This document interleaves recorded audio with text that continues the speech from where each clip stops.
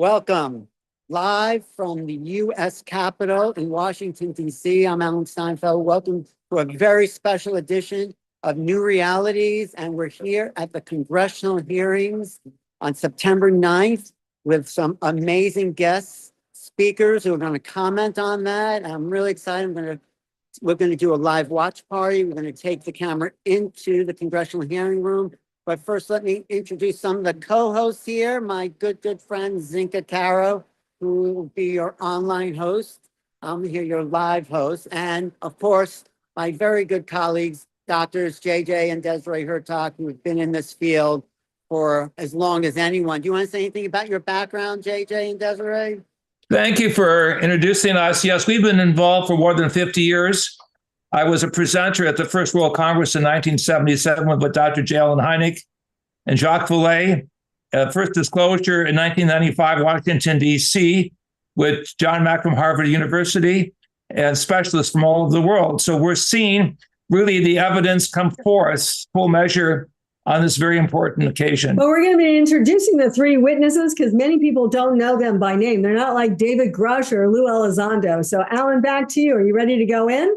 I'm ready to go in, but I want to say I've been here in Washington for a day.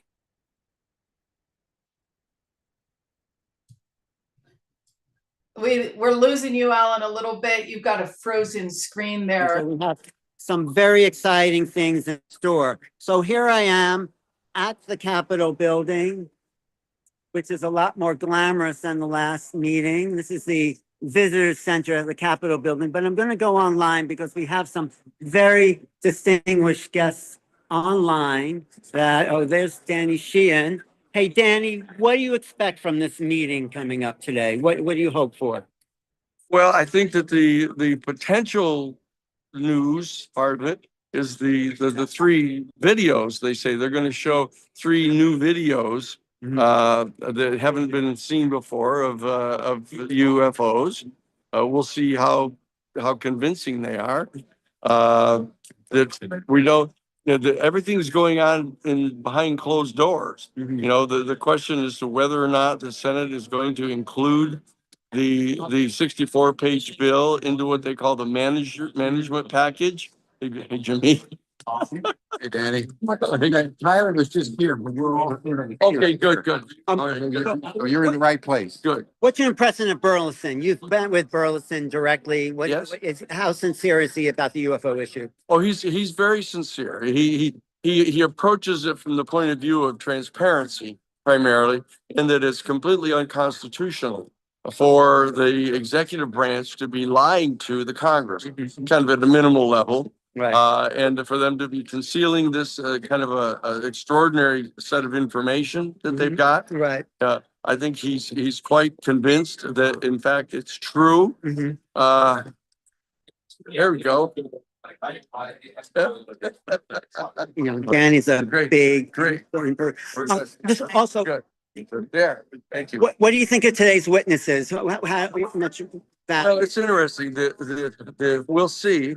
But the bottom line is that it's still more of I saw this thing in the sky. So we're not getting direct witnesses. It's it doesn't seem to be that there are people that have been directly involved in the reverse engineering program or the recovery program. Why aren't we getting these people in front of Congress? It's an interesting question. There's 40 of these folks that have got direct firsthand knowledge of the program. I want to talk to them. And they ought to be. Yeah, they are. Publicly. And why do you think that's not happening? Besides it being an interesting. Well, primarily because I think the two things.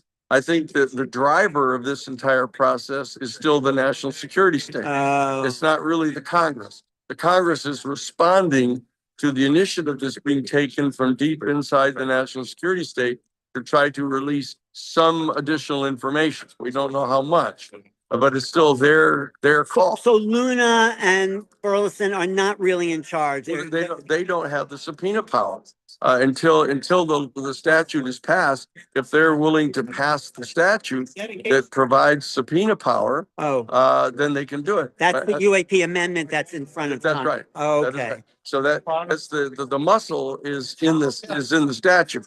Right. And until the statute is passed, they can do hearings, they can ask people to voluntarily come and appear, you know, but the second factor is the lack of any kind of truly effective protection for the whistleblowers. Right. So if they have subpoena power, who do you think they should subpoena? Jay Stratton, Okay, let's get him on there. how's that for a direct one? I mean, he was the head of the Advanced Weapons Special Access Program. Right. He has already acknowledged, though not publicly yet, you know, that he's been in the physical presence of a verified non-human origin extraterrestrial spacecraft, Right. and that he's been in the presence, seen with his own eyes, the non-human beings. Oh, Okay, so he's got that information.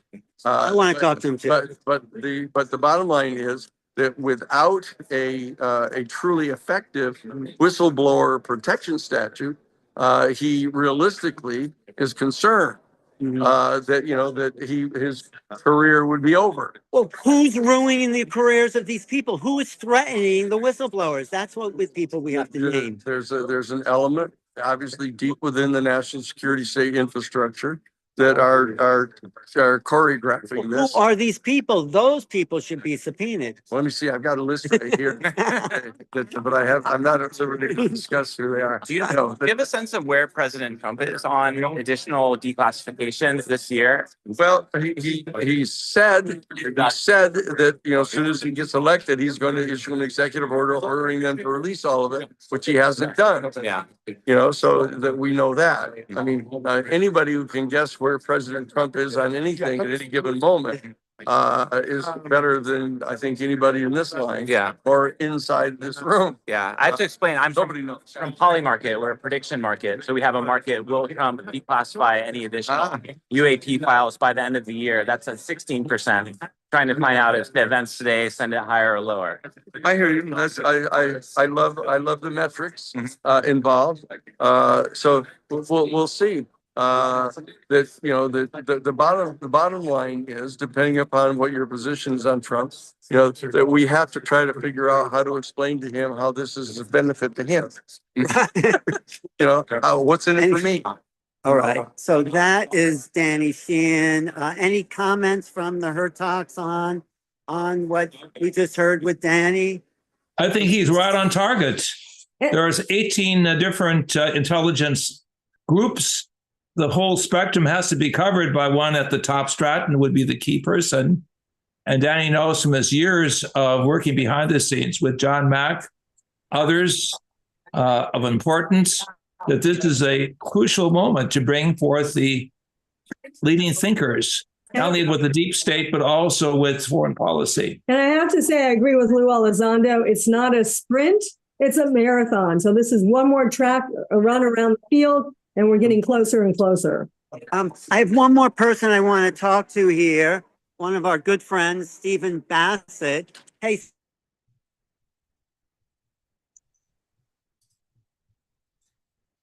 Well, he's getting that going there. I just want to say here. Do you have anything to say, Zenka, about what Danny was saying here? well, I was just filling time as you were getting settled in there. But yeah, the Witness Protection Act happened in '89, but it didn't cover military intelligence. And 10 years later, in '98, it came back around, but it still wasn't giving them the protections that they needed. So even in the 1998 witness protection, they were not protected against losing their job. So Right. I mean, this has got to happen, or else no one's going to come forward, because it's more than losing your job and your bank accounts and all that stuff. Because Actually, we've heard them talk about two different types of things: one where it's official, and one where it's unofficial, where all of a sudden all the bank accounts and the things get scrambled. So there's a lot going on the surface, and then also in the background. What were you going to say, Desiree? Yeah, I was saying Dylan Borland, who's one of the talks, speakers today, he said even the veterans benefits for the people are taken away. So, I mean, that's really. I don't remember. Taken away. Let me just, 50 years ago in Washington, 1995, John Mack, I, and others were opening the doors to this discussion, which never happened. We showed evidence from Africa, from South America, from what's your name? areas where indigenous people describe these unusual flying technologies. We now acknowledge as UAPs. But I just want to go back to Danny Sheehan for a second. Okay. But he's not obliged to accept any of the nominees. You know, so there's an extraordinary amount of stuff even in the statute that everybody's advocating. You know, the UAP control disclosure. So there's lots and lots of discretion on his part. When is that up for vote, the Disclosure Act? It's up for votes right now. It's that they're trying to get a rule for in the House side. It has to go through the Rules Committee, and they assign a rule that puts it on the floor for a vote. That means that the Speaker of the House, Mike Johnson, has to approve that. Right. Which means that he's going to call Trump and ask Trump whether Trump approves of him doing it. And you think he would? Distraction from the. Right. Well, it depends on how big of a distraction he thinks he needs right now. You need You know, the this, huge is the big, distraction. this is the big one. This is the big candidate. I know that Stevie Bassett, you know, is really locking in on that one. He just got 80,000 views on a YouTube I posted where he talked about the way out for Trump. Yeah. Yeah. You know, to be the disclosure president, and try to salvage his legacy. But what's the chances of it passing in the House, you think? If it can get a rule and go onto the floor, it's like 95% likely. I think that out of the 435 members of the House, we'll get 400 votes. And then once it passes the House, then what happens? That's Well, once it gets a rule, yeah. yeah, and it's got to get through the Speaker of the House. It's got to get through Mike Johnson, And which means it's got to get past Trump. right. So that's the. And then does it go to the Senate after the? The Senate will pass it concurrently. You Oh, know, so that, and the question over on the Senate side is whether it's going to get put into what they call the management package. And that is that the leadership of both parties say, here's stuff that's going to go into the National Defense Authorization Act, coming mainly signed off on by the Senate Intelligence Committee and the Senate Armed Services Committee. Right. And once they've approved of it going into the National Defense Authorization Act, it'll go in. But that hasn't happened yet either. So all of this is happening in the next 10, 20 days.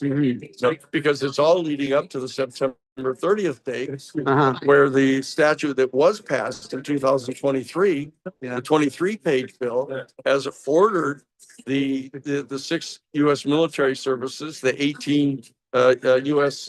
intelligence agencies, and all 32 of the United States Defense Department agencies that are understood to be in possession of this UFO information to turn it over to the National Archives. And that date is now set for September 30th. well, that's So exciting. that's a really operative date that people are kind of forgetting about. Right. So that the clock is ticking on that one. So you're a person on the road, I mean, in Washington, making sure it happens. I know, what's your role here? I guess I'm asking.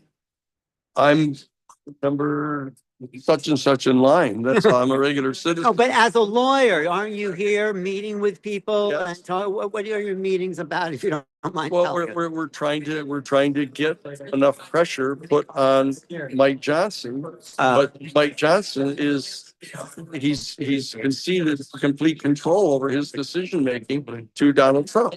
All right. And so that we're trying to get the pressure on. But the problem is that Donald Trump doesn't really respond to pressure on the part of the citizens.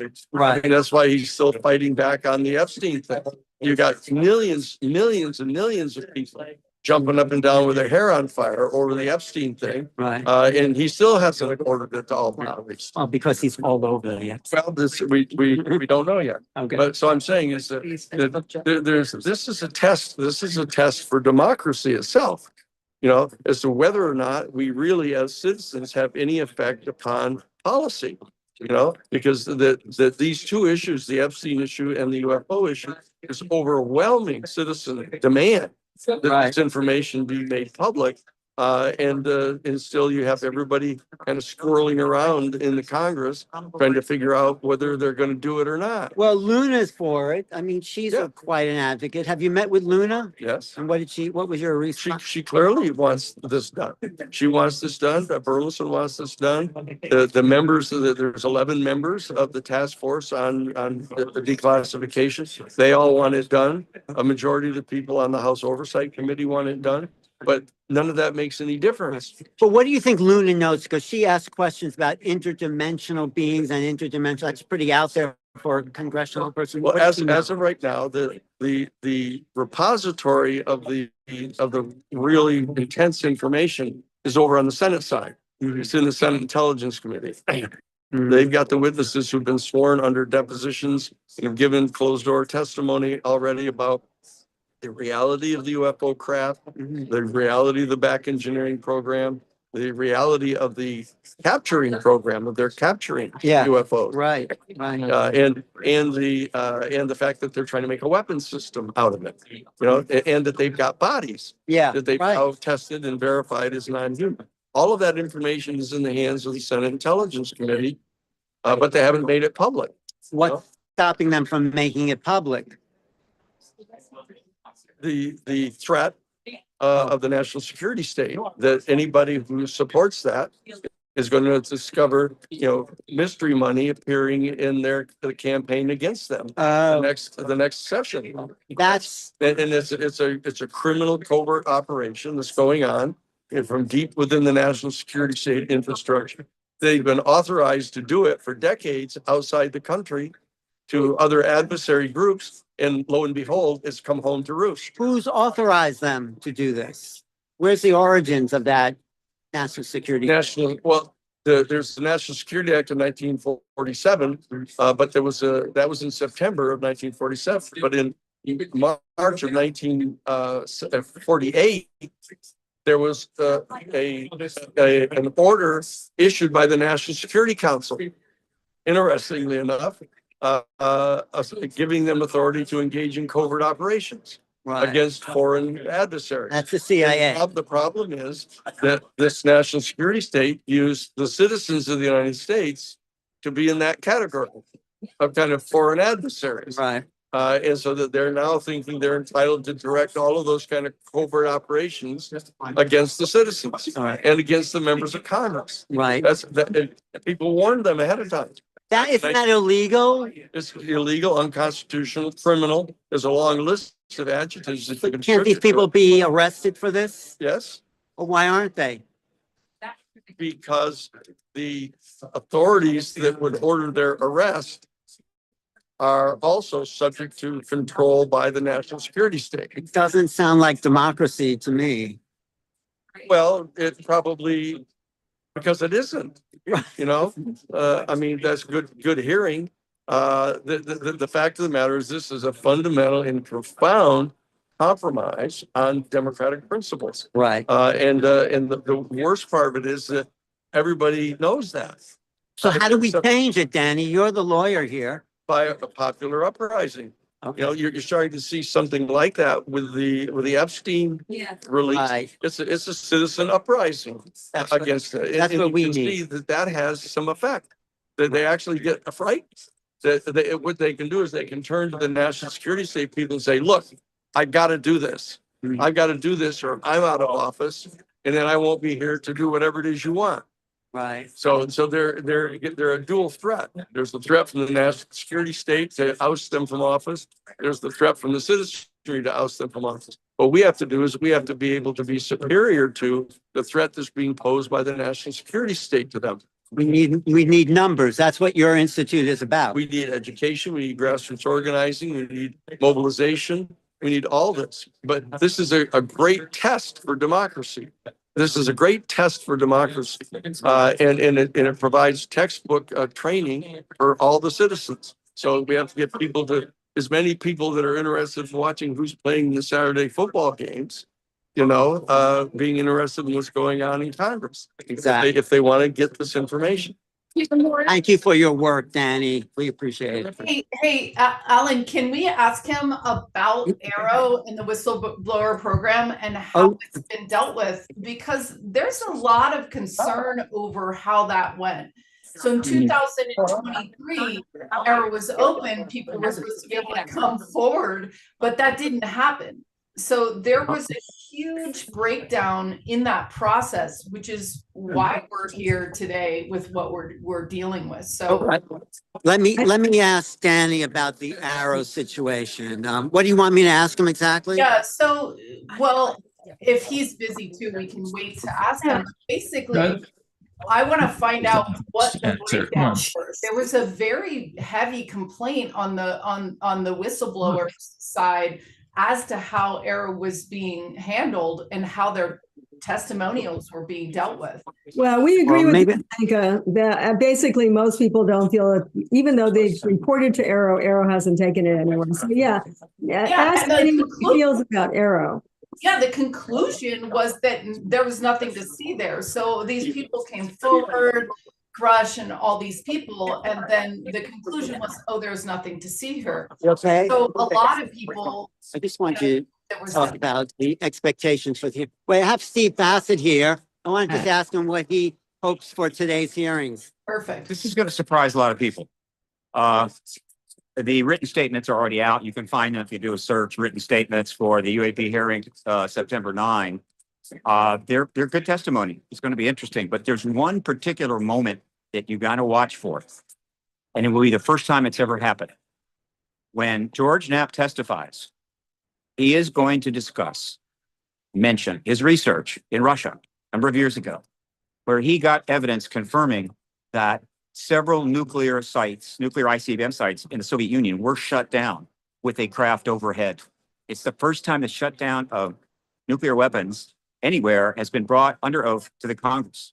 Now, Bob Salas is going to be in the audience as a reserve member, and he's meeting with Burleson tomorrow to discuss his firsthand with testimony regarding the shutdown of witnesses, and the other witness is ready to testify. This may open the door finally to get a full hearing from 4, 5, 6 nuclear shutdown witnesses, including SAC-based officers as well as security guys who were up top, not down in the silo, watching the missiles turn off, but up top with the craft over their heads, some of them running around screaming. Later, some found virtually curled up in a ball. They were so scared. So that's George Knapp. So watch for that. The rest of the testimony is going to be quite good. And what's the importance of knowing that the UFO and nuclear weapons are connected? How does that push disclosure? There is no more important thing that we know about this phenomenon, as far as I'm concerned. I dare somebody to come up and say, no, this is more important than the fact that on repeated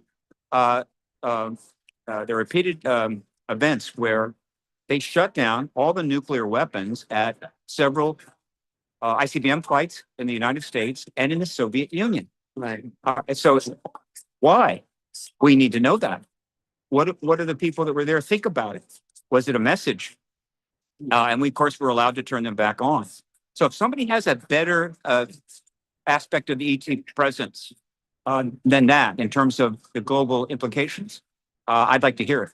And this testimony they've been trying to get in front of the hearing 30 years, and they have been blocked in every possible way short of being, disappeared. The DOD is petrified that any of these gentlemen who were SAC-based officers with the keys to turn the missiles to launch a nuclear war, they don't want them to testify because that's going to be a huge problem for the Department of Defense, which is why they gave this unbelievably awful article, offered it up to the Wall Street Journal, who then took it hook, line, and sinker and published two articles in the Wall Street Journal trying to explain away in an absurd fashion the nuclear shutdowns. It was embarrassing. They will regret it. But that gives you an idea how concerned they are about these men testifying, but they're going to testify. So what do you think of the other witnesses coming in today? What's your opinion? Some firsthand, Yeah. all very interesting testimony, and helpful in this process. The fact that everybody is waiting for some incredible witness to come in with unbelievable stuff, maybe even bring a body with them, put it out there for all to see. They're not understanding. These hearings are not about getting all the stuff out. That's post-disclosure. That's what the UAP Disclosure Act is for. It's about getting information in front of the public under oath to help pave the way for the president to disclose and confirm the ET presence. And then the things that people want now will start coming out after disclosure, after confirmation, via the UAP Disclosure Act in an orderly fashion. That's what's going on. So everybody gets upset. Well, that witnesses didn't, and they didn't do. Folks, I've been at this 30 years. It took 25 of those years before we were even getting in this zone. And before that, there was 50 years where this kind of stuff was not happening. So I appreciate your patience, but just hang in there. We're going to get this done. Thank you, Steve, for all your work. Any final comments, like where it's going to go from here? You think what's the next step? Well, there's going to be more witnesses coming forward.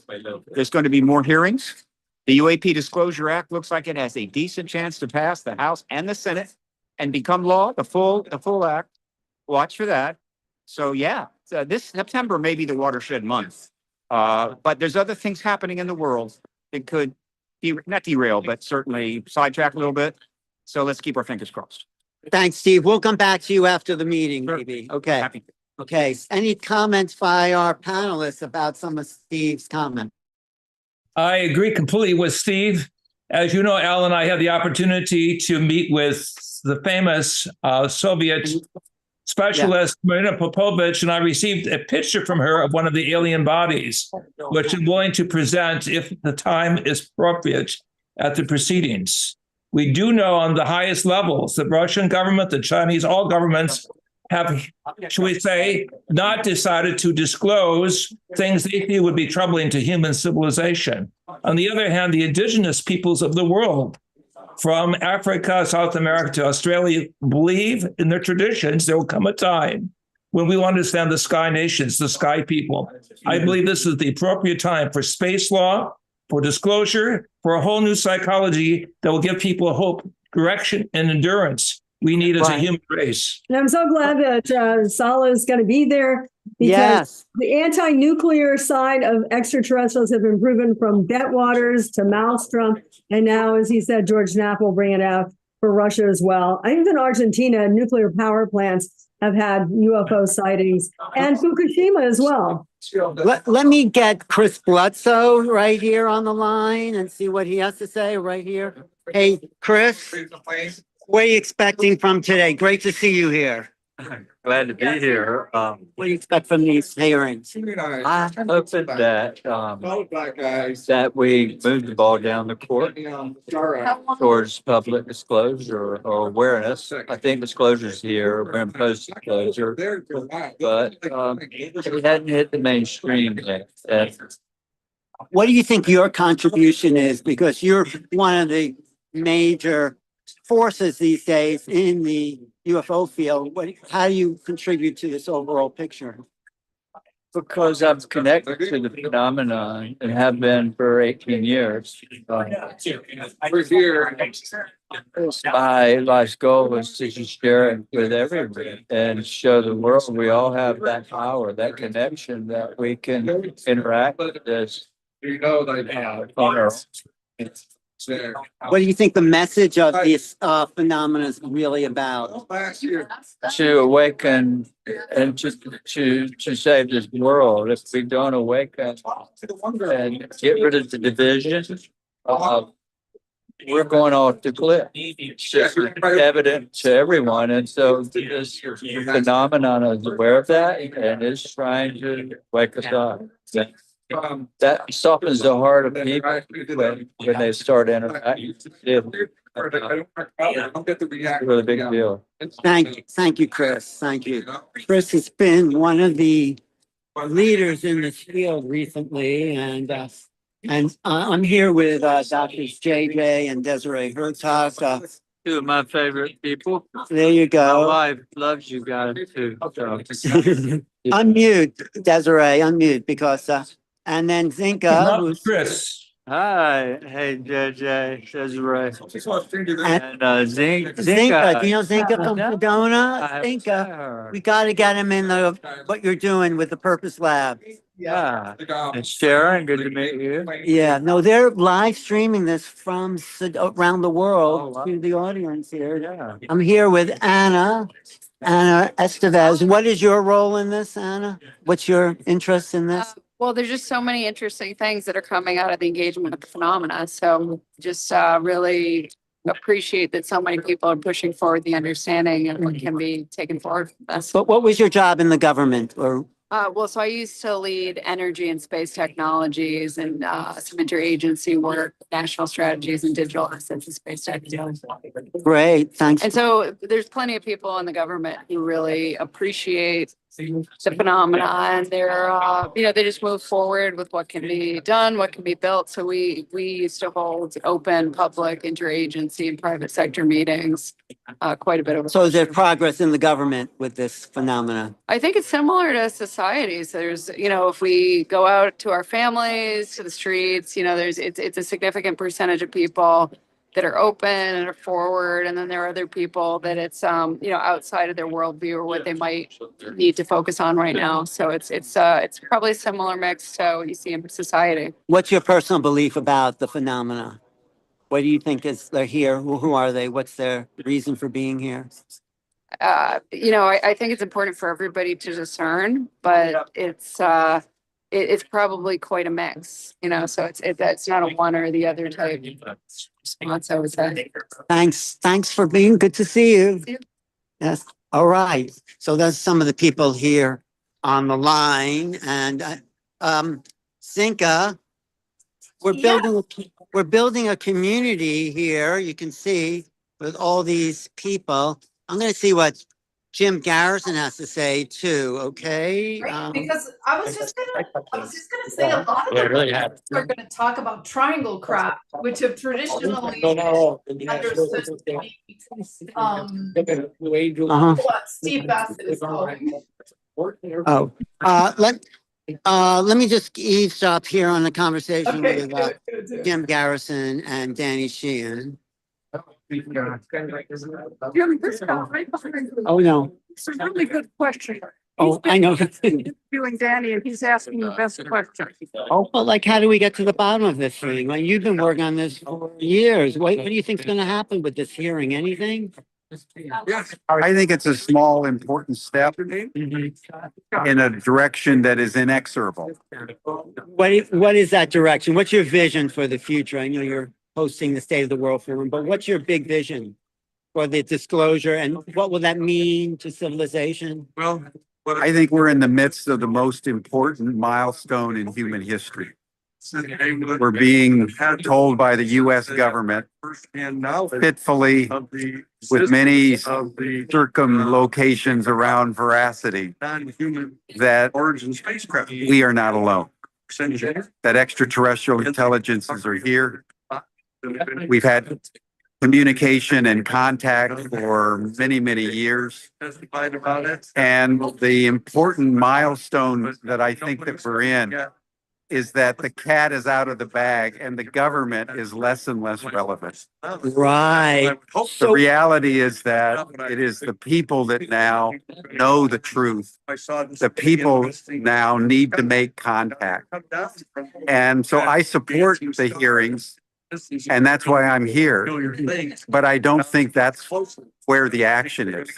The action is among people now making direct contact with extraterrestrial beings. And that's what we're doing through the State of the World Forum at Ubiquity University. I think disclosure is way past government legislation or government hearings. They're falling farther and farther behind. In December, you're hosting the State of the World Forum. What is the purpose of that whole conference that you're doing? The purpose of the State of the World Forum is to, at one level, to integrate the UAP disclosure issue with other world issues. That's never been done before.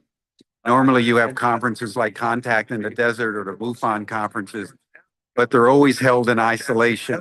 And then the major conferences like Davos or Clinton Global Initiative or the UN or the World Bank don't have anything to do with the issue. So the State of the World Forum is going to bring both of them together. And it's going to be bringing them together around one question. And that is, how should humanity at this moment elevate its consciousness so that it can creatively respond to the four most fundamental truths of our time? Number one, that we're all facing accelerating planetary ecological collapse. Number two, that we're all experiencing deepening instability and turbulence at every level of human affairs. Number three, that we've just unleashed exponential artificial intelligence. And number four, ETs are here. And taking all that together, If you take all those together, what emerges are four intelligences: human intelligence, nature intelligence, artificial intelligence, and oh, hey, thank you, thank you. Oh, okay. Cosmic intelligence. Yeah, That was- Zenka. Number 5, or 4, depending how you're cutting the cutting edge of discussion, cosmic intelligence. anyway? How do you? Right, cosmic intelligence, what's that? How do you know so much? I mean, Well, I've been studying, I haven't wrote a book about it. And, what's your role? I'll show it to you. But we're, Making Contact is my book. Have you gotten a copy of it? yeah. Oh, yeah. But anyway, I'm happy about the State of the World Forum. You expect a lot of people there. Well, yeah. You can buy it. But anyway, what I was saying, I have JJ and Desiree here on. Oops. Yeah. So we'll just pick up for a minute while he's walking in. And I agree with you. Actually, the Dylan Borland, one of the witnesses, They'll be speaking today. was the one who Okay, actually. we're going inside go. the Congressional Stay hearing room. But actually, if you want to look at it, Wiggins is the one. Thank you. Or the. You do want to what, you said? Tic Tac. And the whole point of Nuccetelli is the square, the red square, the black square vehicle. So they're all three different types of vehicles. I think this is really interesting. And all three of these individuals have had more than 25 years of experience. So we're talking about senior experts behind the scenes dealing with issues that are new for the first time, describing gigantic geometric forms that have appeared under a variety of situations that have been troubling to military intelligence. So if we can just give you a backup for some of the people you're going to be hearing about, of course, we mentioned George Knapp. He's really more of a journalist. There's people putting on their badges to be able to go in, but also Jeff Nuccetelli. He's been in the Air Force actually 20 years, and he started when he was 18 years old. His grandparents saw a UFO, which got him really interested, but he actually never saw anything until like much later. He was security specialist in 1999 at Vandenberg Air Force Base. What's interesting, we worked with astronaut Gordon Cooper, who was at Edwards. These are both bases in Southern California, we'll say north of Santa Barbara, almost parallel to each other, but still just about under 200 miles from each other. And Vandenberg, of course, they shoot off a lot of rockets, but this guy was the security specialist. And one day he came back, actually October 14th. You're going to hear a little bit of it in 2002. And all his friends and all the people around there had seen this large, what they call red square. So pretty amazing situation in terms of that. And they reported it. He was in on the reporting. And then later on, I think shortly after that, the people in the evening saw a black square or dark square. And these things, the red square, they think was something like, they call it 100 yards, which is like 900 square feet. So huge, huge, huge. Gargantuan forms suddenly appearing over military bases. And much later, then also at about that time, he was out because he wanted to see it. And he saw at one point, he was able to see also some strange lights. All these came from the ocean and then came onto the one landed. All these had multiple witnesses, never one witness. Suggesting that the cosmic others are using our oceans as platforms to take inventory of what we will call a technological slide towards self-destruction by the major powers of planet Earth. This is something known also to the indigenous nations. We've worked with elders of the Hopi, the Zuni, and the Mescalero, as well as the Xavante of Brazil, who claim that the Sky Nations are coming back because we as a human race are destroying Mother Earth. So, but we know Vandenberg is really one of the top Air Force bases, really for our missiles as well. I remember living close by there and you could see things going on. But he said, being security, they know everything going on and they tested everything. And there is no way that there was any one of these things that were seen by multiple witnesses, even subcontractors, those with Boeing Aerospace, who reported the main one, the red square. Tom. Tom Eddington. Hey, I'm just here with Tom Eddington, who's working with Jim at the State of the World Forum. How's it looking for you, the development of the State of the World? It's been an interesting process over the last 9 months as we've been trying to pull together the speakers, the program, the funding, the location, dealing with all the turmoil and chaos happening in the world, and knowing that this is the right thing for us to be doing. So it's been a test of my patience and an opportunity to continue to make a difference in the world. What's your official job there? I'm the vice president. You've known Jim for a long time. How'd you get that job? Jim and I have known each other for about 4 years now. We met when I was a guest on the Humanity Rising broadcast, and I've been co-producing shows with him over the last 3 or 4 years. What's your background? I have a background in conscious leadership and working with organizations to help their leaders develop as conscious leaders and to bring more conscious leadership into the world. So what's your hope for the State of the World Forum? What do you want it to accomplish? Over the next 6 years, our intention is to elevate human consciousness, to move us from our adolescent stage of development to our adulthood, and in the process, create a paradigmatic shift in humanity. Thank you, Tom. Yeah, you're welcome.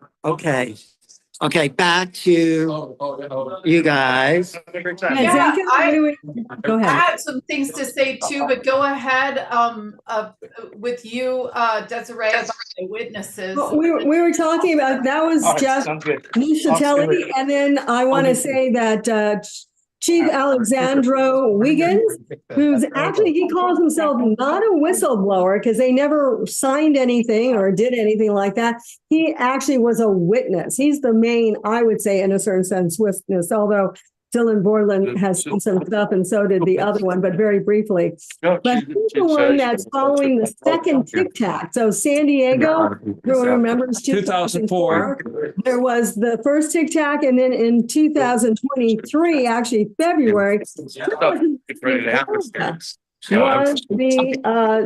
witness of what the Chief Wiggins has seen.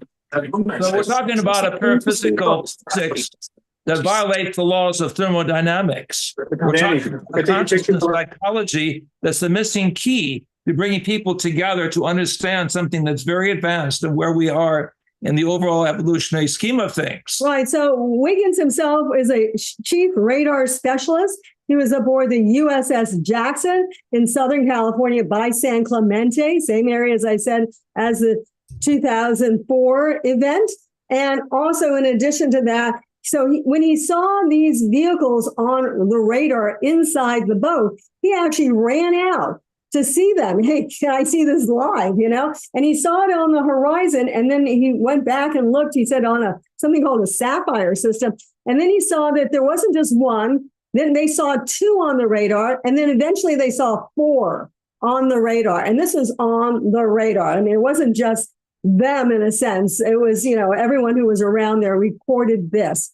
So it was pretty amazing. And then he also, before that time, because I don't know how much these people are going to be able to say, in 2019, he was on the USS Omaha, also in California, and they saw 14 objects circling the USS Omaha. So that's a pretty amazing thing that's this guy. That's why he calls himself a witness. They never recorded it. They said the boat didn't need to report it because it was far enough away and they didn't feel they were in danger. They only needed to do it if they did. So this is USO subcraft out of the oceans, a whole new chapter that Richard Dolan and others Of the Tic Tac. are bringing out into discussion.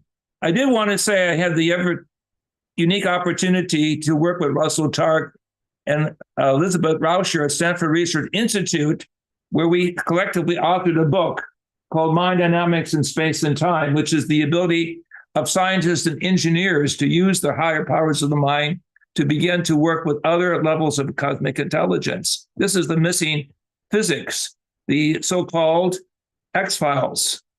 But let's go on now to the final one, which is Dylan Borland. And he's the one, I believe, with the triangular object. What did you hear about that, Zenka?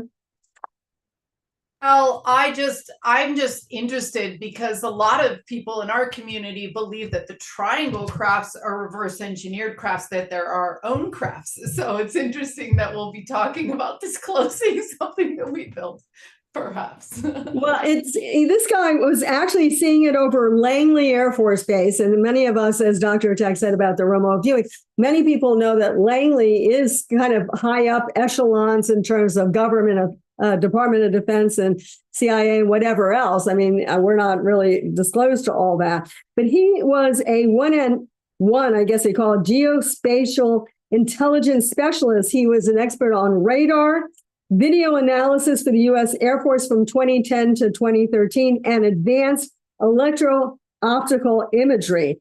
So when he saw these things, he realized this is something, and I actually think that it is back engineered, but I think there are real spacecraft. It's almost like the drones over New Jersey.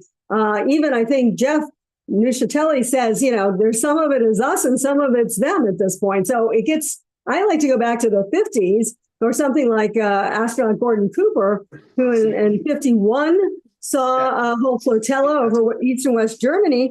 And also an interesting thing is that in, 1957 in Edwards Air Force Base, and Gordon Cooper told us this because we were friends of his and supported a book by Cindy Sheldon on this, but that there was an actual landing. That he saw with his eyes. He's the leading pioneer astronaut. So he has written this book called Leap of Faith. The government has to come out of a box and tell people the truth. We support his declaration. We support the need for public disclosure, but also a way that this is bringing out a new anthropology as well as a new consciousness cosmology.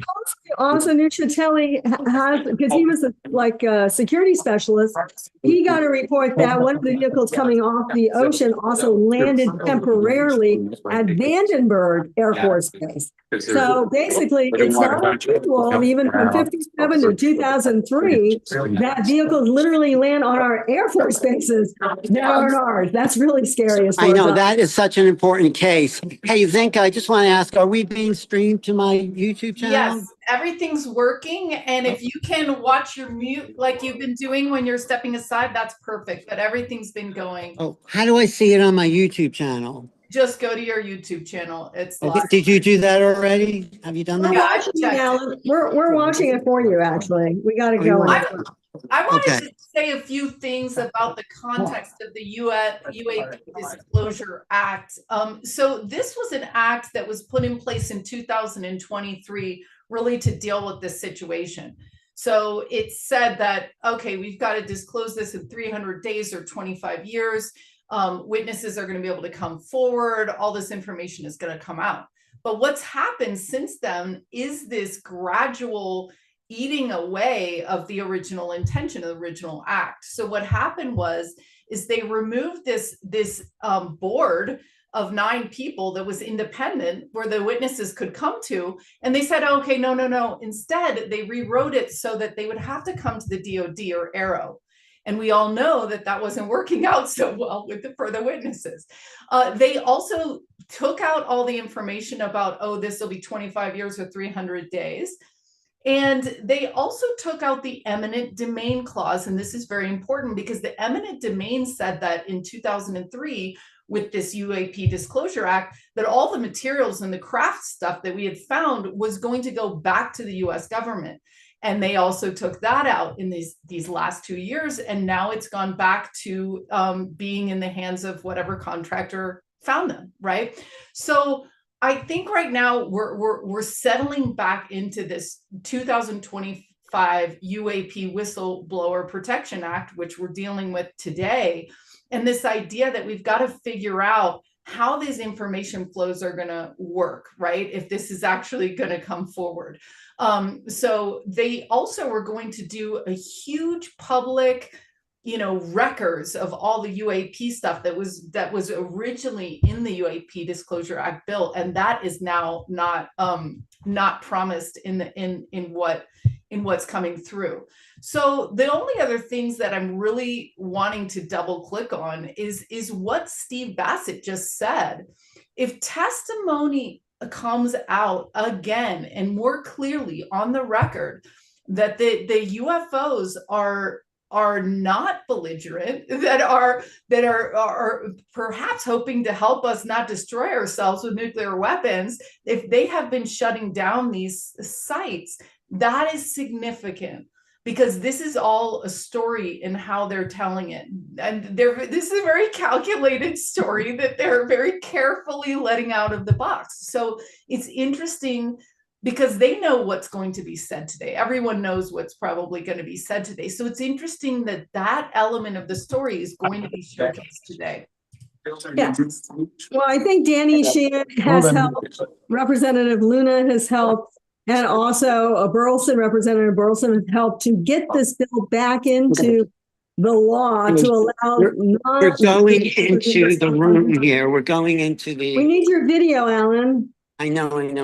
Okay. Anyway, that hopefully the idea of these people, 40 people, as I think Danny said initially, could and are willing to come forward as soon as this stuff drops away, that they won't lose their jobs, lose their money, be arrested, lose their medical, lose their pensions, lose whatever. They need to have that non-disclosure gone away, and then we will have a whole different reality. So everybody must smell the coffee. Everybody must understand there's two flying saucers, one of their coffee shelf and one for real that's coming into human discussion. Seriously. Even Luna had mentioned she would have loved to have more of these hearings. They could not get people willing to come forward. That's the sad thing. So we're 100% behind you. Arrow hasn't really been positive. I just want to add before that Dylan Borland, in addition to being this geospatial intelligence specialist and seeing things literally on radar, he also worked for a special access program, which had info on UAP legacy crash retrievals. So he had that information, and like Rush, found out he couldn't get it anywhere. He couldn't move it forward. He himself saw something. I'll just wait. Alan's moving all the people slowly forward to the room, so it's kind of exciting. But what Borland said, he had a telephone problem when he saw the UFO, but there was no sound coming out of the UFO. It appeared like fluid or dynamic, which is amazing. And then it went like that. And he said, you didn't even feel it, the wind. It was like, it just totally went away. You could just see it go up. It's amazing. So I really loved that, Desiree, because I read that too, that the craft appeared fluid, you guys. We're used to the material world being fixed. So how interesting. Okay, wait, we're heading into the congressional room. We're heading into the hearing right now. Just bear with me while we enter the actual congressional hearing, which is kind of exciting here at the Congressional, at the Capitol, really, in the halls of the Capitol. So we're heading into the room. Danny Sheehan and Jim Garrison. There we go. I'm not going to sit behind Danny this year. Thank you. There we go. Annie got the good seat. This looks like a smaller room. There's Luna. You can see up on the stage there. There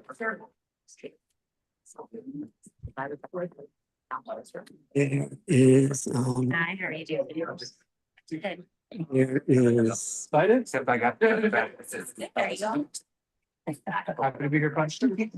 I wonder why the room There's is Bob. much smaller than last time. Hey, Bob. Sacrifice. I'm having a George Costanza moment. I'll have a Kramer moment. There's lots of it. Yeah. Hey, there's our friend. Send me a package to our team, like, just to give an update on your payment and find out what happened. Yeah, to tell you. Overdraw fees and late fees are all over $100. Seriously? Yeah, no, I'm on, you know, I operate very close to the lines. Here we go. There is Luna up there. Everything. If I can just audio say, this is called Restoring Public Trust to UAP Transparency and Whistleblower Protection. And it's put out by the Task Force for the Declaration of Federal or the Disclosing down there. Federal Secrets, and she's the head of it. So our good friend Sid Goldberg there from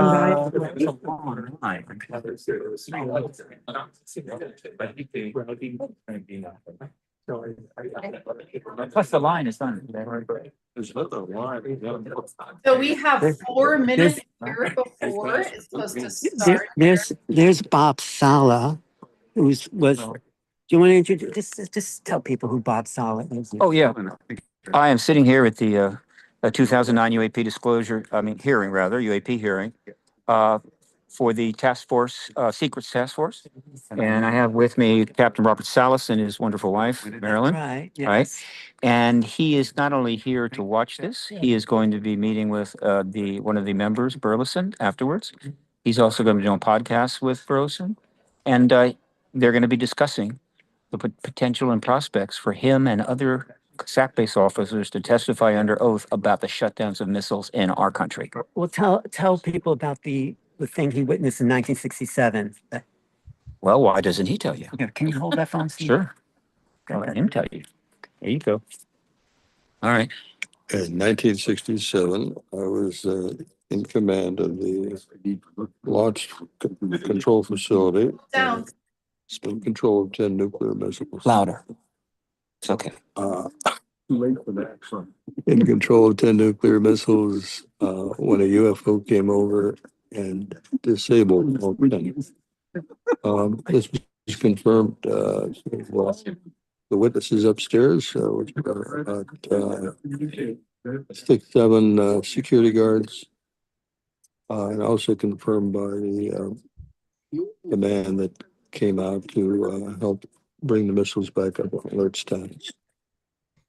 That's basically. So all of the guys up top, the security guys, they're the ones that saw the craft. Right. None of them have come forward yet, but they could. They're out there. It's possible they could, one or more could come forward later. So we're glad that you're here. We were all required to sign NDAs. And the younger guys are probably a little more worried than some of the SAC-based officers, but we're hoping they'll come forward too. All right. Thank you, Bob. Thank you, guys. Good to see you, Bob. Good to see you. Thank you. Thank you. Okay. I was just noticing that Jaime Musan is there. Where's Jaime? Where's Jaime?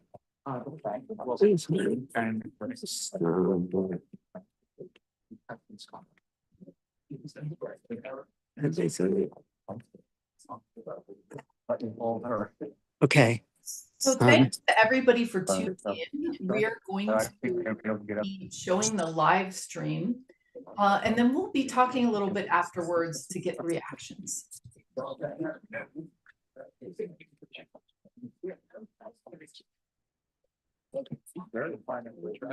Alan, can you hear us? Yes. Yes. Oh, this is such a small room compared to last time. Was it harder for you to get in? There's Jeremy Corbell. Who's Jeremy Corbell?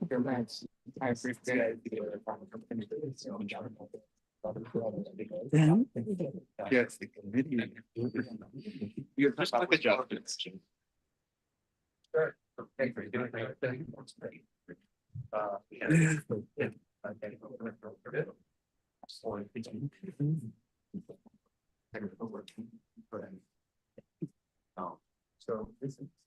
There's George Knapp.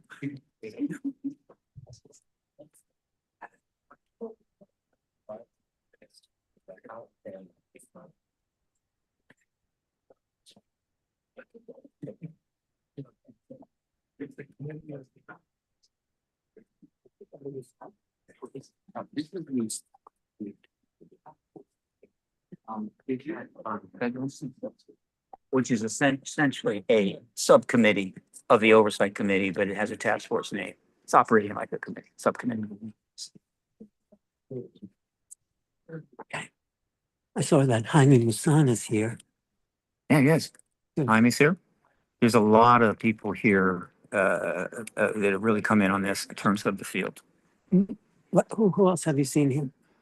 Oh, well, you've got Danny Sheehan. Danny. You have Jim Garrison, who's working with the State of the World Forum. Let's see. Oh, God, there's so many well witnesses, of course. Yeah, I think I'm here. I may be here. Somebody's here. Okay, thanks. And others, you know, I mean, Jeremy Corbell is here. Right. So, but there's a lot of people I recognize, but I haven't got the name. But let's just say we have a robust representation. And when they show the videos, where are they going to show it on? Oh, on these screens over there. Probably on those screens. And I don't know what's in the videos. That's a total mystery. But I'll bet it's pretty cool. That's what I heard. Yeah. Yes. All right. So this is, you know, this is going to be a very substantial hearing. People are always complaining, but they're gonna like what they see. Okay. We're going to trust you in that. Okay. You heard it right from the guy who's been in it for a long time. You know, maybe I can get a talk with Jaime Maussan and this Sid Goldberg sitting next to Danny Sheehan, who's sitting next to Jaime Maussan, who's the leading journalist. JJ, I'm going to mute, but why don't you talk about your association with Jaime Maussan and why he's actually here, right? Yes, I trained Jaime Maussan back in the 80s to take serious inventory of what was happening over Mexico, particularly over Tepoztlan, Mexico City, and over Baja, Mexico. We had numerous events.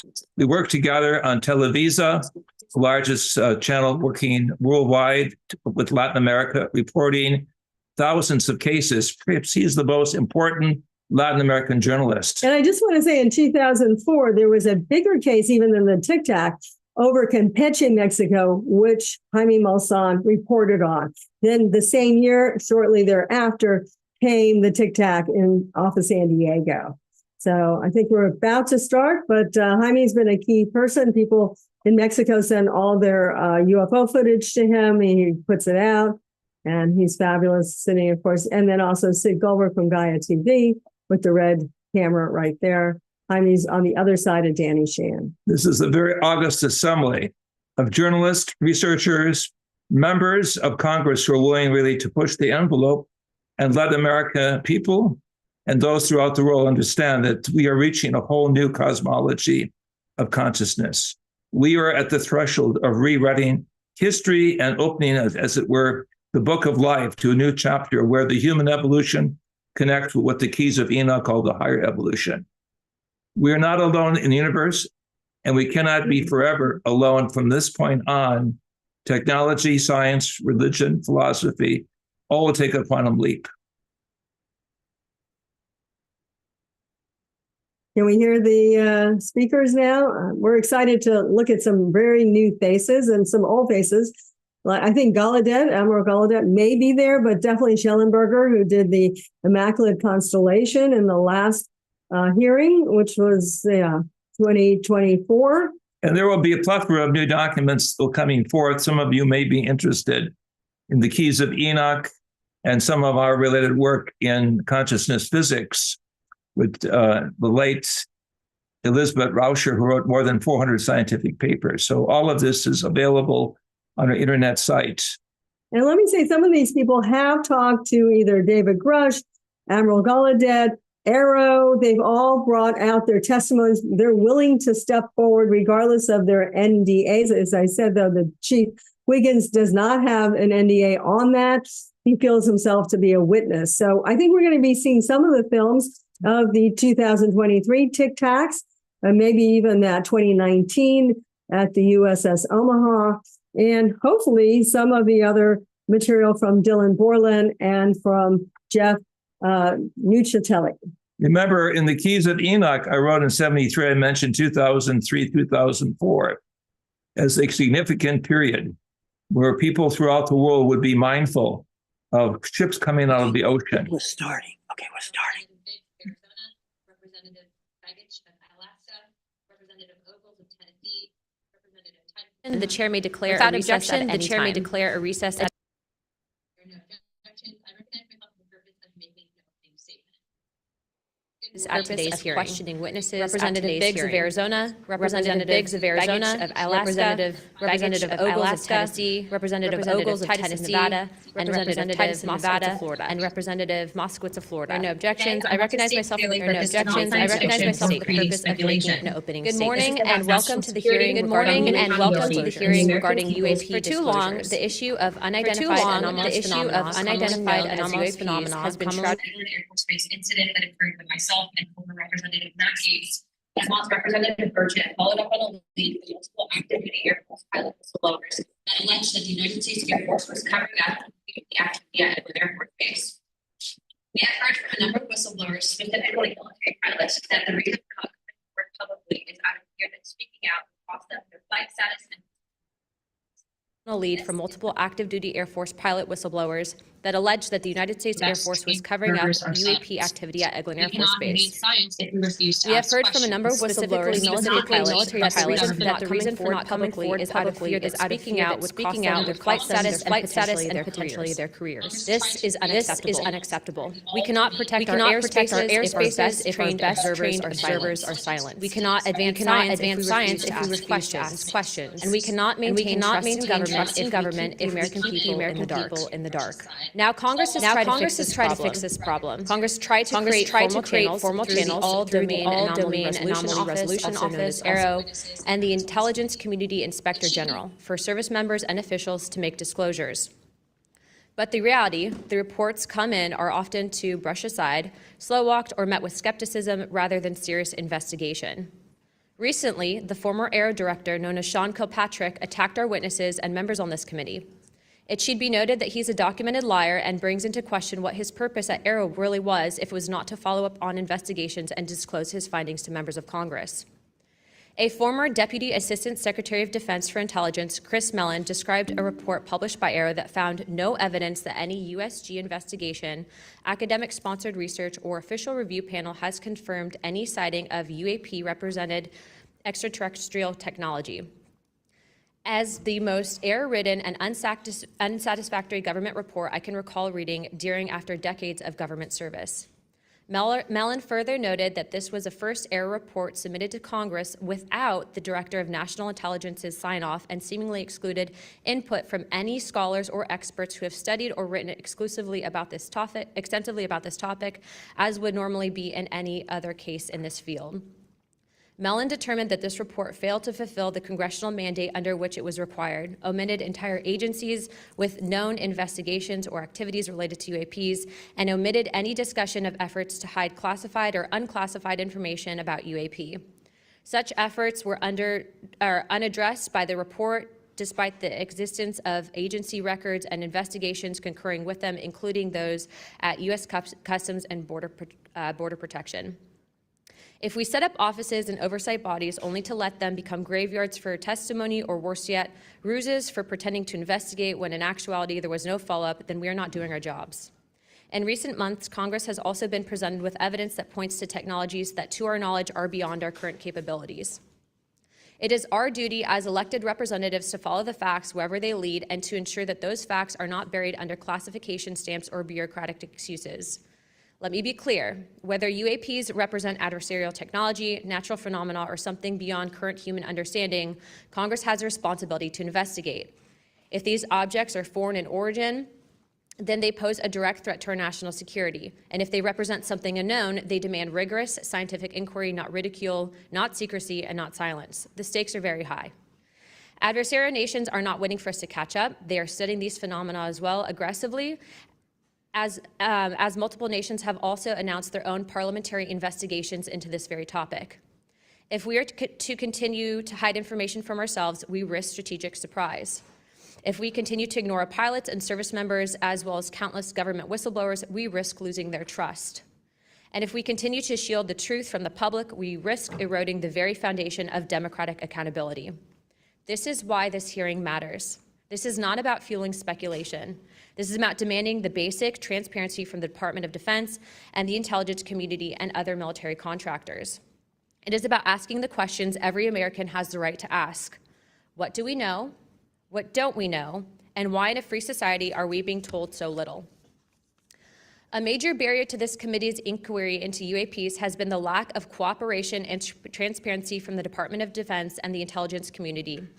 In preparation for previous UAP hearings, the committee repeatedly asked the Department of Defense to allow members to view videos and files related to UAP incidences. Unfortunately, the Department of Defense notified the committee staff that due to the department's special access program rules, only members of the House Armed Service Committee, as well as the Defense Subcommittee on House Appropriations, also known as HAC-D, were allowed to be read in onto such programs.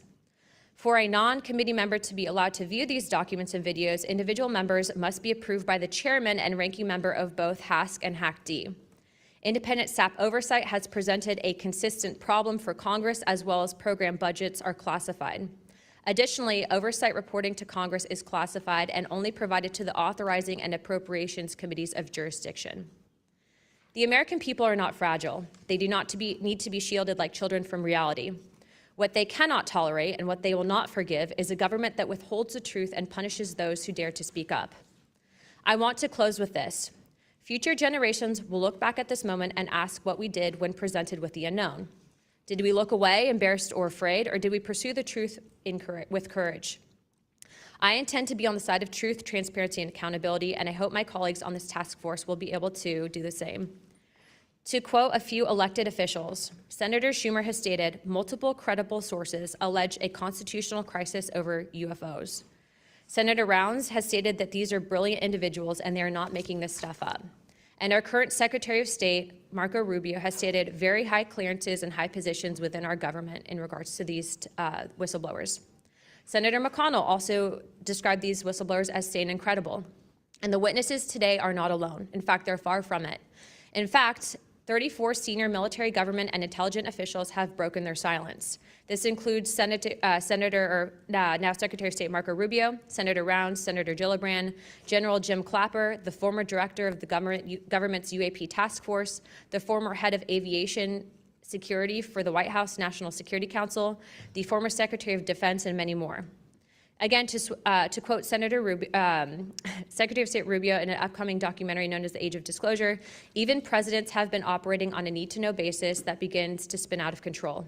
And to quote Senator Gillibrand, who also went public in this documentary, it's not acceptable to have secret parts of this government that no one ever sees. It's time for the fundamental truths of UAP to be revealed to our nation's leaders and the public. It's time for the U.S. government to exercise transparency. And with that, I yield to Ranking Member Crockett for the opening statement. Thank you so much, Madam Chair. At a time of increasing distrust in government, it is important for Congress to take action to restore the government's credibility. Bringing transparency to an issue of great public interest is a step toward doing just that. So I thank Chairwoman Luna for calling this bipartisan hearing to discuss unidentified anomalous phenomena, or UAP, which is today's term for what was commonly known as UFOs, unidentified flying objects. And while some people think of flying saucers when they hear these terms, it is vital that we focus on the real-world impact of UAPs on critical infrastructure, civilian safety, and national security. There is good reason to believe that most UAPs have origins far closer to home. Currently, NASA has not found any evidence that any UAPs have an extraterrestrial origin.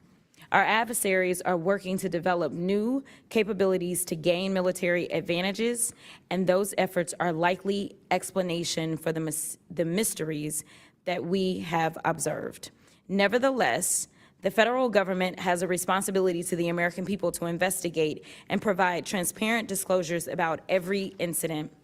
The federal government is equally obligated to protect those who report what they've seen, especially to commanding officers and supervisors. And Congress should do everything in its power to protect whistleblowers and conduct oversight of agencies that are failing to provide that protection. Democracy depends on transparency, and transparency often relies on the courage of individuals willing to risk their careers, reputations, and in some cases, their personal safety to tell the truth. So I look forward to hearing from the witnesses today. We should welcome their accounts and acknowledge the bravery they have shown to come before us. We must ensure that all whistleblowers feel that they can come to Congress to tell their stories without fear of retaliation or professional consequences. We need transparency, not just to make better policy, but also to ensure that information flows between all those who need it. There are too many tragic examples in our history where information lapses and a lack of cross-agency coordination led to disaster. Just this year, failure to communicate between FAA and the Department of Defense led to tragedy over the Potomac. The Biden-Harris administration sought to eliminate some of these lapses when it established the All-Domain Anomaly Resolution Office at the Department of Defense. AARO can convene sources from all branches of military, the FAA, and NASA to combine forces to create a comprehensive picture of what is happening in our skies. Some UAP reports have perfectly normal explanations: satellites, consumer drones, weather balloons, even pranks. But we need to track down each and every single UAP. The United States has millions of eyes in the sky, both electronic and human. But only the combination of civilian, commercial, and military sources can begin to create a complete picture. So we need to ensure that people can come forward and report what they have seen to the relevant authorities, and they have to have the right to do so without fear of retaliation. This country has a history of dedicated public servants standing up for what is right, even in the face of potential consequences. From the Pentagon Papers to Watergate, to torture programs, whistleblowers have not only informed the public, but also empowered Congress to fulfill its constitutional duty of oversight. Past Congresses have written laws to grant legal protection for whistleblowers, and it is up to us to work responsibly with all sources to hold the executive branch accountable. We are here today to listen to the stories of those who have witnessed events of interest to the American people, and to support the policies that cultivate an environment that welcomes and protects whistleblowers. I hope this hearing will be an example of the respect and protection whistleblowers deserve and the importance of conducting oversight of the federal government. I yield back. I am pleased to welcome the panel of witnesses for today's hearing. I'd first like to welcome Mr. Jeffrey Nuccetelli. He's a United States Air Force veteran and a career federal employee with more than 20 years of experience in national security, law enforcement, and public administration. Next, we have Mr. Alexandro Wiggins. Mr. Wiggins is currently serving as a Senior Chief Operations Specialist in the United States Navy. Mr. Wiggins is testifying in his personal capacity today and not on behalf of the United States Navy. Next, I would like to recognize the gentlewoman from Nevada, Representative Titus. Thank you very much, Madam Chairman, ranking members, for allowing me to sit with you on this panel today. I'm honored to be able to introduce a witness here who is from my district, George Knapp, who has been the definitive expert and reporter on this topic that you're exploring today, UAPs or UFOs. George is a longtime friend, I'll say that up front, but a very respected journalist and a recognized expert in this field nationally and internationally. Just a little something about George. He came to Las Vegas in 1979 and joined KLS television station as a general assignment reporter in 1981. Since 1995, he's been the chief investigative reporter for that channel. He also hosts a national radio show you can listen to on Coast to Coast AM, which covers many of the paranormal topics that y'all are discussing. Over the years, George has been, as I said, recognized for his work. He's been honored with the Peabody Award, the DuPont Award, the Edward Murrow Award, and 27 different regional Emmys for his investigative reporting. Indeed, he has told Nevada's story with clarity, with objectivity, and with integrity. So I know that his testimony today is going to be of great interest and value to this committee. So thank you very much. Next, we have Mr. Dylan Borland. Mr. Borland is a United States Air Force veteran and has a long career in federal service. And finally, I'd like to introduce Mr. Joe Spielberger, a senior policy counsel at the Project of Government Oversight. Pursuant to Committee Rule 9G, the witnesses will please stand and raise their right hand.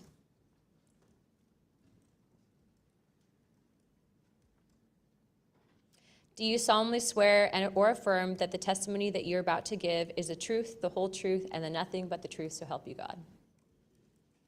Let the record show that the witnesses answered an affirmative. Thank you. You may take your seat. We appreciate you being here today, and I look forward to hearing your testimony. Let me remind the witnesses that we have read your written statements, and it will appear in full in the hearing record. Please limit your oral statements to 5 minutes, but I understand you have a lot to get through, so if it goes a little over, don't worry about it. As a reminder, please press the button on the microphone in front of you so that it is on and the members can hear you. When you begin to speak, the light in front of you will turn green. After 4 minutes, the light will turn yellow, and when the red light comes on, your 5 minutes have expired, and we will ask you to please wrap it up. I now recognize Mr. Nuccetelli for his opening statement. Good morning. Thank you, Chairwoman Luna, Ranking Member Crockett, and members of the task force for giving us the opportunity to testify today. My name is Jeffrey Nuccetelli. I'm a former military police officer with 16 years of active duty service in the U.S. Air Force. I'm here today because the American people have both the right and the responsibility to know the truth about unidentified aerial phenomenon. That truth remains hidden, classified and silenced by fear, retaliation, stigma, and confusion. Today, we are here to help break that silence. Between 2003 and 2005, 5 UAP incidents occurred at Vandenberg Air Force Base, home to the National Missile Defense Project, a top national security priority. At the time, we were conducting launches deemed by the National Reconnaissance Office as the most important in 25 years. These were historic launches. These facilities were vital, and they were repeatedly visited by UAP. Each incident was witnessed by multiple personnel, documented, investigated, and reported up the chain of command. We sent information up, but we got no guidance down on how to handle these events. I personally witnessed one of these events and investigated others as they occurred. 6 other service members have provided me with the information that I will share with you today. The incursions began on October 14th, 2003, when Boeing contractors reported a massive glowing red square silently hovering over 2 missile defense sites. After several minutes, it drifted further east onto the base and vanished over the hills. This event, now known as the Vandenberg Red Square, was referenced by Representative Luna at the first hearing on this topic. Official Air Force records of this event are in possession by Caro and the FBI. Later that night, while I was on duty, security guards at a critical launch site reported a bright, fast-moving object over the ocean. I responded to the incident. Chaos ensued over the radio as the object approached rapidly. I heard my friends screaming, "It's coming right at us, it's coming right for us, and now it's right here." Moments later, I heard them say that it had shot off and was gone. When I arrived on scene, I talked to 5 shaken witnesses who described a massive triangular craft larger than a football field that hovered silently for about 45 seconds over their entry control point before shooting away at impossible speed. About a week later, another patrol reported a light over the ocean, behaving erratically. Believing it might be an unannounced aircraft, they declared an emergency, and an armed response force responded. Before the forces could arrive, the object descended and either landed or hovered on our flight line and then took off again at impossible speed. The witnesses to this event were threatened and intimidated afterward. They were told to keep quiet and think about what they were reporting.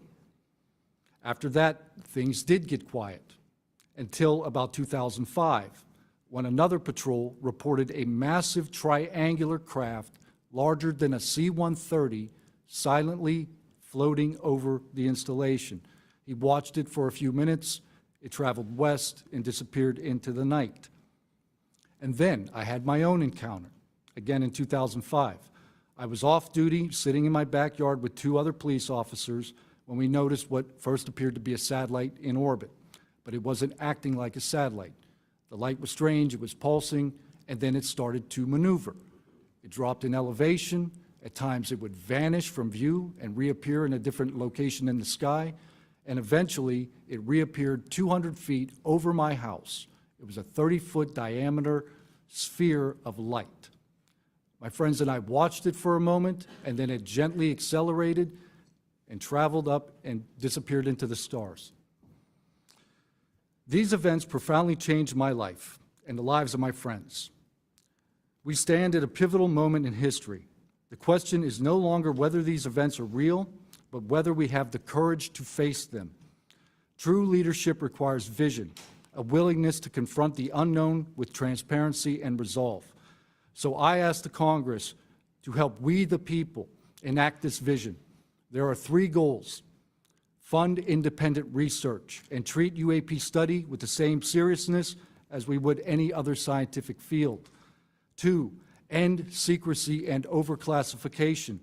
Transparency is the foundation of truth. Without it, witnesses like us are dismissed. 3, protect the witnesses. Many stayed silent out of fear for their careers, reputations, and the safety of their families. Protect them, and you will embolden others to join this cause.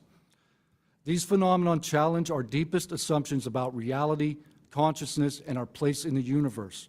Exploring them can unlock transformative breakthroughs in technology, biology, and human understanding. Let this be the moment when America chooses courage over fear, transparency over secrecy, and progress over stagnation. Let's show the world that our nation leads not only through strength, but through fearless pursuit of the truth. Thank you. Thank you, Mr. Nuccetelli.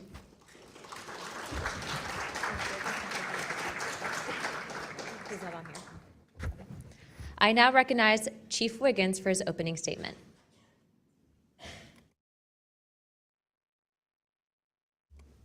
Please press your button. Thank you. Good morning, Chairwoman Luna, Ranking Member Crockett, and members of the task force and the committee. Thank you for the opportunity to testify today. My name is Alexandro Wiggins. I'm an active duty U.S. Navy Operations Specialist, Senior Chief Petty Officer, father of 3, and dedicated American testifying today in my personal capacity. The views I share are my own, and I do not represent the official positions of the Department of the Navy or any subordinate organization. On the evening of February 15th, 2023, at approximately 19:15 PST, in the Whiskey 291 warning area off the coast of Southern California, I was serving on board USS Jackson. During that period, I moved between the Interior Communications Center, ICC-1, and the bridge wing, correlating the sensor picture with visual observations, part of my routine responsibilities for surface and air picture management. What I observed and what our crew recorded was not consistent with conventional aircraft or drones as they appear on our system. A self-luminous tic-tac shaped object emerged from the ocean before linking up with 3 other similar objects. The 4 then disappeared simultaneously with a high synchronized near instantaneous acceleration. I observed no sonic boom and no conventional propulsion signatures. No exhaust plume, no control surface articulation on the Sapphire image system. Shortly after the synchronized departure, radar tracks dropped. These observations were multi-sensor and recorded inside of ICC-1 with time location overlay visible in our source frames that have been made public by journalists. From my experience operating in this region over many years and consistent with our public characterized encounters, unidentified objects reoccur in United States operation areas off Southern California. That fact alone does not tell us what they are, but it does argue the systematic stigma-free reporting and for the preservation of sensor data so analysts can evaluate safe and intelligence implications with rigor. I want to underscore 3 points for the task force and the committee.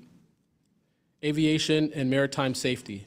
When crews and watchstanders observe objects that maneuver or accelerate in ways that does not match known profiles and do so near our ships and aircraft, that is first and foremost a safety issue. Standardized checklist and training should ensure we capture the best possible sensor data in real time, including IR settings, slant range estimates, and bearing and range altitude snapshots, and immediate chain of custody for any recordings. Reporting without stigma, protection without retribution. Sailors need to know that reporting UAP encounters will not harm their careers. Congress can help by reinforcing witness protection and by directing the relevant office to maintain confidential, destigmatized channels for service members who step forward with data. Declassification and transparency where possible. The task force declassification mission is directly relevant here. Where operational security permits releasing metadata preserved sensor excerpts or at least technical summaries would improve public trust and accelerate outside scientific scrutiny. That includes, when feasible, the time geo-reference IR frames and radar parameters needed for independent analysis. To be clear, I am not here to make claims beyond my lane. I am here to provide a firsthand account of what I saw, what our systems recorded, and why it matters for safety, for intelligence, and public confidence. My request to you is practical. Help us capture, protect, fairly evaluate the evidence, and provide a safe pathway for those in uniform to report it. In closing, I want to thank the committee and the task force for holding this hearing and for placing this discussion in a forum where evidence can be examined carefully and openly. I appreciate your attention and stand ready to answer your questions. Thank you. Thank you, Chief.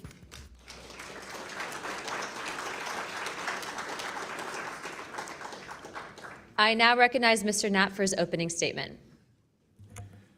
Good morning, Chairwoman Luna, Ranking Member, Ms. Crockett, and members of the task force. And Dina Titus, I just knew we were going to get you involved in this topic at one point. Great to see you here. I'm George Knapp, Chief Investigative Reporter at KLES TV in Las Vegas. I began my pursuit of this weird mystery way back in 1987, and for 38 years, I've always approached this as a news story. It's not a matter of faith or belief. To me, it's a story, and it's an important one. I'm proud to be here alongside these witnesses today, men who have seen strange things and stepped forward to tell the world about it. Whistleblowers and witnesses who step up are routinely insulted, belittled, or worse. They risk their reputations, their careers, their clearances, their livelihoods, and sometimes much more than that, even their freedom. I know that one of the goals of the task force here is to figure out ways to protect whistleblowers and witnesses, and it's a tall order because so many of the things that happen to witnesses like these are extra legal. They're carried out by persons unknown, as Mr. Dave Grush, sitting up at the top of the room, knows all too well, including events in recent days that have happened to him.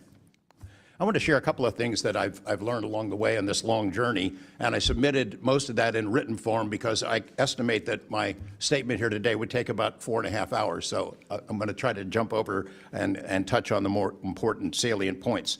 I submitted a detailed written statement for the record, and we'll go into a lot of that here. But the public has been told over and over since the late 40s, there's nothing to worry about here. These mysterious craft seen by millions of people in the skies, in the oceans, over the land are not real. They're not a threat. The witnesses are wrong. They're crackpots. Don't believe it. That changed for me. What got me hooked is the paper trail. Documents that were squeezed out of the U.S. government after the FOIA, Freedom of Information Act, became the law of the land. And those documents paint a much different picture than what the public, the press, and Congress have been told over many years. The documents from military and intelligence personnel behind closed doors admit that, quote, these things are real. They're not fictitious. They can fly in formation. They're evasive, and they outperform any aircraft known to exist, including ours. The public, of course, as I said, has been told something much different. Back in 1989, I reported about a guy named Bob Lazar, who claimed that he worked at a facility dubbed S4 out in the Nevada desert, very near to Area 51. He said he was part of a reverse engineering program. He said there are alien craft that will be taken apart to figure out how they operated out there, and that was a pretty tall order. I had clearly taken a dive into the deep end of the pool there. But in the years since then, I've interviewed dozens of other people, and I've detailed what their testimony has been in the written statement. They include Senator Harry Reid, Senator Howard Cannon, also of Nevada, a guy named Al O'Donnell, who was the first general manager of EG&G in Nevada, which managed the Nevada test site, which blew up hundreds of nuclear weapons. There's a guy named Dr. James Lakatsky, who was a career scientist with the Defense Intelligence Agency, who was the guy who initiated a program called AWSAP, Advanced Aerospace Weapons Systems Application Program, which is, as far as we know, the largest acknowledged UFO program ever funded by the U.S. government, which put together an amazing pile of information that members of this committee and the world, most of which they have never seen. The DIA still hasn't released 95% of what was prepared by that program at a cost of millions and millions of dollars. The one name I do want to bring up in this session, though, is Robert Bigelow. So looking into the idea of crash retrievals and reverse engineering, while AWSAP, that program, was active, the DIA's contractor, Robert Bigelow of Las Vegas, made a bold attempt to acquire physical proof of UFO crashes. It's been widely reported and suspected that Lockheed Martin is one of the contractors, the defense contractors, that has held this stuff, stored it away in secrecy, and tried to figure out how it works.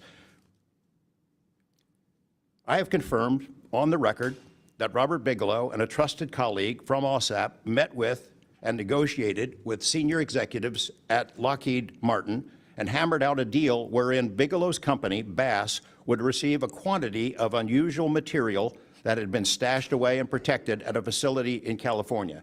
That material was not made here. I want to move on now to the Russia files, because that was going to be sort of the central impetus of what I was going to talk to you about today. Back in the early 90s, I got into Russia, met with a number of their defense officials, Ministry of Defense and others, who confirmed for me that Russia had been doing the same thing that the United States had been doing, that is, secretly studying UFOs while publicly saying something completely different. The documents and interviews that I obtained and have now shared with this task force show that the USSR launched what is almost certainly the largest UFO UAP investigation in the world. The first phase of that was an order was sent out to the entire USSR military empire that every unit, you see anything strange in the sky, a craft, an orb, something unusual, you had to gather all the evidence, collect testimony from the witnesses, look for physical evidence, and all of that information went into one program at the Ministry of Defense. Thousands and thousands of these reports came in. A lot of them were first routed to the KGB, but then back to another program that came after this collection effort called Thread 3. And Thread 3 was an analysis program.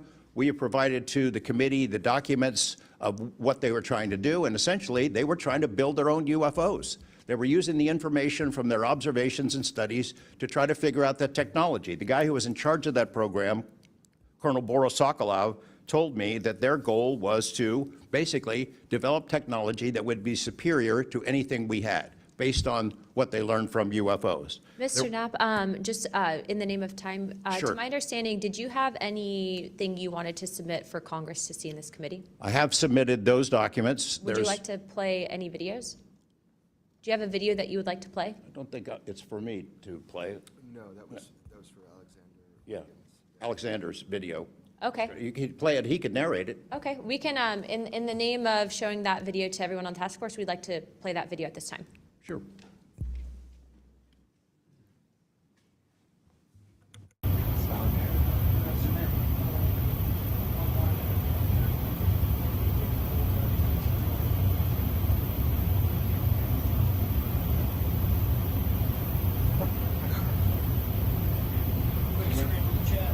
Wouldn't surprise you, I tell you. You call it the VGSS team. That like 22,000 feet.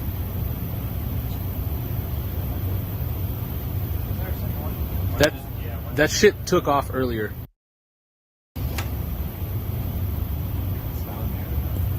If we can get rid of the audio real quick. Mr. Wiggins and Mr. Knapp, we'll get back to what that video was in a moment, but we just want to make sure that it was entered into the record, as well as all the documents. Those will be able to be publicly found for everyone in the country to view. If we could, Mr. Knapp, we'll continue on the line of questioning, but I'm going to move on to Mr. Borland's opening statement.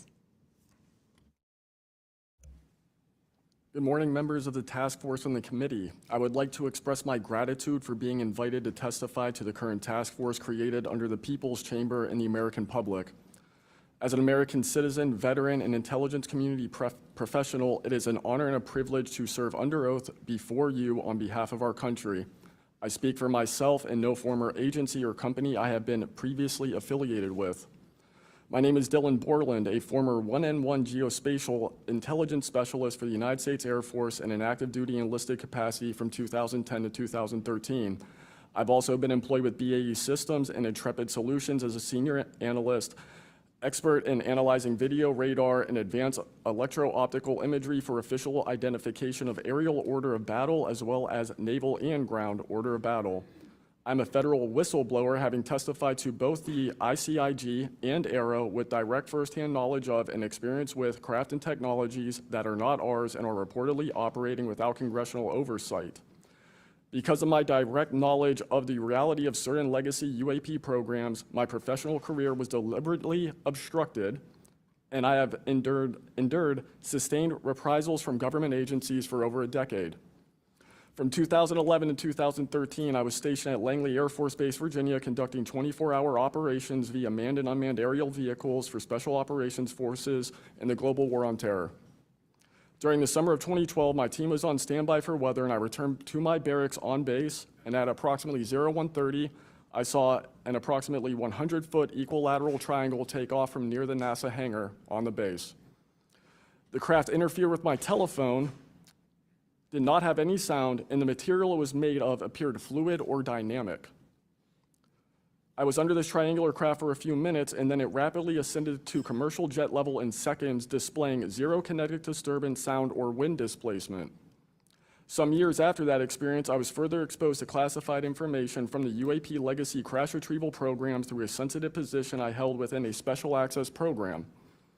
During this time, intelligence officers approached me in fear for their own careers, citing misconduct within these programs and similar retaliation that I was already enduring at this time. These issues include medical malpractice committed by Veterans Affairs staff, denial of work I performed while enlisted in the United States Air Force, forged and manipulated employment documents, workplace harassment, including colleagues being directed to not speak with me, manipulation of my security clearance by certain agencies, blocking, delaying, and ultimately removing my ability to be employed within the IC. The retaliation I face and the retaliation against individuals I know who worked in these programs is what convinced me in March 2023 to become a whistleblower. I came forward out of concern for people's lives and to ensure I did everything I could to let our elected representatives know the truth about what is really happening in the executive branch. At the end of March 2023, I agreed to meet with ARROW following the suggestion of other federal officials believing it was what our nation required of me. I had reservations with ARROW due to assessments they were reporting publicly at the time as a misrepresentation of the truth. Because of these concerns, I did not share sources and methods information in order to protect current and former federal personnel who had firsthand exposure to technologies of unknown origin. I did not want anyone to face further retaliation beyond what they had already endured. And unfortunately, a staff member ended up getting in some trouble because of that. After David Grush testified under oath in the summer of 2023 and provided historic disclosure, I was then asked to go to the ICIG and did so in August 2023. It was very clear early on during my intake interview, which was video recorded under oath, that the objective was to solely assess how much I know and not move forward with an investigation with new information I provided them. The aftermath of that IG complaint still troubles me to this day. Since my ICIG complaint, I've been prevented from resuming prior employment and can confirm I'm still blacklisted from certain agencies within the intelligence community. In addition, multiple agencies attempted phishing attacks to assess what I had divulged to the Inspector General, including being asked to disclose details of my ICIG complaint during a CI polygraph for a position unrelated to UFO UAP matters as recently as November 2024. As I sit before you today, I and many other whistleblowers have no job prospects, no foreseeable professional future, and a nation every single one of us came forward to defend. Numerous individuals have come forward in various ways to reveal the truth of the UAP reality as patriots and defenders of our nation. Yet many feel discarded, isolated, hopeless, separated from the country they serve. Efforts to rectify this situation for all whistleblowers have been difficult and troubling. And to my fellow whistleblowers and officials who know this information, I offer you my apology, something that I have never gotten, and I'm giving it to you. I swore an oath to the Constitution of the United States, an oath that demands truth and transparency for our democratic republic to function. Each day, these truths remain hidden from our citizens. Humanity drifts further from the principles our nation was founded to uphold. Each day, victims of crimes committed by agencies and companies maintaining this secrecy are denied justice as another day our Constitution is shredded. In 2023, Patriots provided this committee and the executive branch with undeniable proof of the UAP reality, and I commend your continued commitment. The future of humanity is one which we either travel to the stars or regress to the Stone Age with this technology. My career has been to deliver critical information to decision makers. Your role as elected by your representatives is to act on it. The time to act is now. Thank you.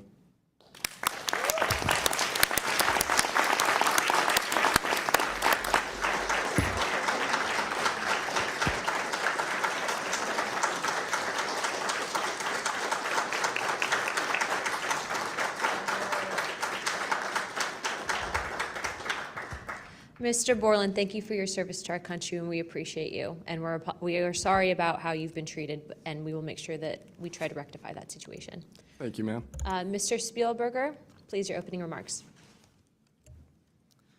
Chairwoman Luna, Ranking Member Crockett, and task force members, thank you for the opportunity to testify here today about the importance of strengthening whistleblower protections, especially in the context of national security. I am a senior policy counsel at the Project on Government Oversight, a nonpartisan independent watchdog organization that investigates and exposes waste, corruption, abuse of power, and when the government fails to serve the public or silences those who report wrongdoing. Whistleblowers are the first line of defense to root out waste, fraud, abuse of power, and corruption in our government.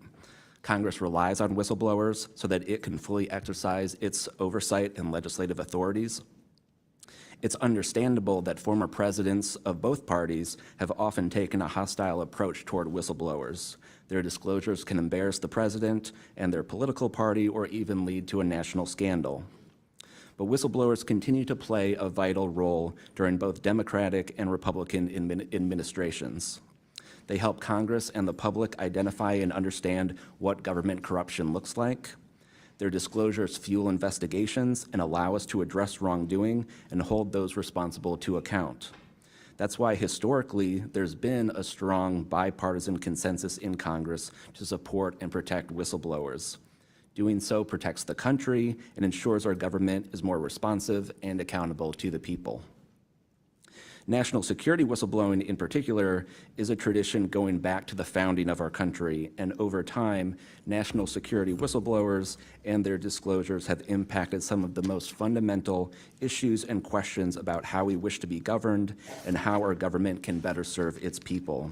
From the role the U.S. plays around the world to holding powerful actors accountable, government ethics and transparency, human rights and civil liberties, executive branch authority, First Amendment freedoms of speech and dissent, freedom of the press, and the public's interest and right to know.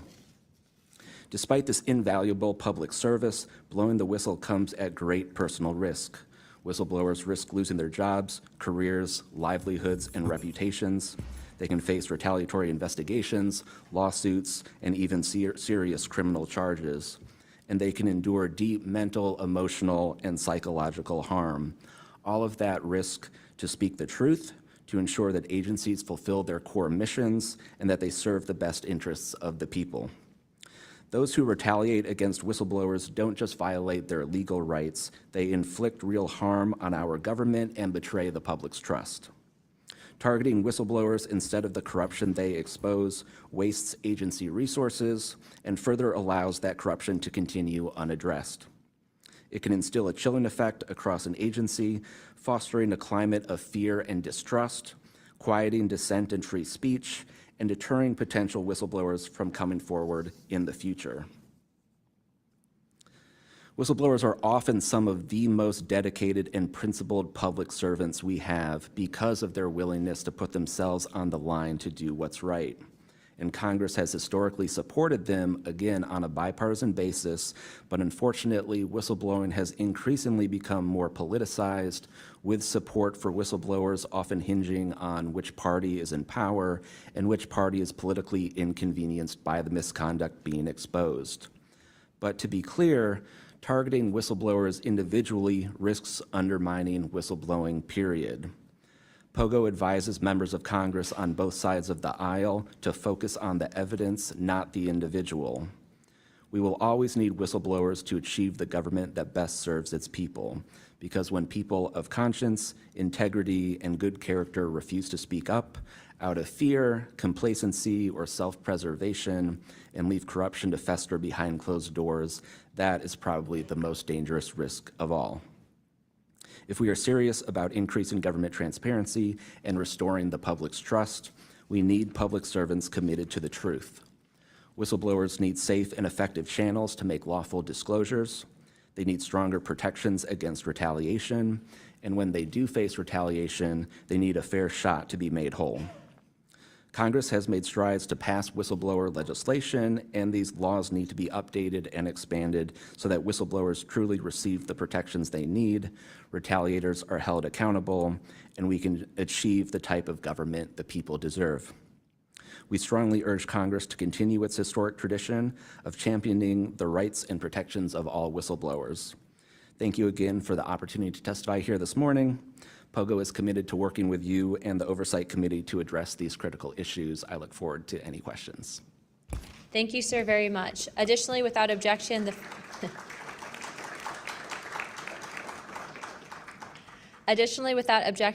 following members are waived onto the task force for the purpose of questioning witnesses at today's hearing: Representative Perry of Pennsylvania and Representative Grothman of Wisconsin. Sorry, and Representative Biggs from Arizona. I already got you, but yeah, we're good. Without objection, so ordered. I now recognize myself for 5 minutes of questioning. Also, as my friend Mr. Moskowitz might have to go, would you like to go now? Okay, all right. Mr. Borland, in your testimony, you described witnessing large triangular craft while stationed at Langley Air Force Base in 2012. Can you explain what you observed in terms of size, behavior, and why you're confident it was not conventional technology? Great question, ma'am. So on the base, I lived in the barracks. There was a little smoke pit outside. I was there on the telephone and looking across to the flight line, and I see a white light pop up and stop about 100 feet in the air. I thought it was a weather balloon. I've seen tests from there before, weeknight, normal thing, not surprising. I actually finished my cigarette and I began walking up towards the flight line. There is a track, and because I was on 3 months of night work, I would walk the track at night when we were weather down. And as I began walking towards the light, towards the flight line and the track, the light then flies across the base, across the flight line, and as it flies to me, a triangle manifests around the light. I can't tell you if it's active camouflage. I can't tell you if it appeared around the light, but I can tell you that it was a white light, and then it was a triangle. It stopped about 100 feet in front of me and approximately 100 feet above me. My telephone got extremely hot, completely froze, dead. I remember how thick it was. It was between 1 to 2 stories thick, equilateral triangle. I could never see the top of it, and the edges were 90 degrees. There were 4 lights in total, 1 light on each corner and a larger light in the center, 2 to 3 times the size of the corner lights. But what was really odd was the outside. The best way to describe it is like looking at a James Webb telescope picture where you have the colors and then the black background. So the craft itself was this black metallic flake paint, but on top of the craft was this gold, lava, plasma, some type of fluid going over and around the craft. I'm under this for about 2 to 3 minutes, and then the center light flashes 2 to 3 times, no sound, immediately shoots up to commercial jet level minimum, in my opinion, and I immediately feel static electricity all over my body, and then I smell the smell of after a thunderstorm or lightning storm, that really strong summer thunderstorm smell.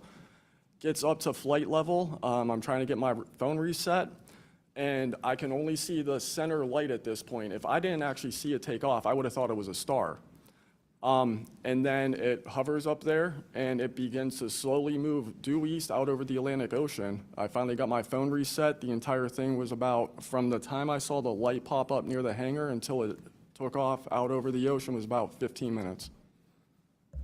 And following up to that question, after you disclose this information to the intelligence community, Inspector General, you're subject to phishing attempts and job blacklisting. How widespread do you think this is across the intelligence community for those who raise concerns regarding UAP programs? It's a difficult question to answer. I think prior to David Grush and people beginning this process of bringing people into awareness of the reality of these programs and certain things people have witnessed, probably extremely widespread. I think today there's still an issue, but because people are able to come before you and people are speaking out, I think it has been somewhat less. I would hope, though, that people would, because if this goes back into closed doors, this is going to get really ugly. What type of behavior have you witnessed from former Aero director Sean Kilpatrick as well as his staff in relate to this information you provided to them? Did they ever try to classify this information as non-human technology? Good question. The problem with this is that I know what I experienced firsthand, and I know other things. I think the staff at Aero that I met with in March of 2023, I think they were good people doing the job they were told to do. I did not meet with Kirkpatrick. He was either not present or did not want to meet me that day. However, they did classify information about the reality of this subject, and it was very concerning because in my Aero MFR, they had actually referenced a former staff member that was the one who told me to go there, and they probably shouldn't have done that. And real quick before my time is up, and we might go to second round of questioning just so you're all aware, how important, given everything that you've seen and experienced, is the UAP Disclosure Act of 2025 in restoring both public accountability and trust? I think very important. I would hope, though, that the 7-year window could be shrunk, my opinion, but very important. The truth needs to be known. Thank you very much. I now recognize Jared Moskowitz of Florida. Thank you, Madam Chairwoman. Thank you for allowing me to wave on to the committee. I remember, the last committee when we had a bunch of former military personnel folks that either served on bases, were pilots, or were in different programs experiencing knowledge. It made me recognize that the narrative has changed, right? It's politically convenient for the government if you all weren't military folks in suits, It would be much better if you pulled up in Winnebagos and were wearing hats. And so the picture of this, because that's important for the American people and how you tell a story, what the message looks like, and who the messenger is. So this is now the second or third committee where we have former military folks with impeccable records, with information and knowledge. And it's definitely clear on a bipartisan basis that we have to protect our whistleblowers. There's no doubt. And in a day in which it's really hard to tell what's true or not from a political standpoint. And so I don't really know what is true. I don't know on this subject. But I do know when we're being lied to. And we are definitely being lied to. There's just no doubt about that. Mr. Wiggins, I want to talk to you. I find your background and testimony compelling. When you first saw what you were looking at, what were your first thoughts? My first thoughts were, I think everything that I was told and taught as a kid and as growing adult no longer, was applicable. If I'm able to see something that I thought defies gravity in such a way, then what else could be possible? That was my first thought. So did you think what you were looking at was a weapons program that you were unaware of, or did you think what you were looking at was obviously some extraterrestrial piece of technology? Neither one of those crossed my mind. It was just. How about now? What do you think it is now? I'm not the expert. I think it. I want to be as skeptical as everyone else and just hope to know the information. Anyone in the U.S. government tell you what you were looking at to try to dissuade you from what you thought it was? No. So no one was like, oh, there was some anomaly with the technology. No one from the government did that? No one. How do you think you were treated when you reported this information or have talked about, the Tic Tac video is well out there. It's well reported. How were you treated? I've had no pushback at all. I haven't had anyone reach out to me or try to, dissuade me in either direction, militarily speaking. So I was treated fair, and I appreciate the Navy itself with assisting me with coming here to being able to testify. That's good. So what do you think the American people should take away from watching your video, right? Because when we watch it, obviously, right, we've never seen anything like that. It defies what we know to be technologically possible. What are we supposed to think? Someone's lying about something. Someone's hiding something, right? That's not normal what you looked at. I think what the American people should think when seeing that video, along with others before me, is that there is something out there, and we should know as the people what it is. Right, and so let's eliminate possibilities. So they didn't come to you and say there was a technological error with what you were looking at. So we put that aside, right? They didn't say it was broken. So we look at that and we see something. So it's either a weapons program being reverse engineered by our governments or other governments, or it's nobody's government, and it's not from here. Those are it. You agree with that assessment? I agree. One or the other. Mr. Borland, when you first experienced what you were looking at, what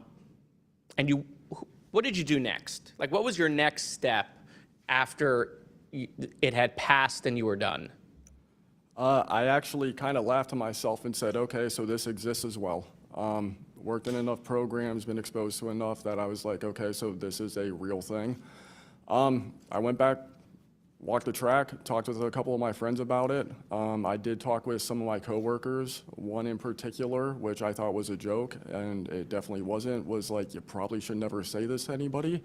And then what happened to me happened, so. What about you, Mr., how do you pronounce your last name? Nuccetelli. Nuccetelli. And sorry, I know I'm running out of time, Madam Chairwoman. So obviously your incident happened well before we could record things on cell phones and things of that nature, right? What did you do when you first experienced? Because what you saw, right, you saw it happen like right out of your base. Correct. So tell me what you did after you saw that. What was like your next move? And I want to hear what your experience was. My next move, I went into my house after it left. I made sure no one had been abducted, and I picked up the landline. I called the Security Forces Command Center. I reported it. I requested that they give me a call back and make notifications up the chain of command. I got a call back in about 15 minutes. They reported that the weather station reported no balloons or aircraft, nothing on radar, no aircraft inbound or outbound. So I got that notification. And then within the following day or two, me and the other witnesses wrote statements. We prepared a report, and then we filed all that information. Madam Chairman, thank you for your indulgence in my questioning, and thank you for continuing to lead on this subject. What do you and your friends think about it today? You all have talked about it. Yeah. I mean, so what do you think about your experience as a collective group? That'll be my last question, Madam Chairwoman. I mean, we've been talking about this for 20 years. We don't know what we saw. What we saw changed our lives in the way we think about everything. It was incredibly profound. The object I saw, I don't even know if it was an object. It was a light. It was an orb. It didn't look like a craft, but it did look solid. And that's what we talk about. We noticed the object, and this was a pattern across all the encounters. Someone would see a light. They would pay attention to the light. And then the object responds. It performs for you. And then they come down and they investigate you. So it's almost like they're curious. So that's the thing we primarily talk about. Why did it come after we noticed it? Maybe it noticed us after we noticed it. You're welcome. I now recognize Representative Mace for 5 minutes. Thank you, Madam Chair, and I want to thank all of our witnesses for being here today. Mr. Borland, I'd like to start with you and ask a few questions. Were there any other witnesses when you saw the equilateral triangle? Were there other witnesses that saw the same thing? Not to my knowledge, ma'am. At that point, the only people that would be awake is those of us that were doing operations for the GWAT and then security forces. So not to my knowledge. And do you think that, in your opinion, that the equilateral triangle was the U.S. government's technology? I did once upon a time, but knowing what I know now, I'll have to answer that question as Skiff probably. Well, my next question is, you teased us, so knowing what you know now means what? I know enough to know that if you want an answer to that question, go to Arrow. They have the answer. Do you think it was a foreign government? I do not, no. And Arrow is supposed to be disclosing. The last time I was in a skiff with Arrow, they said they were going to be doing disclosures. Had they been doing much of that? I don't have an answer to you you. I don't know. I know what Arrow reports publicly, and I know what I've been through. Yeah. And some of this stuff can be, I think, debunked, right? Sometimes there are weather balloons that look kind of a little funky, or drones or whatever, depending on the angle, direction, speed, et cetera. Are you scared for your safety? That's a complicated question. So being here today, if I say the wrong word, technically I can be charged with espionage. Espionage is a death penalty. Whistleblowers have faced it. John Kiriakou, for example. I am not scared for my physical safety in the sense of an agency or company coming to kill me, but I have no job. My career has been tarnished. I'm unemployed, living off of unemployment for the next 3-4 weeks until that's gone. So it's a complicated question. Have there been stories leaked about your life to try to discredit you in the public eye? As of now, I don't know. We know they did that to Mr. Grush. I am aware. Yes, ma'am. They leaked his private medical information, horrific things. It is. Okay, you said in your testimony earlier with the chairwoman, you know other things. I guess that has to be mentioned in a skiff. It would. The other things. It would, pending I'm even legally allowed to speak on, and the people in the room are even legally allowed to hear it.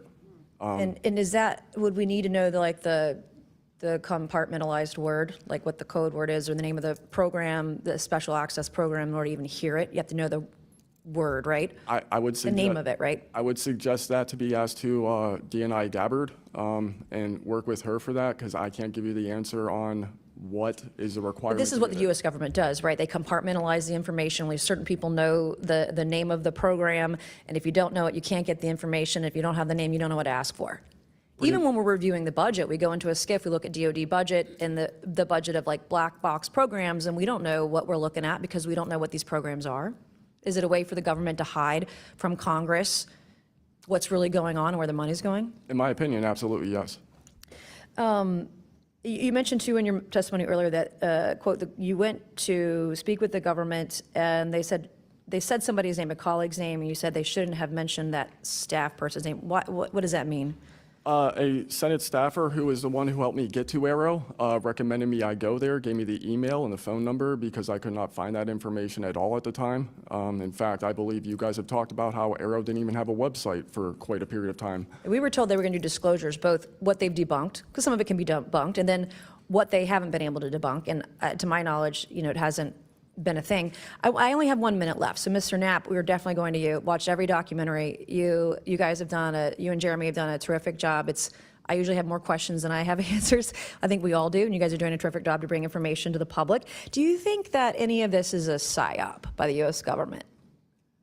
Entirely possible. I mean, our government and other governments have admitted that they've tried to use UFOs to cover secret projects. But I think they also do some reverse engineering of those claims. So years after people start seeing UFOs over Area 51, for example, they come up with the story, oh yeah, that was, we planted that story. So I read in a major newspaper just a couple of weeks ago, they planted this story. An Air Force colonel went out into the desert, went to a bar at Rachel and gave them some fake UFO photos. And that's how the whole story about Area 51 started, which is preposterous. Yeah, and I didn't even get to the crash retrieval program stuff yet, Ms. Chairwoman.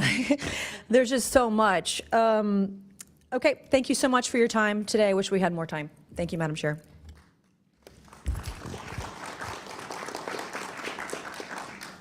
I now recognize Ms. Crockett for 5 minutes. Thank you so much, Madam Chair, and thank you so much to each of the witnesses that have come before us today. The federal government has had a long-standing overclassification issue in general. We all know that, from the assassinations of MLK and Malcolm X to the COINTELPRO and torture programs to now UAPs. The federal government has kept the American public in the dark about issues of immense public interest. The federal government has routinely made excuses for failing to provide transparency to the public, the most common of which is national security concerns. Mr. Spielberger, can you provide an example of when national security was inappropriately used as a pretext for classification? Congresswoman, probably one of the most infamous examples of that is the 9/11 Commission that found that overclassification was a key factor in the failure to adequately prevent the attacks of that day. In addition to that, what lessons from these oversight failures should guide Congress in approaching UAP oversight? Generally speaking, we would advise this Congress to ensure that agencies adopt a general policy in favor of disclosure instead of a knee-jerk needing to overclassify information and documents. We should ensure that when information is classified or deemed sensitive, it's only for legitimate national security and privacy concerns.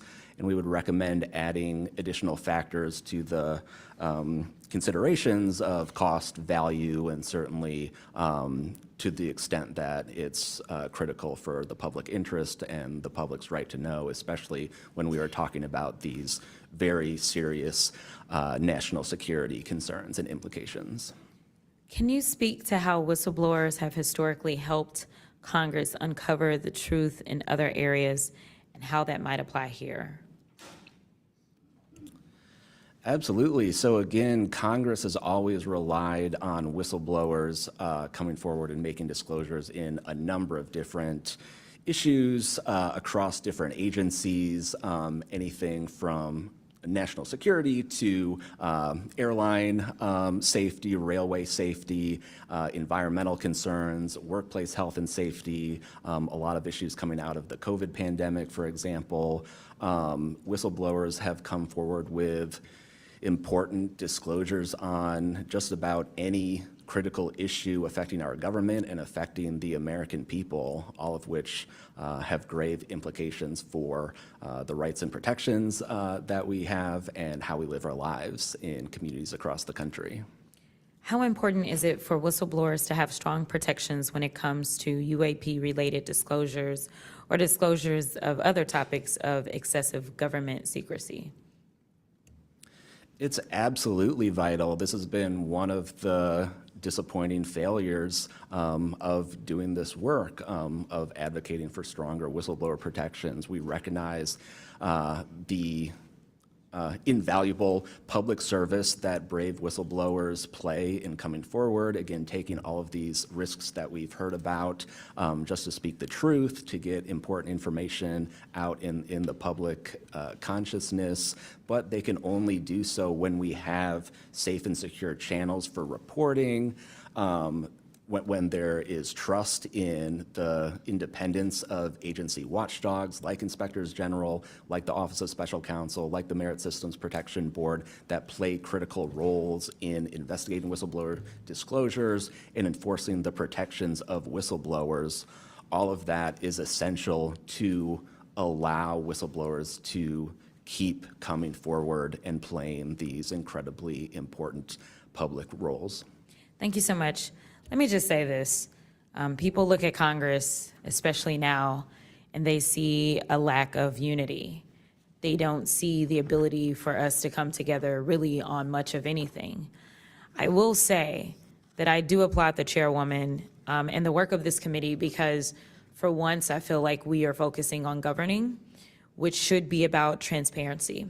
The reality is that we cause more harm than good when we allow a lack of transparency to fester. It allows for all types of conspiracy theories instead of us actually making the investments that we need to make to get the information and actually provide it to the American people. The reason that I wanted to focus on making sure that we answer some questions specifically around the protections of those that are willing to come forward is because the only way that we can make this government actually work for all of us is if no matter where you are in this federal government, you feel as if you are safe when you come forward with information of any issue. And so I do want to thank you for all of your stories. The reality is that we only get 5 minutes and the vast majority of everything that you have to say cannot be contextualized within 5 minutes. But I know that my colleagues are going to get to kind of pulling some more of that out. But again, I really just want to thank you for your courage in this moment and thank you for your service to our country.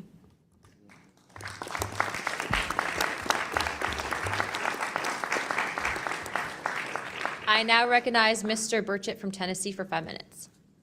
Thank you, Chair Lady, and thank you, Ranking Member Crockett. I see a lot of friends out there, and I see a couple enemies, so I'll kind of remember that.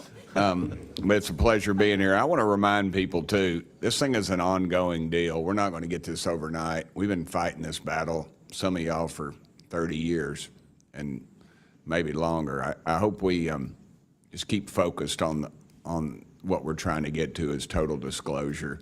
We get a little wrapped up in a lot of things, but the government has something and they need to turn it over to us. We pay their dadgum salary, you pay our salary, and you ought to get more out of us than you do. And that's what disgusts me about this whole thing. I think they're just trying to run the clock out on us, really.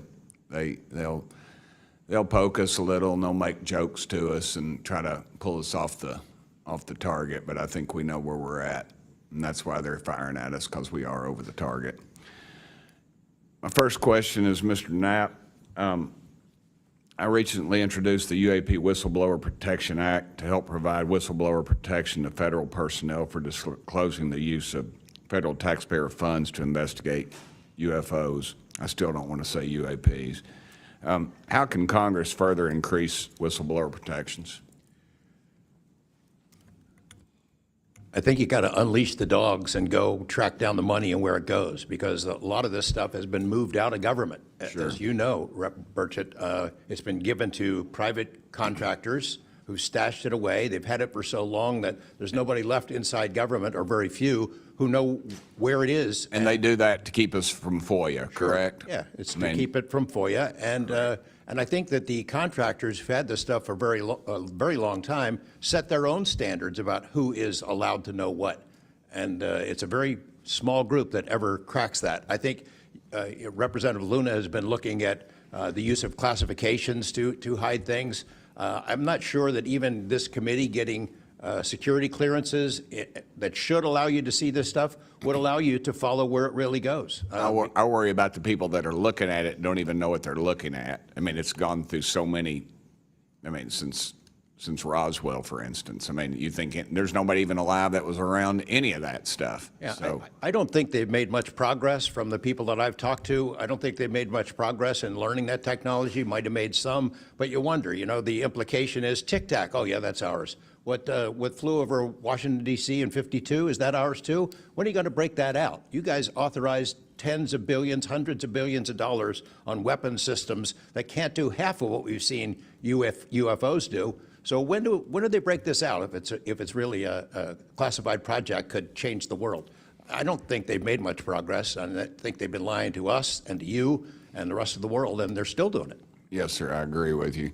How did you manage to obtain the classified Russian UAP documents, and how did you get them back in the United States? Well, I met this Russian physicist who was in the United States lecturing. And I want to clarify that. I can't even take a thing of honey home on my airplane when I fly back to Tennessee. Yeah, so I did something pretty dumb. And I'm bitter about it, but go ahead. I did something kind of dumb. I met with these officials who, you know, during that time period, glasnost, perestroika, the Russians were trying to open up to the world, and I saw it as a window of opportunity, and it was. And we were able to talk these folks into providing us information that otherwise we would never have seen. Some of that was classified. I found out that they only stamped the top pages of these documents that were classified, so I just removed them. I removed those pages, and I carried them out. And if they'd caught me, I'd be in a gulag still. Yeah. We'd be saying, what happened to George Knapp? Oh, yeah. What happened to the Russians that came forward to you in 1993, and were there any repercussions for them? Well, there were. The first thing that happened when I talked about this after getting back and going through the files and things and sifting through it, the Russian physicist who had helped us introduced all these people wrote back and said there was a huge eruption, that there was the real right, far autocratic forces that wanted a return of the USSR had really go after these guys. They described them as traitors. Nikolai Kapranov, the physicist friend of mine, said, look, if this had happened 5 years earlier, we would be in prison. If it had happened 10 years earlier, we would have been shot. Right. Luckily, at that point, Putin was not in power, but none of those people that we talked to on that trip in 1993 would ever talk to me again. I went back in 1996, and it was like I had the plague. I spoke to different people, but they were scared. And eventually, the story was spun where the Ministry of Defense officials who gave us this information were described as ufologists who said there was nothing really significant to these files. They didn't really find anything a big deal. And I can tell you, you'll see those files that I shared with you, they did find stuff. There was an incident in October of 1982 over at ICBM base where UFOs popped up, was observed over this base where the missiles are pointed at us, United States. These UFOs perform incredible maneuvers. They split apart, they fuse back together, they'd appear and disappear. And right at the end of this 4-hour period, the launch control codes for the ICBMs lit up.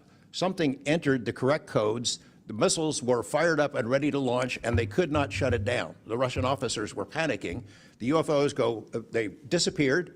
The launch control system goes back to normal. Colonel Sokolov and his team came in, took the thing apart, could not figure out what it was. It wasn't a power surge or EMPs or some of the baloney excuses that our country has given for similar events involving our nuclear missiles.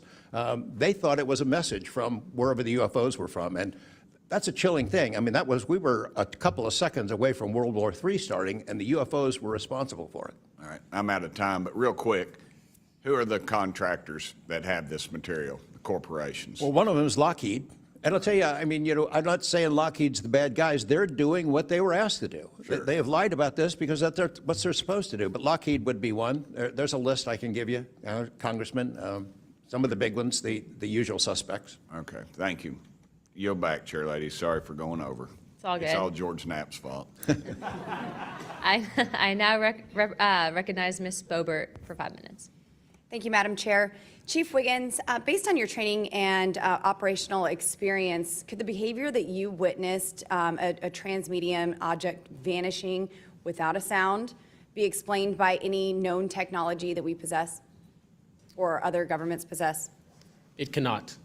No.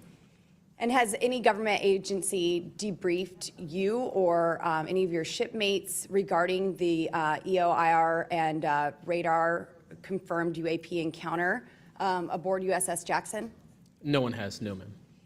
What was that encounter like when you brought that up? If you want to briefly summarize that, when you brought that to their attention and then you were not provided any follow-up, who was told and how did you feel when there was no contact back to you?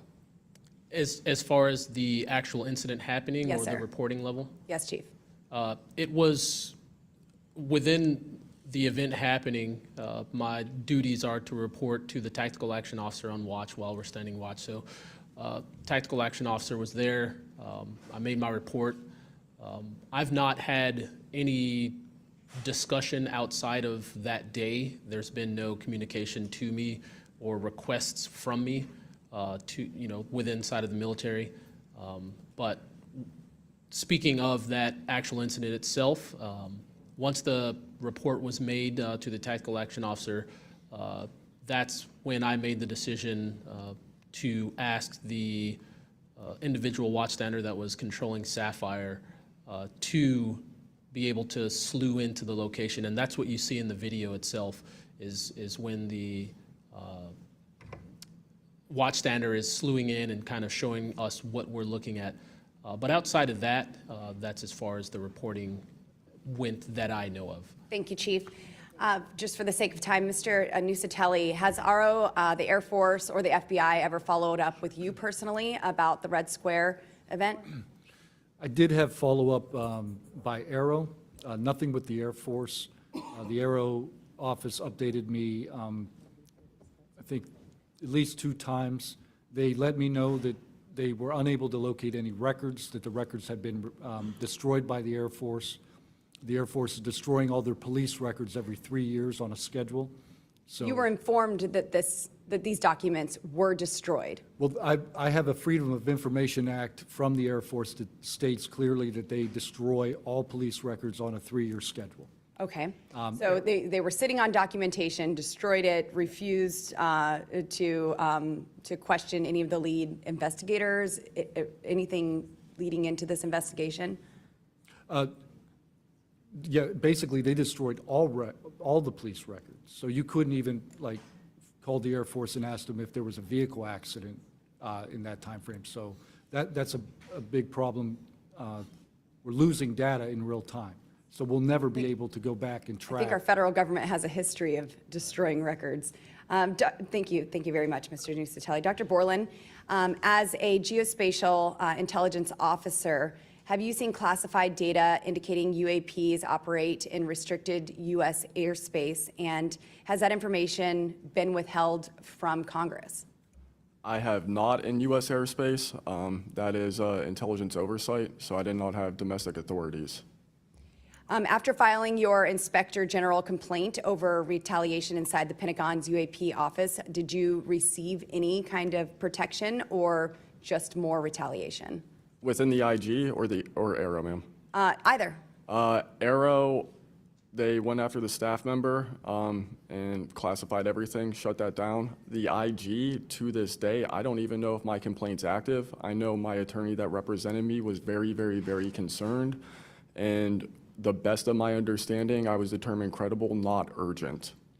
And do you think that experience would suggest that the internal UAP investigations may be compromised? Possibly. I mean, it's so hard because this goes back to people doing the job they're told to do, and very few people are going to want to give up their careers, 20, 30-year pension, get rid of their kids' health care, get rid of their house. It's possible, yes. Yes, thank you very much, Dr. Borland. Mr. Spielberger, do national security whistleblowers currently have any external appeals processes to challenge retaliation, or are they just stuck relying on the same agencies that they're accusing?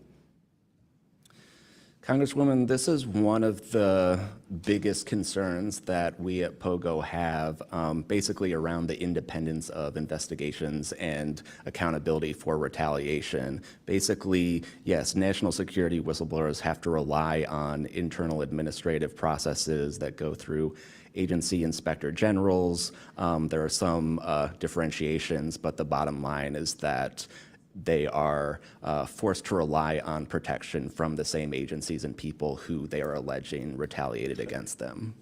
Yes, well, I thank you all for your bravery. We are out of time here. Thank you so much for coming forward, and we will do everything that we can to ensure that you are all protected. Thank you for trying to bring truth and transparency to the American people.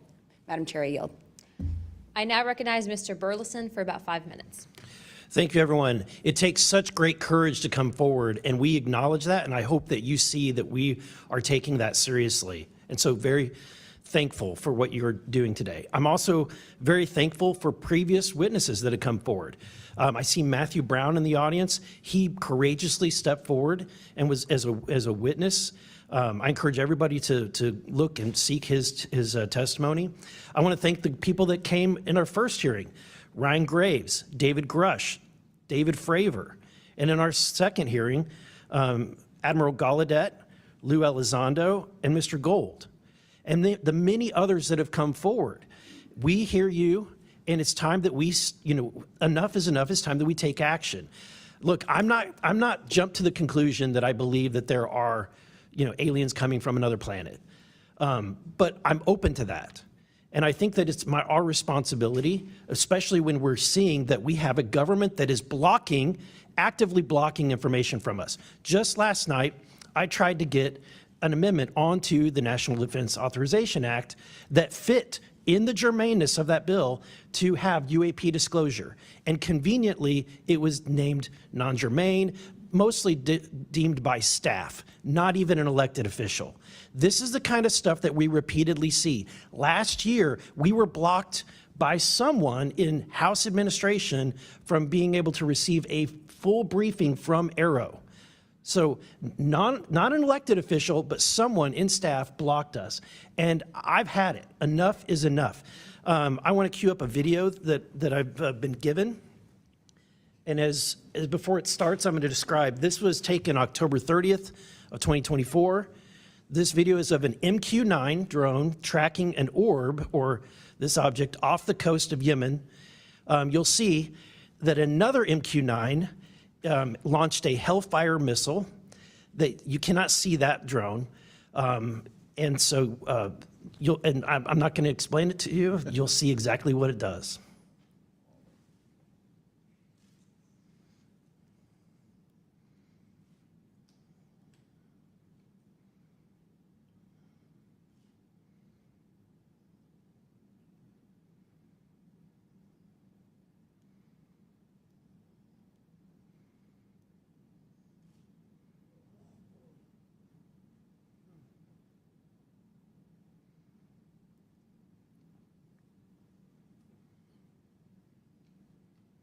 This is when it zoomed out, so you can still see it traveling.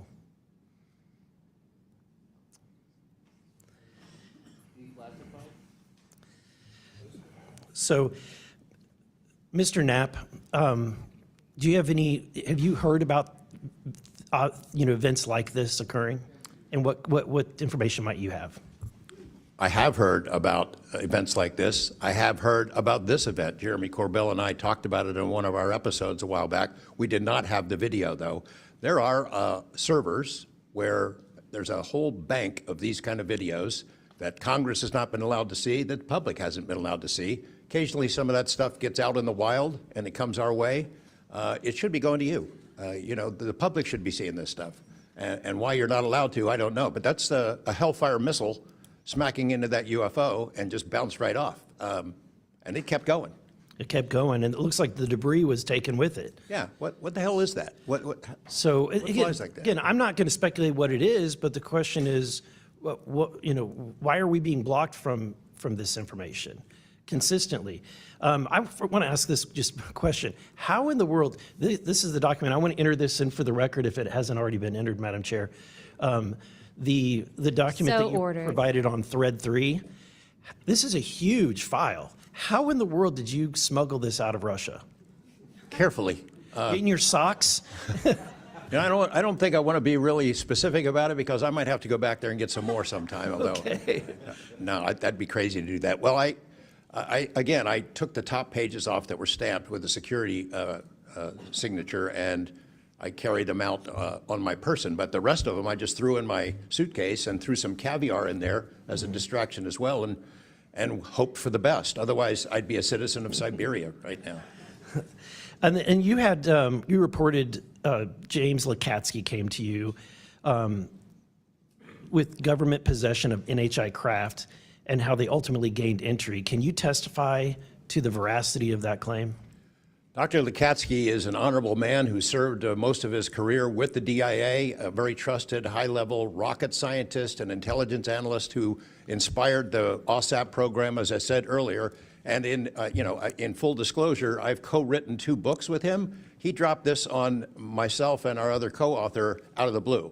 And it took 14 months for us to get DOPSR approval for him to release 2 sentences on that. He said this craft, we had managed to get inside of it. It had no wings, no rotor, no tail. It had no fuel tanks. They didn't know how it flew or how it was operated. It clearly looked like it was aerodynamic, but he would not go further. He's a by-the-book guy, and until he gets clearance to say more about that, I don't think we're going to hear much more. But it's not ours. It wasn't ours. We didn't make it. We didn't know who made it and how it was built and how it operated. We've got at least one. And I don't know, I think that's enough confirmation that we do have recovered Leslie, discs and materials. Leslie, Mr. Borland, in the classified realm, have you been exposed to undeniable confirmation of NHI technology? And then my second question is BAE Systems involved in any way with reverse engineering exploitation of non-human intelligence craft? Yeah, we're gonna have to have a conversation this Skip for that. Whether I'm legally even allowed to answer that, and whether you're even allowed to hear it, sir. Okay. Again, you can sense our frustration. And so I just want to thank you for coming forward. We will continue to fight because, look, this is about making sure that this government belongs to the people and restoring the republic the way it was intended to be. Madam Chair, I also have further witnesses of courageous individuals. It was given to me by Dr. Stephen Greer, including Michael Herrera and his testimony. We have Roderick Castle and his testimony, Randy Anderson, his testimony, Stephen Digna, and others, 3 others, all saying similar things to what the witnesses today have said, and I would like to enter that into the record as well. No objection. Thank you. I now recognize Representative Lee for 5 minutes. Thank you, Madam Chair. I think we need to make sure that we don't get distracted by sensational stories only of unidentified anomalous phenomena and lose track of what the core of this hearing is about. This is all a perfect example of why whistleblowers are so important and why it's so important that we step up and protect them. With Trump, RFK Jr., EPA Administrator Lee Zeldin, and others committed to dismantling government and firing professionals who do dare to speak out against the threats this administration's disastrous policies create, we have to focus on protecting all whistleblowers, not only the ones who are reporting on UAP. I'd like to thank the whistleblowers who have agreed to come before the committee today and speak their truth. This administration's claims to care about waste, fraud, and abuse, and so often it is the whistleblowers who care and who are the tip of the sword fighting against the real waste, fraud, and abuse. One study found that whistleblowers expose fraud at more than twice the rate of third-party auditors. So, Mr. Spielberger, what are some of the best examples of whistleblowers exposing fraud and abuse in the federal government? Thank you, Congresswoman. Again, whistleblowers have played such a vital role across so many different issues. One prominent example goes back to the 2014 VA waitlist scandal. POGO actually played a very instrumental role coordinating with Iraq and Afghanistan Veterans of America. At that time, we received tips and whistleblower disclosures from over 800 different individuals talking about the VA subjecting veterans to extensive wait times in order to get the basic standard of care that they deserve. It certainly prolonged serious illnesses, even contributing to hastened deaths, and we were able to help shed more light on that issue, which I think just emphasizes the importance, even outside of the national security context. We are often still talking about serious issues and even life and death concerns. And unfortunately, whistleblowing can lead to serious repercussions and retaliation, especially in this vindictive and lawless administration. Mr. Spielberger, in the past, what kinds of retaliation have they faced, and what are we seeing today under the Trump administration?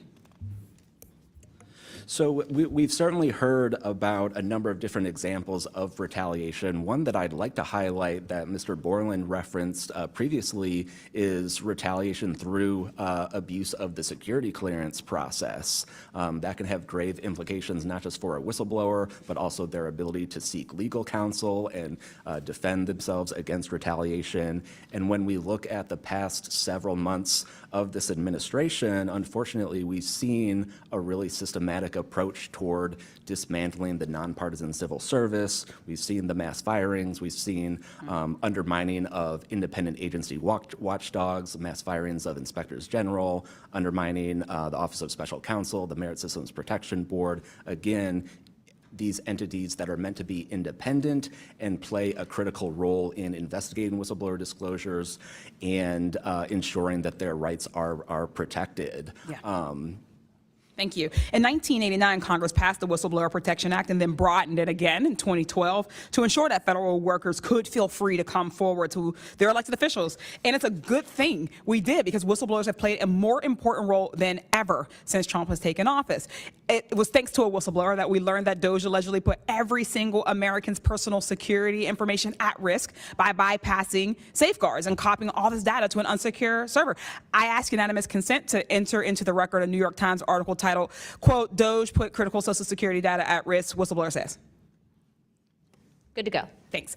We've had whistleblowers at the National Labor Relations Board reveal that DOJ minions may have shipped case files outside of the agency, possibly to help then co-president Elon Musk continue to exploit his workers. And last week, whistleblowers at the National Institute of Health came forward to say that RFK Jr.'s vaccine misinformation campaign had pervaded even the highest levels of the agency. Typically, whistleblowers have an inspector general they can rely on to investigate their claims and register issues with agency leadership. But President Trump has fired or demoted over 20 inspectors general. If I may ask one more question, Mr. Spielberger, can you explain how eroding the independence and capabilities of inspectors general further endanger these whistleblowers?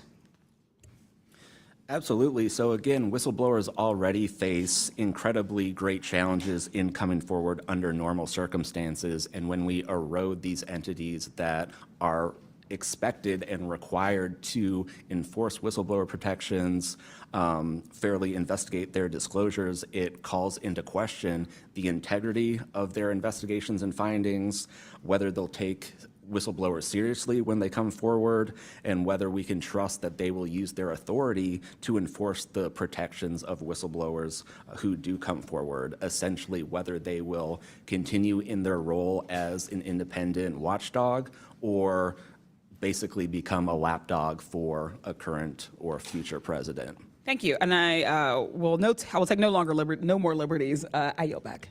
Thank you. I now recognize Mr. Crane for 5 minutes. Thank you, Ms. Chairwoman, for holding this hearing. Thank you to the witnesses for appearing. In the effort of transparency here, I got to admit to the witnesses that, growing up, I really never believed in UFOs or any of this stuff. I always thought it was a little kooky and whatnot, but after hearing your testimony from honorable service members, watching videos like my colleague, Mr. Burleson, just presented. I got to admit, I've become a believer. Not that I know where these things come from or, what they really are up to, but I'd like to start with asking the witnesses. Mr. Nuccetelli, you were in the Air Force, right? Yes. Did you believe in UFOs prior to your encounter? I've always been interested. Okay. Chief Wiggins, you're currently in the Navy, is that correct? Correct. Did you believe in UFOs before your encounter? I did. I'm from Las Vegas, and I've watched George Knapp my whole life. Okay. What about you, Mr. Borland? I have always been open to where facts go, so. Were you guys scared or hesitant to come forward and tell your story because of fear and believing that you might be reprimanded or ostracized from society because of your stories? Mr. Nuccetelli? Yes, absolutely. I probably would not have come forward if I didn't have documentation to prove some of my story, and I also wouldn't have come forward without the people that paved the way for us in, the first congressional hearing. So, Chief, what about you? Once I got the okay from the Navy from top down, that gave me a level of relief. Prior to that, I didn't have any thought left or right of that, but thank the Navy to give me the go-ahead, and that gave me the relief that I would not have any level of reprisal or anything happen to me. Mr. Borland, how about you? Absolutely. I mean, after I went through everything, it was pretty clear that I caused a major issue in the executive branch, so I did what I was supposed to do, and that's why I haven't spoken publicly. That's why I'm happy to be here. This is how I wanted this to be done in regards to me. Mr. Borland, why do you think that you faced reprimand and discipline for your effort to come forward and be transparent about what you saw? About what I saw is the reason why I got into what I know and has been disclosed to Aero and the IG. And I think that information, well, it was labeled an extremely sensitive national security issue. Thank you. Mr. Knapp, I've watched many of your videos on Joe Rogan and other places. One of the big questions, I think, for many of us is why do you believe that the federal government refuses to be transparent about this issue? I think there's probably multiple reasons. At the start, when these things first started invading our skies in large numbers, we were scared. It was right after World War II, and we didn't know what they were, and they didn't want to panic the public, and that was probably a good call. Over time, I think the lying sort of became institutionalized, Flights over Washington, D.C. in 1952, they're seen, they're captured on radar, jets are chased after these objects, and then we get an explanation it was a temperature inversion. And those kind of lies have been told for a long time. What was told to me by an investigator from Congress, a guy named Richard D'Amato, who was sent after this story by Robert Byrd and Harry Reid, he came out to Nevada, tried to get into Area 51, did get in there, looked around, talked to people, trying to get to the bottom of it. He believed that this program, reverse engineering, et cetera, was inside, had been moved inside these corporations. And he said, when this comes out, people are going to go to prison. And he meant people who were basically misusing legitimate national security funds, tens of billions of dollars, in order to keep this cover-up going. I also believe there's a legitimate reason for the cover-up in that there is undeniable connection of national security involved in this technology. If we are racing for it to master that technology against the Russians and the Chinese, which is what I have been told by Senator Reid and many others, then it is a race that's critical to our survival. There could be a form of disclosure, I think. Yes, it's real, it's from somewhere else, without revealing all the details that would allow someone else to have an advantage in the race for this technology. Thank you. Finally, I'd like to enter into the testimony a letter I sent to the DoD regarding the case of Major David Charles Grush, a UAP whistleblower who's been extremely helpful to this committee. Unfortunately, due to his participation in the disclosure of UAP, he suffered reprisal like the removal of his clearance, denial of promotion, and loss of medical retirement. I wrote the DoD on July 24th, 2025, on behalf of Major Grush, and I'm still waiting for a reply. I appreciate any help the committee can offer to get a response. Thank you. I yield back. Without objection, we'll be following up with the DoD after this hearing. Thank you, Representative Crane. I'd next like to recognize Representative Gill for 5 minutes. Thank you, Chairwoman Luna, for holding this hearing, and I'd like to yield a minute of my time to you. Perfect. My first question is to Mr. Knapp. Mr. Knapp, how do we know that the files that you obtained from the former Soviet government are not BS and just given to you as a disinformation campaign against the U.S. government? Yeah, it's a good question. So I shared some of them with the Senate Intelligence Committee when I first got back because that was requested by the Russians who shared some of that information with me. Secondly, I gave all of that material to the DIA through BASS, the OSAP program, sorry for the acronyms. Can you name names real quick? Sorry. At BASS or OSAP? Who did you give them to directly? I gave them to Robert Bigelow and to Jim Lukatsky. And they hired a whole team to go through them and retranslate them and analyze it, and they created a structure of how the UFO programs in the USSR and Russia were put together. They said they were real. The other person who said they were real is David Grush. Noted. Thank you. Representative Gill. And thank you. I'd like to yield the remainder of my time to Eric Burleson. Thank you, Representative Gill. Mr. Wiggins, Chief Wiggins, in your view, what mechanisms such as internal protocols, witness debriefings, or cross-agency documentation should be better established in order to ensure that such a credible sighting like the one that you have given are preserved and made available to oversight bodies like this? Thank you, sir. As a active duty Navy member, our mission is to carry out the ship's mission or the command's mission. And we, on a general basis, don't have knowledge of what to do when we see things like this. We just don't. We're there to do our mission and do what's told of us, right? So I think what would be important is giving active duty members a clear way of being able to report things like this to where it gets to this point. And ensuring that we have a standard level of understanding that there wouldn't be any level of reprisal or anything happening. Because, you know, I've been in the Navy for almost 24 years, but what about the sailors that have been in for 2 years that experience things like this? They're not going to have the knowledge, or they'll probably be a little bit more fearful to speak up, being it that their career is just starting. Yeah, I want to commend you. You're the first witness to come forward that is currently serving, and it's recognized. And so I thank you. And your testimony is unbelievable. Let me ask this question. Are you familiar with the Witness Protection Act that Representative Burchett has filed?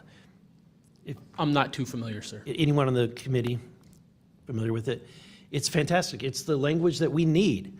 It's language that will protect whistleblowers from any kind of reprisal, and yet it's again and again blocked by this body in some way. Many times it's being blocked not by elected officials but by staff behind the scenes.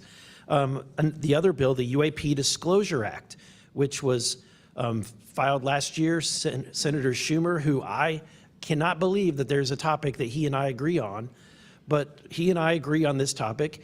He has sponsored it in the Senate. He put it on the National Defense Authorization Act last year. Remarkably, I can't get it on it was stripped out by the House last year, and I can't get it onto the bill leaving the House this year. Mr. Knapp, how far would that bill go to actually getting the answers that we need? Pretty far. I think that they're still going to have roadblocks. You know, the keepers of the secrets, the private companies that have been doing this job for intelligence agencies for a long time, are not going to cough it up. You'd have to force it out of them. And whether you can get them to admit that they have it or not, I mean, they're supposed to lie about it. They've been lying about it. More power to you. I hope it works. I hope it passes this time. But it's a daunting challenge to get them to open up after lying about it for more than 75 years. Yeah. And then finally, Mr. Borland, when you engaged with Arrow in 2023, you noted that their public statements did not match the reality that you and others had witnessed. In your assessment, what were the key limitations of Arrow? You know, I would put it to you this way. The statement Arrow has made is scientific evidence of extraterrestrials. Scientific evidence requires a scientific control. Extraterrestrial is an entity on another planet. The only way to scientifically prove extraterrestrial is we have to go to that planet, acquire technology, bring it back, and compare it to what we have here. So you're saying they won't let anything out because, or they won't come forward unless they confirm that unless they go to the planet and confirm where its origin is? That would be scientific evidence, yes. And by that statement, Arrow found no scientific evidence of extraterrestrials is basically, I don't want to call it a psyop, but a misrepresentation, because we do have things. But making that statement is not technically a lie. It's a misrepresentation of the full truth. Thank you. Madam Chair, may I, just since we're on that topic real quick, how do we get to these other planets? How do we pass the Van Allen radiation belt safely? Good question for you. I cannot answer that for you. I would now like to recognize Mr. Perry for 5 minutes. Thanks, Madam Chair. I think I'll start with maybe Mr. Borland. So you have a clearance, right? You're in uniform, you have a clearance. When did you leave service? What year? I left in 2013, February 2013. Who was the president, if you recall? 2013 would have been President Obama, sir. Wasn't President Trump, right? No, sir. Okay, so you have a clearance, right? You're serving in uniform, you have a clearance. Yes, Your sir. story, you know, I think many of us are kind of picturing the scene. You walk out in the flight line, having a smoke, this event occurs. Do you have the perception, at least I do, based on your story, that this involves the U.S. government? Whatever you saw involves the U.S. government. That is 100% my opinion then and now. And was there an after action? Do you do a daily debrief of the activities of the day? Was any of that recorded? Was there a conversation with the command? Was there any documentation that you know of at the time? Not to my knowledge. I mean, like I said, I talked about it in on the ops floor, and a couple of people had pulled me aside, some older enlisted, and were like, you probably want to keep that to yourself. So did you get the impression that they knew what you were talking about, just didn't want you to harm your career or seem crazy, or that they didn't really witness? Did you know anybody else that witnessed what you saw? Again, not that night. Like I said, the only people that would have been out there would have been security forces, and then those of us that were doing ops. Security forces in uniform or contract? Probably both. Did you talk to them? Did anybody talk to them in an after action? Not to my knowledge, sir. Was there any interest in the command to determine and verify what you saw? Not to my knowledge, sir. It's unfortunate. Chief Wiggins, thank you for your service. Gentlemen, thanks all of you for your courage to be here. Your story's a little bit different. Sounds like it, well, for both of you guys, and also Mr. Nuccetelli, if this were sanctioned by the U.S. government, even though you have a clearance, but it's classified above the clearance level, do you see any reason why they would allow you access, being present, viewing it, hearing it, you know, being around it? Like, what is this, an accident? Like, does the U.S. government make these kind of accidents? They make accidents, mistakes like this? Like, we're doing this test of this new system, and we forgot these guys were standing here. Does that sound like something that the U.S. government would do? No, sir. Some of the launches we were doing were like $5 billion projects that had taken like 10 years to develop the technology. And these objects were coming right up to the launch pad.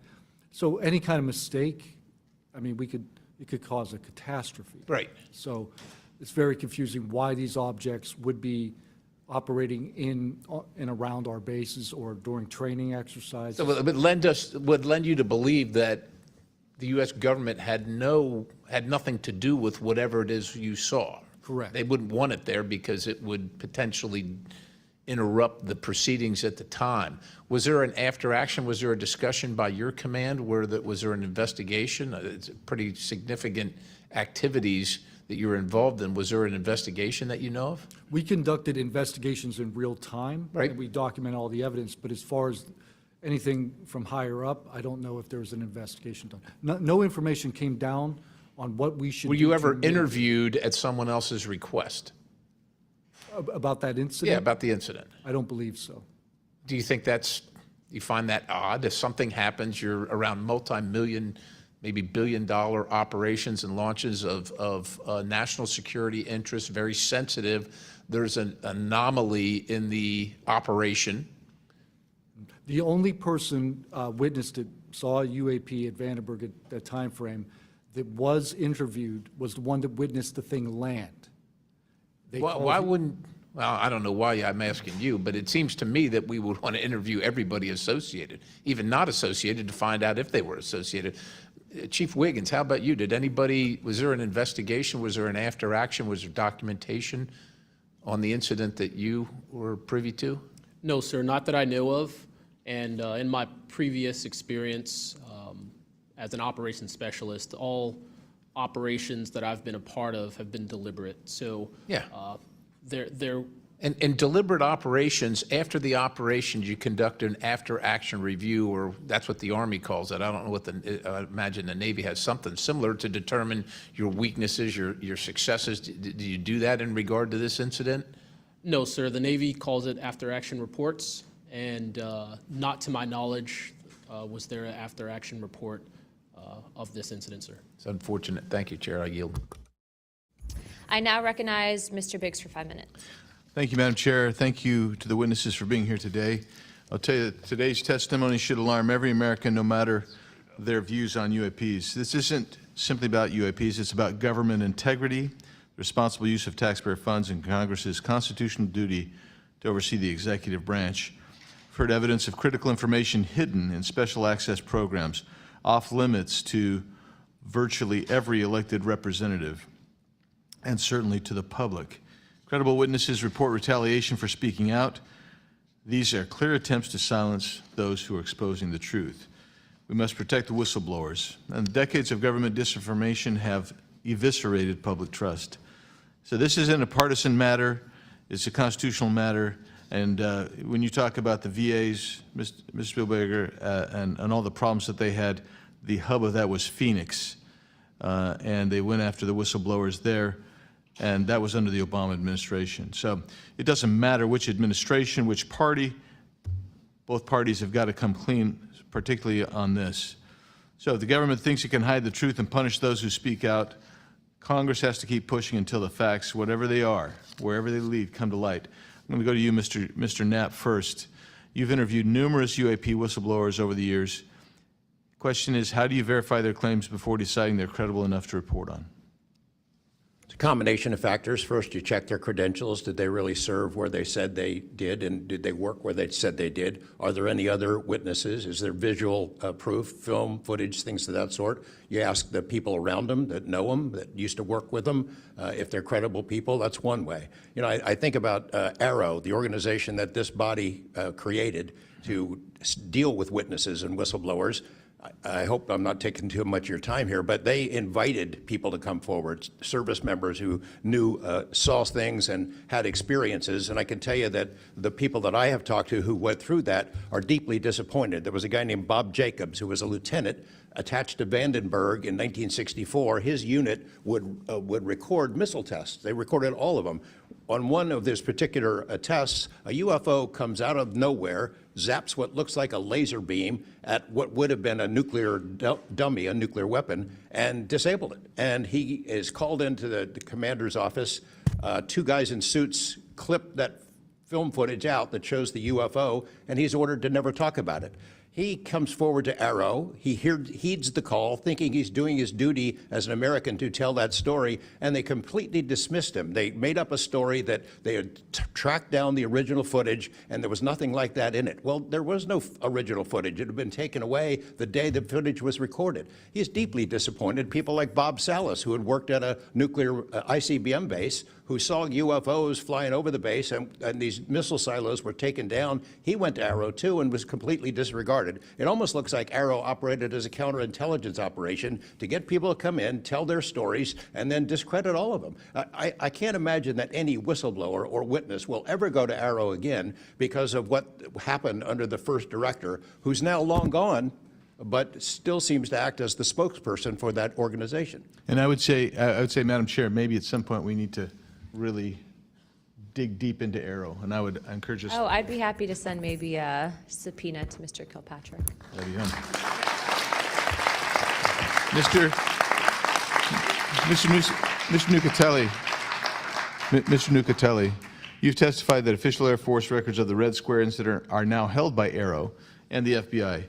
Has Congress or you been denied access to those records, and on what grounds would we be denied access, you or us? No, the records are unclassified, so okay, provide them to.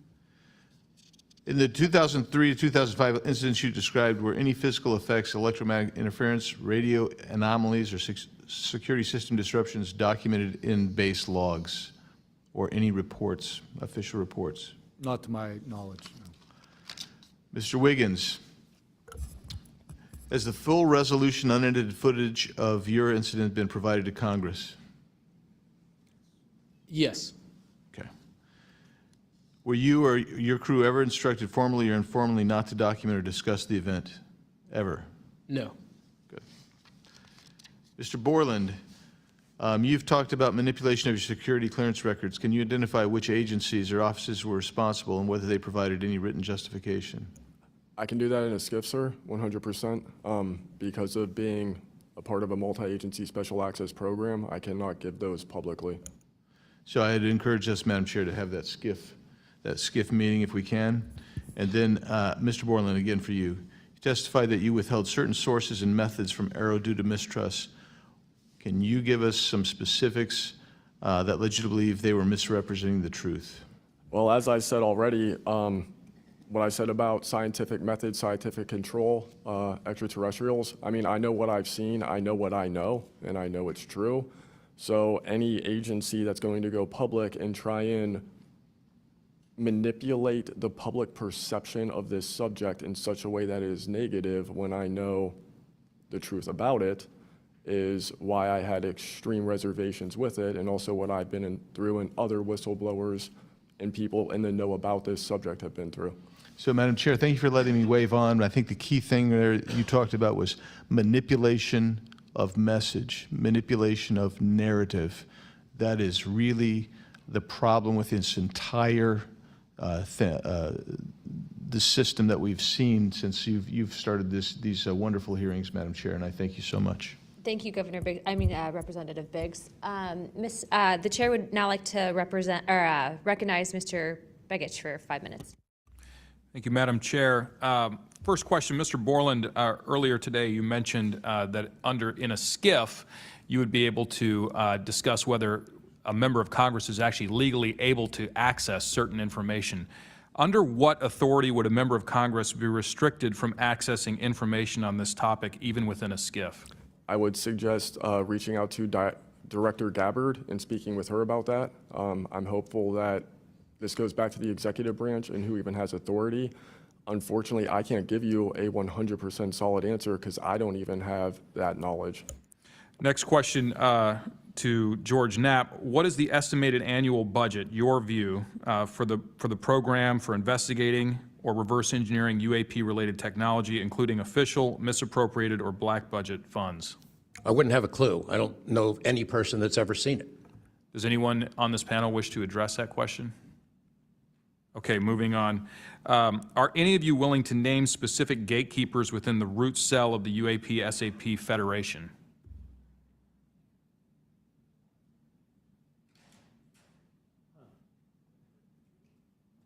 You mean specific people and contractors that have dealt with this and kept the secret? Specific individuals. Well, one of them was named Dr. James Ryder at Lockheed. But, you know, again, to emphasize, I don't fault these contractors for doing what they were asked to do by our government. They're supposed to lie if people ask about it. And the intelligence agencies who who gave this stuff to them, CIA, I think primarily, told them to keep it quiet, and they've done that. And I suspect that they'd like an off-ramp, that they'd like some help with figuring out this technology at some point. And this is, again, available to anyone, is there a security classification guide for UAP or NHI?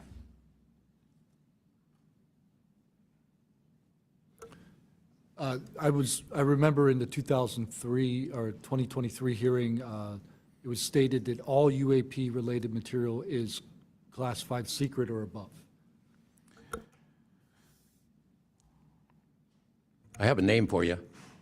Go ahead. Glenn Gaffney, CIA. Glenn Gaffney, CIA. Another question for you, Mr. Knapp. What is, in your view, having investigated this issue for so many years, what is the long game with respect to disclosure of this information to the public? Because with the advent of essentially a video camera and a high megapixel phone in everybody's pocket, at some point, this information is going to be impossible to withhold from the public. What do you think is the long game here? Well, the secret's out. I mean, how many videos have there been already? You know, videos that are leaked from within the military and intelligence agencies and contractors and sensor platforms. It's out there. But they have the high ground. The people that don't want us to take it seriously dismiss it, discredit the witnesses, come up with a cover story. I mean, it's been out there a long time. The public senses that it's real, and the people in authority dismiss them. It's a game that's been going on a long time, and I don't think they're ever going to release it. I think that there's an attitude among the people that have been involved in this for a long time that the public doesn't deserve to know, and that the public probably can't handle it, but they can. Final question, again, this one's open to anyone who'd like to answer it. Describe your understanding of the org chart or lines of control within the executive branch with respect to these topics.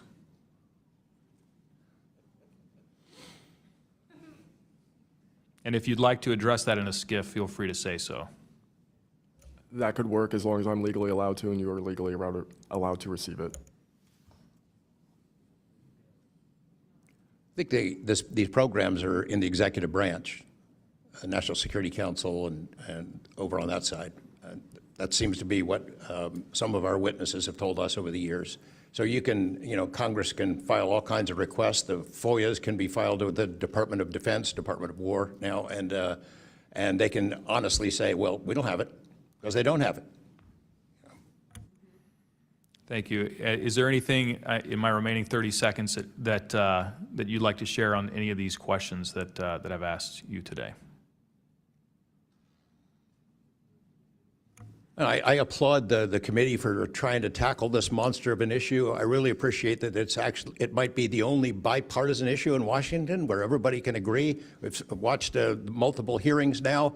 Everyone is asking the same kind of questions, whether right or left, and honestly want the answers. And Chairman Luna, Chairwoman Luna, I appreciate your dedication to this, Tim Burchett and the other members, for sticking with it, because it's come up in Congress before, and they had hearings, and then they dropped it for 50 years. So it's going to take a lot of time to get to the bottom of this, and I applaud your commitment to getting to the truth.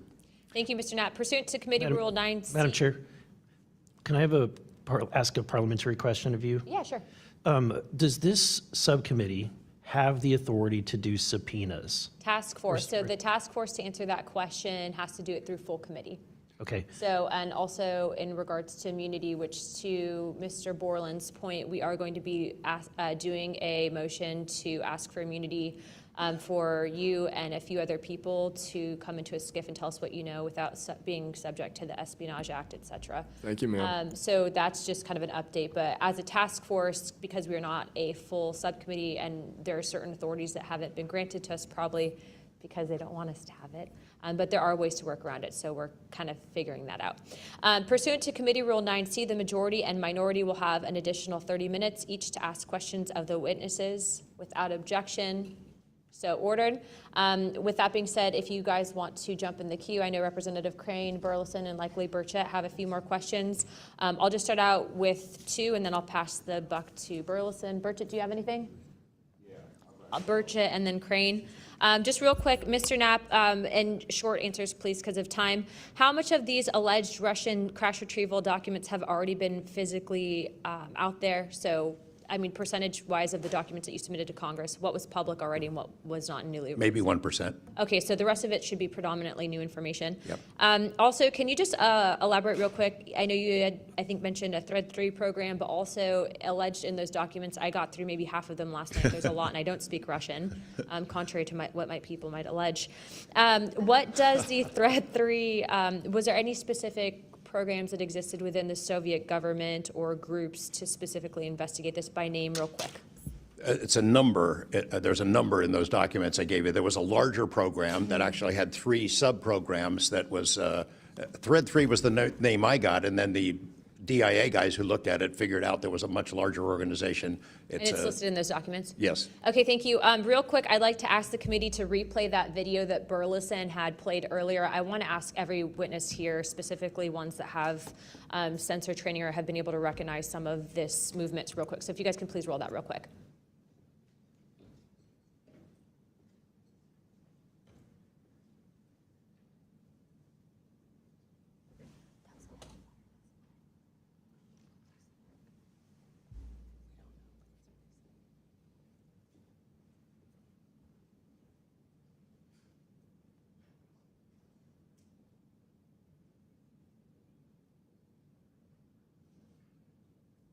Okay, while this is still rolling, Mr. Nuccetelli, real quick yes or no answers. Are you aware of anything in the government, United States government arsenal that can split a Hellfire missile like this? No. And do whatever blob thing it did and then keep going? Nothing? Nothing. All right, how about you, Chief Wiggins?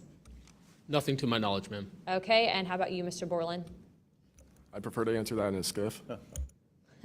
Okay, does this video scare you guys? Yes or no? Yes. Wiggins? Yes. Nat?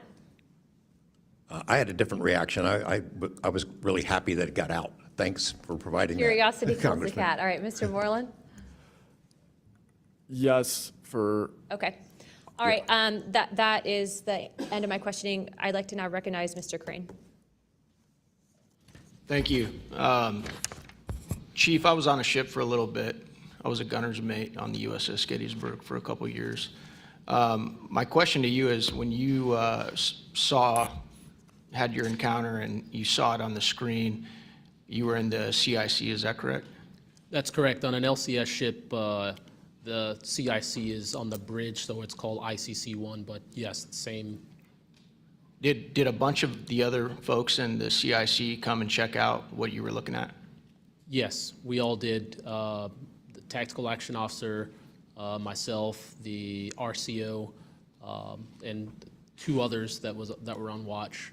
We were all in the same space, so we were all looking at the Sapphire screen all at the same time. Because in the other couple instances with the witnesses, you guys just saw it by yourself, is that correct? Mr. Borland, you saw it by yourself? For me, yes, sir. Mr. Nuccetelli, you saw this by yourself? No, there were multiple witnesses in every case at Vandenberg. Okay. So, Chief, did that spread like wildfire throughout the ship in the next day or two, what you guys had seen?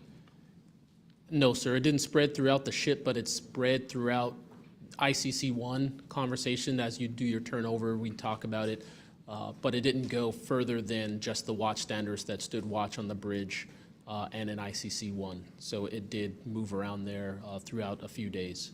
I'm kind of surprised. Stuff usually spreads around the ship pretty fast. Why do you think the rest of your fellow sailors on the boat didn't hear about it?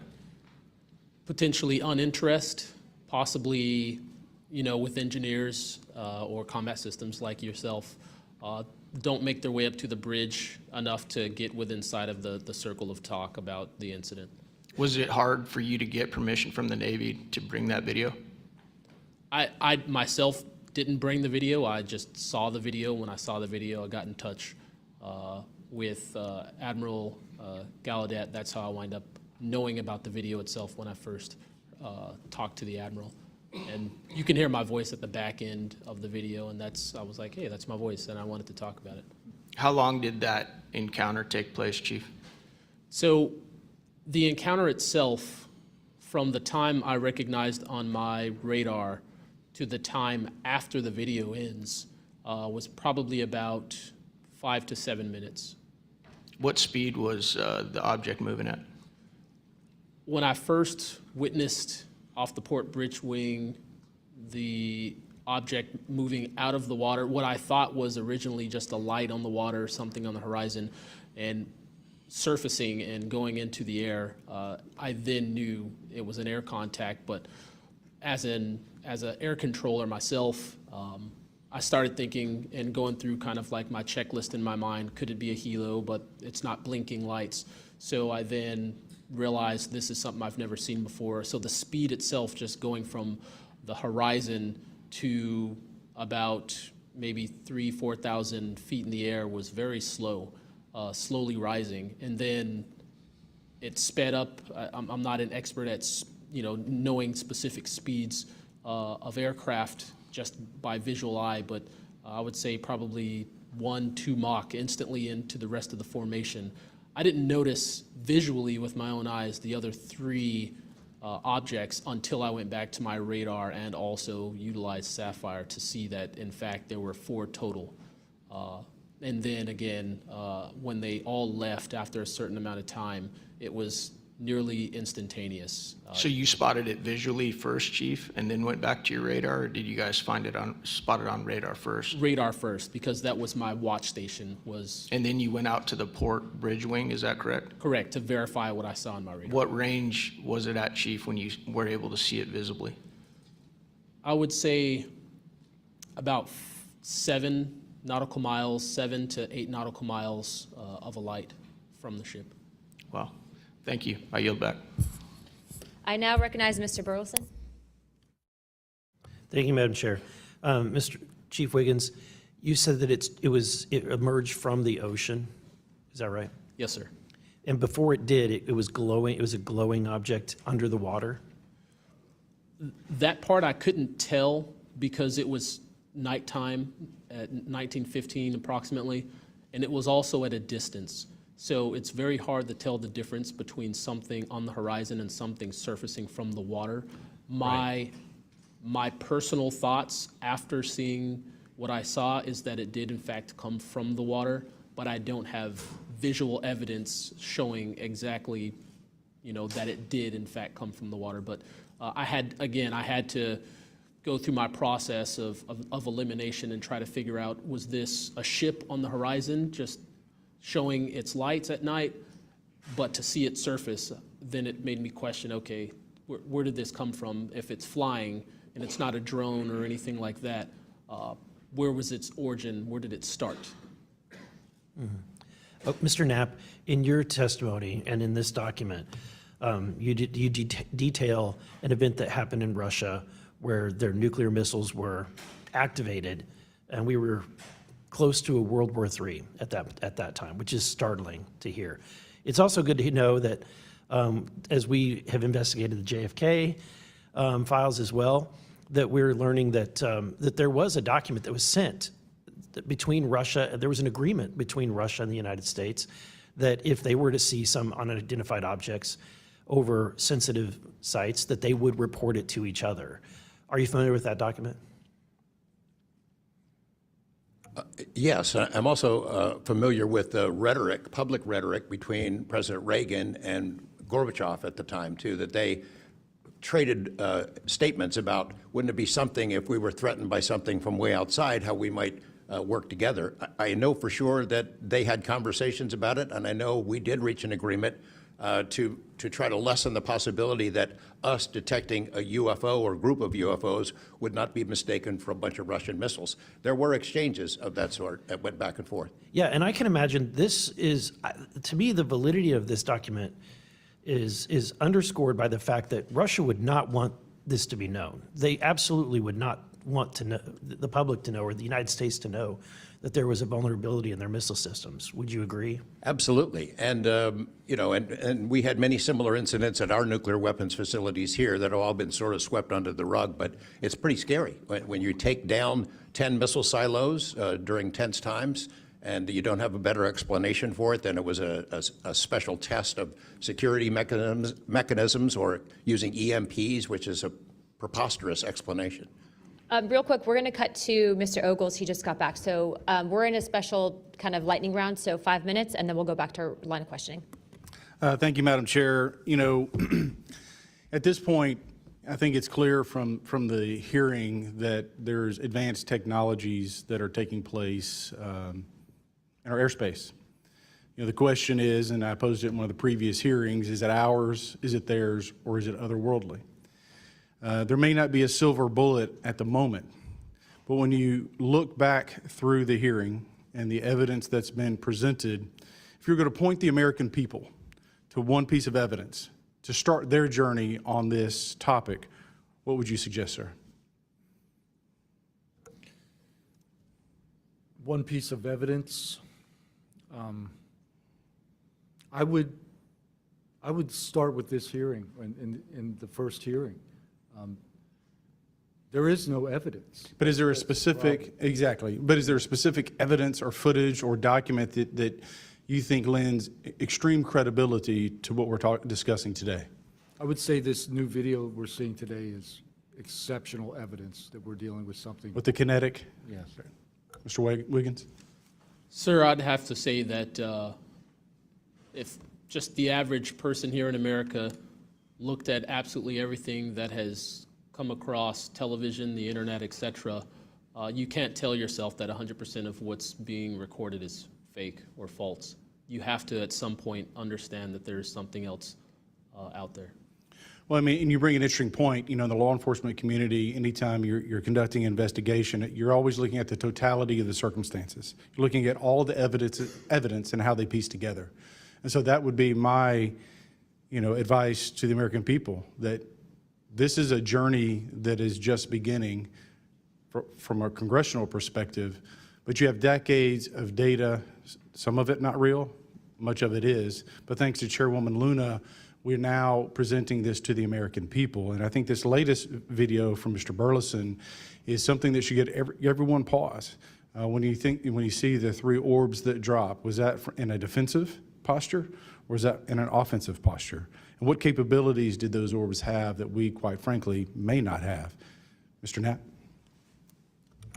As I mentioned at the beginning of my remarks, what hooked me on the story was the paper trail, these documents that shouldn't exist. We've been told for decades, over and over, there's nothing to it. It's not a threat. You can go about your business. And then when FOIA becomes the law of the land, thousands of pages to the contrary leak out. There's a memo by General Nathan Twining in 1947 when the country was being overflown by dozens of UFOs, hundreds of UFOs, in which he said, look, this is not visionary or fictitious, it's real. These things are craft. They're not ours. They outperform anything we've got. I mean, if you follow the paper trail of documents that they wrote before the military got wise and realized that FOIA really exists and changed their tune and not put things in writing, it spells it out pretty clearly.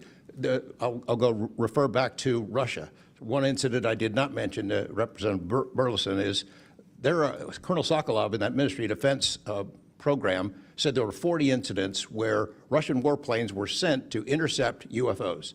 And they were ordered to fire on them. And for the most part, the UFOs would zip away. 3 of the pilots, though, did fire at these things. Those 3 planes stalled out, crashed. 2 of those pilots died. And after that, the Russians changed the standing order. If you see a UFO, leave them alone. No country in the world wants to say and admit that these objects are flying around in our airspace and there's nothing we can do about it. I mean, who wants to say that? The U.S. certainly doesn't. The Russians didn't either. And I've got to be almost out of time, but Mr. Borland, then you, sir, real quickly.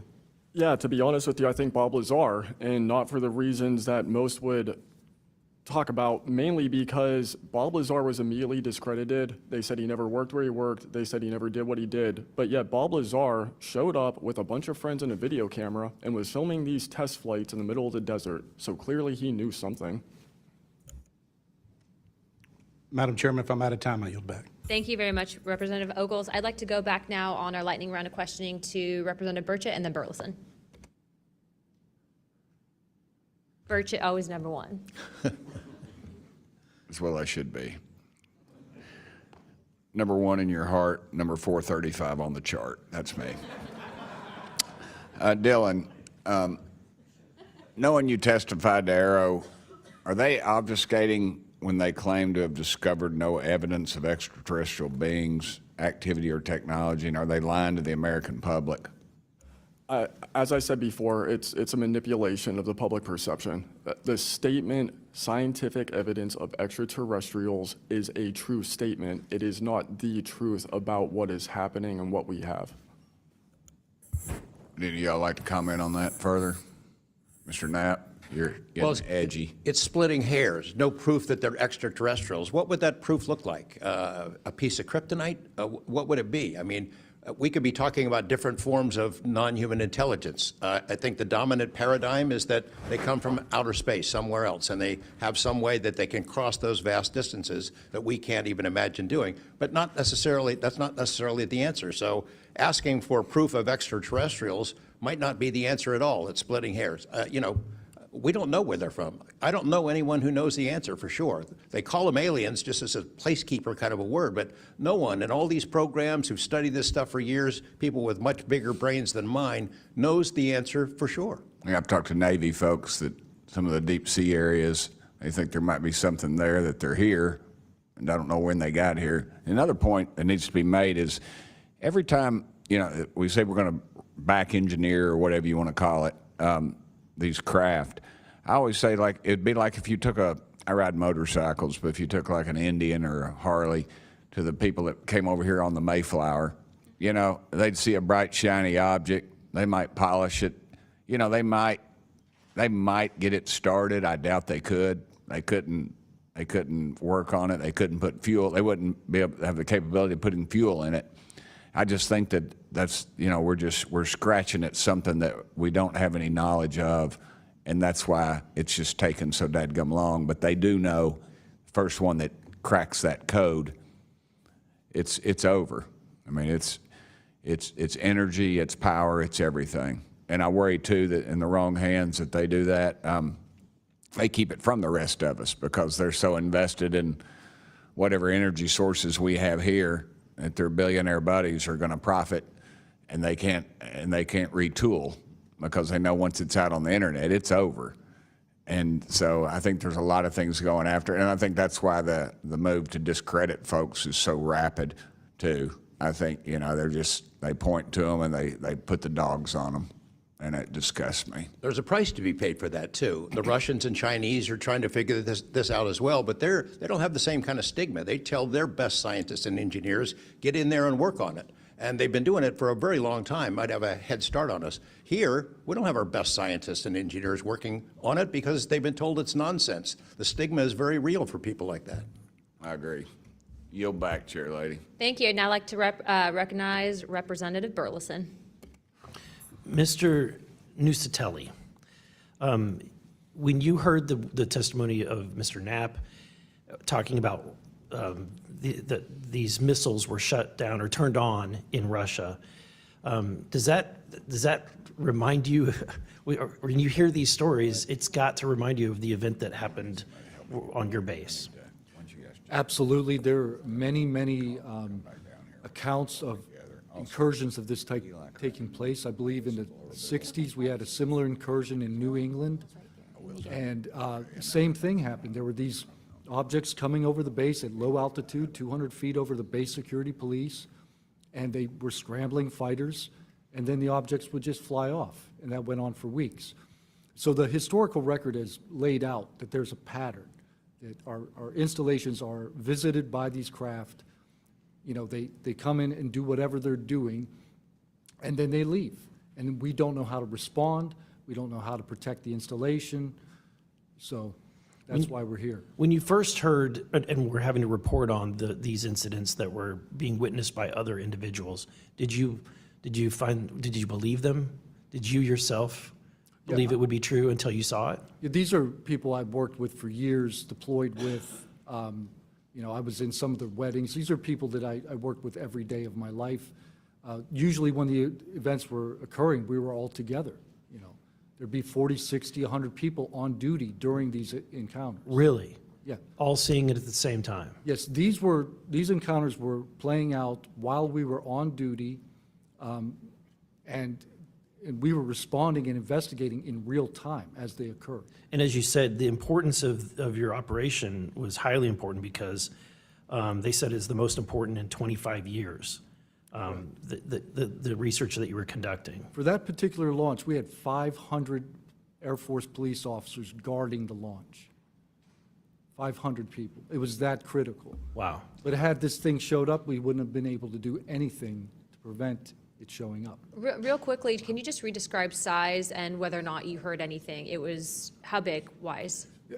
The two square objects were at least as large as a football field. The second encounter, they think it was much larger than a football field. We're talking like flying buildings. The object I saw was about 30 feet in diameter. And to confirm, you were not the only person that saw this. Correct. I think I was also told that there was also reports of this in a police blotter in the area. Can you confirm that? Yes, that's the documentation that I maintained Mhm. from the original event and turned into Arrow and the FBI. Okay. Do you have any more, Burleson? No, Madam Chair, I just want to reiterate to the American people that if you're frustrated, so are we. We're extremely frustrated. We've been, the 2-3 years, I can only imagine how frustrated Mr. Knapp is or Danny Sheehan is, and the amount of time that you guys have poured into this to try to get answers. I mean, Masson is back there. He's been pouring to try to get answers into this.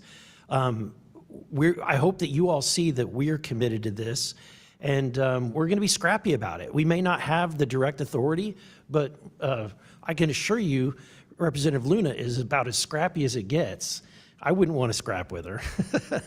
But that being said, I think that if the American people want to see answers, we need action. We've had the hearings. It's time to take action. It's time that we pass Tim Burchett's Whistleblower Act.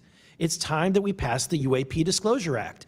And I think that we've had a lot of talk about this. It's time for action. Thank you, Burleson.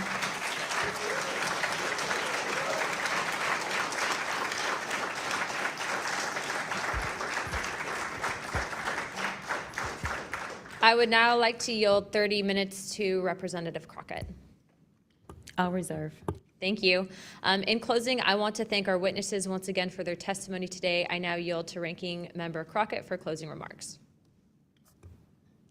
I'll pass. No, I just want to say thank you so much to each and every one of you for being here today, for staying committed to this, and for your courage.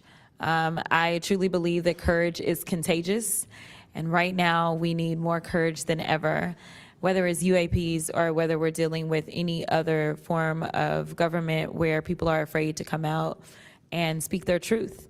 The American people are relying on amazing public servants like you to speak up on their behalf, to be the watchdog, and to make sure that we are as safe as possible. And so thank you so much again for conducting a bipartisan hearing on such an important matter. Thank you. I'd now like to recognize myself for some closing remarks. This is obviously something that doesn't just affect everyone in this room. I can tell you that specifically for where I represent in Pinellas County, Tampa Bay, and Florida as a whole, there's many sightings, many questions, people reporting this, but I'm not the only one. I was also told by Representative Biggs, as well as our great representative from Alaska, that these are not isolated instances, and so it does give us reasoning to provide investigative inquiry into these topics, but also I would also like Mr. Spielberger, if you could actually review and see if your organization would endorse the Whistleblower Protection Act that Representative Burchett has.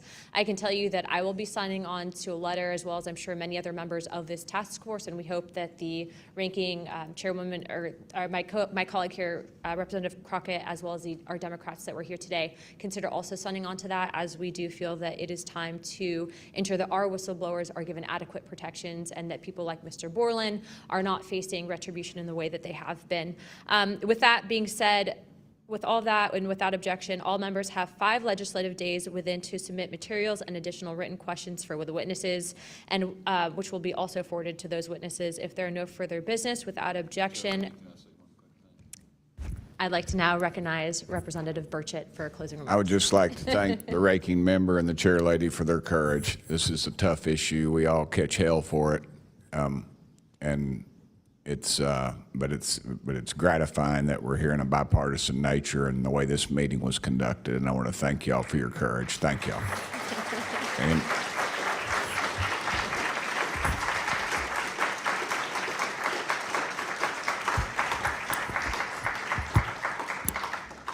Without objection, the task force stands adjourned.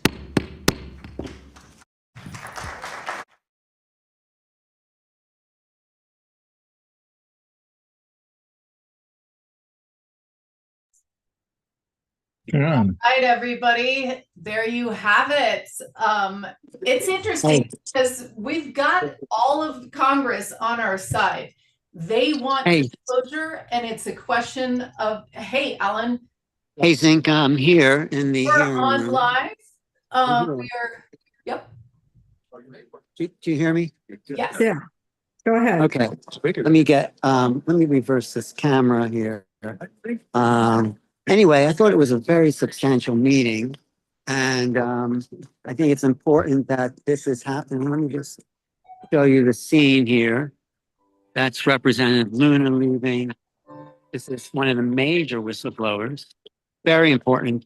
His testimony was major contribution to this. There's Sid trying to come on, Guy, I'm sure. And let me I want to go over to Jaime Nissan and see what. Say hello to him for me. Yes, and George Knapp, and a lot of people still here. There's Jeremy Corbell. Hey, I'm going to ask Jeremy Corbell a question. I'm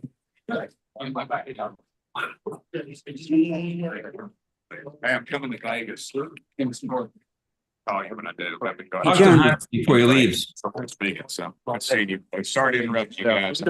Yeah, he's a great dude. Yeah, raised me bail money. Hey, can I give you a copy of my book there? Is it? I guess it's legal. It's legal if you want it. $50. Yeah, so that's what Yeah. it's a gift. Yeah. Okay. Alan Simon, thanks for your work. Beautiful. God bless you. So important that you are standing up. Okay. I really would. I'll take you to dinner Hey, someplace. what'd you think of hearing today? When we get Go somewhere. I thought it was substantial. Yeah, we did too, Alan. Oops, I got it. I'm a big fan. Thank you, sir. I appreciate it. I'm a friend here. Also a major fan. So,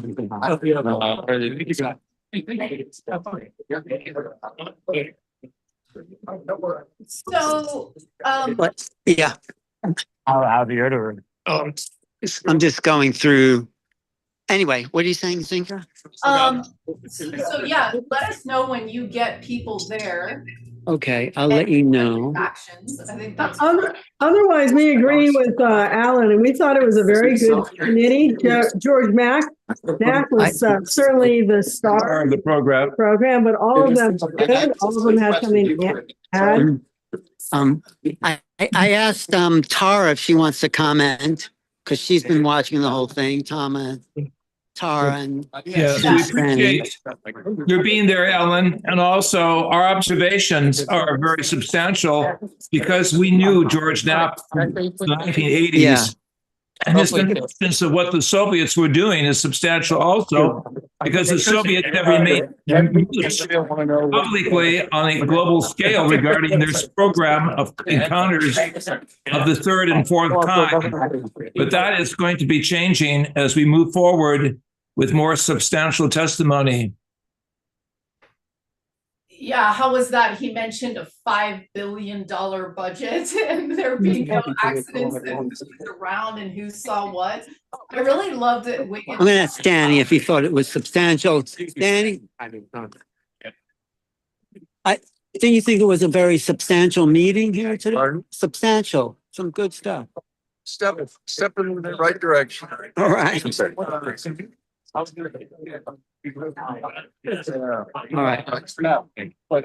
Hey, are you going to testify next year? Okay, you got it. Okay, I'll communicate. Yeah, I'd love to see Robert Sala do it. I think that'll be That's very Bob good. Sala. Yeah. Are you going to meet with Burleson? So you can meet with some of these people? I'm going to meet with Burleson now. Good to see you. Thank you. Yeah, but it's gonna take more than. That's Robert. Yeah, they need an operation that has teeth. Okay. Anyway, back to you, Zenka. Oh, there's Tara. Thank you. We'll have Tara on as well. I want to hear. Go ahead and mute when you're not. Yeah, I want to just hear some of the comments that the people watching, because I thought it was really, really substantial in moment. So, Yeah, okay, yeah. I'll mute. Yeah, perfect. So yeah, one of the things we'll be waiting for you, Alan, to come back on. Yeah, I really thought it was interesting that Wiggins talked about the lightning effect, how it smelled when the craft used the electromagnetics to pull away. I also, it seems that, as it unfolds and as more information comes apart, it taught, we're really seeing that we the people are now together with we the congressmen and women who are actually working to get this. And it was interesting, they said that usually the staffers are the ones blocking things. So this is kind of in deep in terms of like what gets obfuscated and how things get pushed around and silenced. Very interesting, right? Yeah. It's pretty deep. It was such a unification too, bipartisan, both Democrats and Republicans on this committee to try to get to the bottom of all things. So I think it was a great gathering. Hopefully it is a step in the right direction. And yes, is that the ionization, you think, when he gets that smell like he was saying? I thought it was kind of ionization. I think they do use the magnetic fields. In fact, we're going to be talking about technology in an upcoming lecture, and I think they do use magnetic and electric fields to manipulate the field around them. But the vehicle itself just get Right now. travel. Yeah. And ball It's funny lightning- because they ball say that, lightning- but then they just keep on going. The law's not getting passed. What'd you think, Jaime? What did you think of today's hearing? Well, I'm happy because as the more you expose this subject in a serious way, the more people will receive it. I think still we have a long way to go because probably the most important issues were not discussed here. What are the most important issues? That the American government has craft, that they have bodies, that they know about this thing 80 years ago, and unfortunately we haven't been able to advance because the witnesses are too afraid, and they have not allowed Burleson to present a legal resource to make a law to protect them. Right. And that's the whole thing here. Is it the American government or is it the Pentagon that is beyond the government? Well, yeah, it's the military. Yes. It's the military. So it's unfortunate because it's going to happen anyway. It is just now that I think they want to win time, but because people knows that this is true. And sooner or later, probably a different country, a different important country like China or Russia or someone is going to accept this phenomenon. And people in Mexico are much more open to this, aren't they? Absolutely, because we have been able to expose very, very hard evidence, and that's important. That's something that sometimes doesn't happen here. Good to see you again. Okay. I have my friend JJ Hurtak on the line there. Oh, hello, Jim. Congratulate you. Hello, Jim. Hey, Jaime, we want to congratulate you for your great work. Yeah. Thank you. Thank you. So the one place that You got it. Thanks. Okay. Thank you. Borland was the one that talked about the UAP legacy retrieval program. So he is aware of it, but Jaime was absolutely right that no one's really willing to come forth with this, not to mention bodies. I mean, when you say legacy retrieval, you think it's a craft. Other people have mentioned bodies, of course, that hasn't come out, unfortunately. This is really, that's taking a step probably too far. The sad thing is that Burleson said he might not be able to get that bill in the next few weeks through the House. And that's really a shock. I'm sorry to have heard that. Maybe he was just trying to stimulate interest. So This is important. Seeing all of these very special guests come together, realizing the challenges ahead for all of us. And Ellen, if you recall, May 1st of this year, there were Burleson, Luna, and very distinguished scientists gathered in Washington, D.C. to discuss no less than 4 extraterrestrial forms of species life, non-human intelligence. Yeah, the reptilians, the Nordics, the Greys, and the insectoid. Insectoid. And I remind you, those of you who are on the list of the panel, as well as those listening to the program, in 1979, I began to release this information from my work in Latin America and South America, especially that there was more than 4 basic species. And in the event in Washington, D.C. in 1995, I actually showed pictures of the 4 specimens. So this was put out publicly with Dr. Scott Jones under the auspices of one of the Rockefellers and leading scientists such as John Mack and others. But there was no public response of any significance. So it suggests, our indigenous friends in South America and Africa tell us the industrial North is asleep with its materialism. It doesn't recognize that the destruction of Mother Earth means the destruction of much of life as we know it. Hey, So I think Caro wants to comment too. Contact. Yes, Tara, go ahead and give us some feedback from the. Yeah, tell us what you learned. Well, first, thank you so much, Drs. Hurtak, and thank you so much, Alan, for being there live on the scene, and for Zenka for hosting. Watching this really was something very moving to see Mr. Borland give his testimony and discuss the trouble that he's been through and the trouble that he's currently facing. My first thought is that I hope that the community rallies and is able to support him in some way for his valiant efforts. And also that there were so many bits of information that were discussed during this hearing that really point us, I believe, in the right direction towards clarity and truth. And for that, I'm just so grateful. And it seems that there's a big difference between last year's hearing in November of 2024 to this hearing, quite a big difference. Just interrupt for a second. I just want to get James Fox's comment. Oh, there he is. Hey, James. I thought the hearing was much better than I expected. I thought it was The substantial. evidence, the fact that they produced a couple of videos, they had firsthand witnesses. Yeah. It was really good. I thought it was. And Rush was here. Yes, Background. yes. Are you connected to what's happening and behind the scenes here?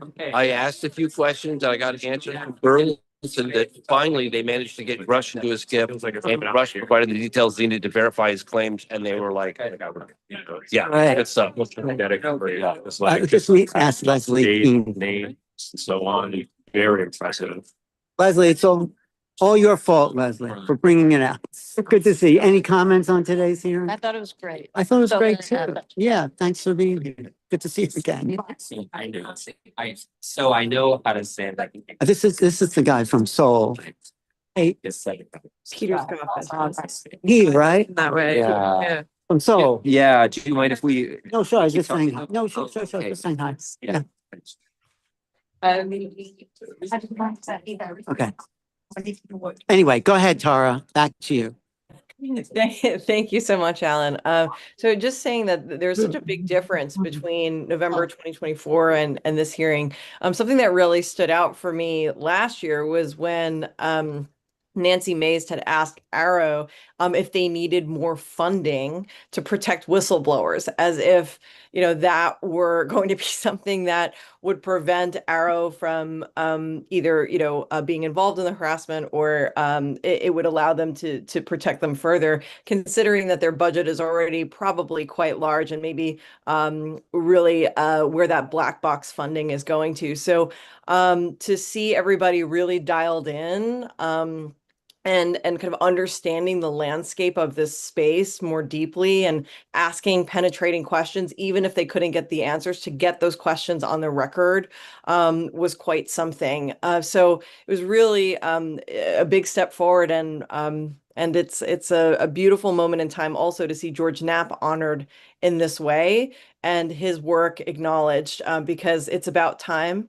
And I'm glad that he was able to experience this in his lifetime. And by the way, I wish they would let him speak a little bit more. I understand that, things move quickly, but I, for one, would have liked to have heard George speak a little bit more at length during the hearings.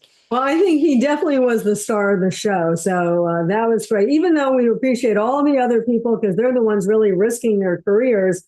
But George has been in it for so long and talking about it. He just did a brilliant job and got to explain to people, what has been the problems, where's the limitations. And we would just also say in terms of why disclosure hasn't come, not only because it's been 80 years of information, even more than that technically, but also the fact that it's a complicated system. When they say that there's a red square and then they say there's a flying saucer, then they say that there's, we'll say equilateral triangles, maybe some are ours, some are not. But it just shows it's not all one model. There's different alien intelligences, we believe, visiting the planet. And that's also difficult for anybody at this point to grasp. But the bottom line is the ontology of fear versus the ontology of hope. This is your great work, Tara. If people do not have the higher consciousness to see hope in the future, there's no future.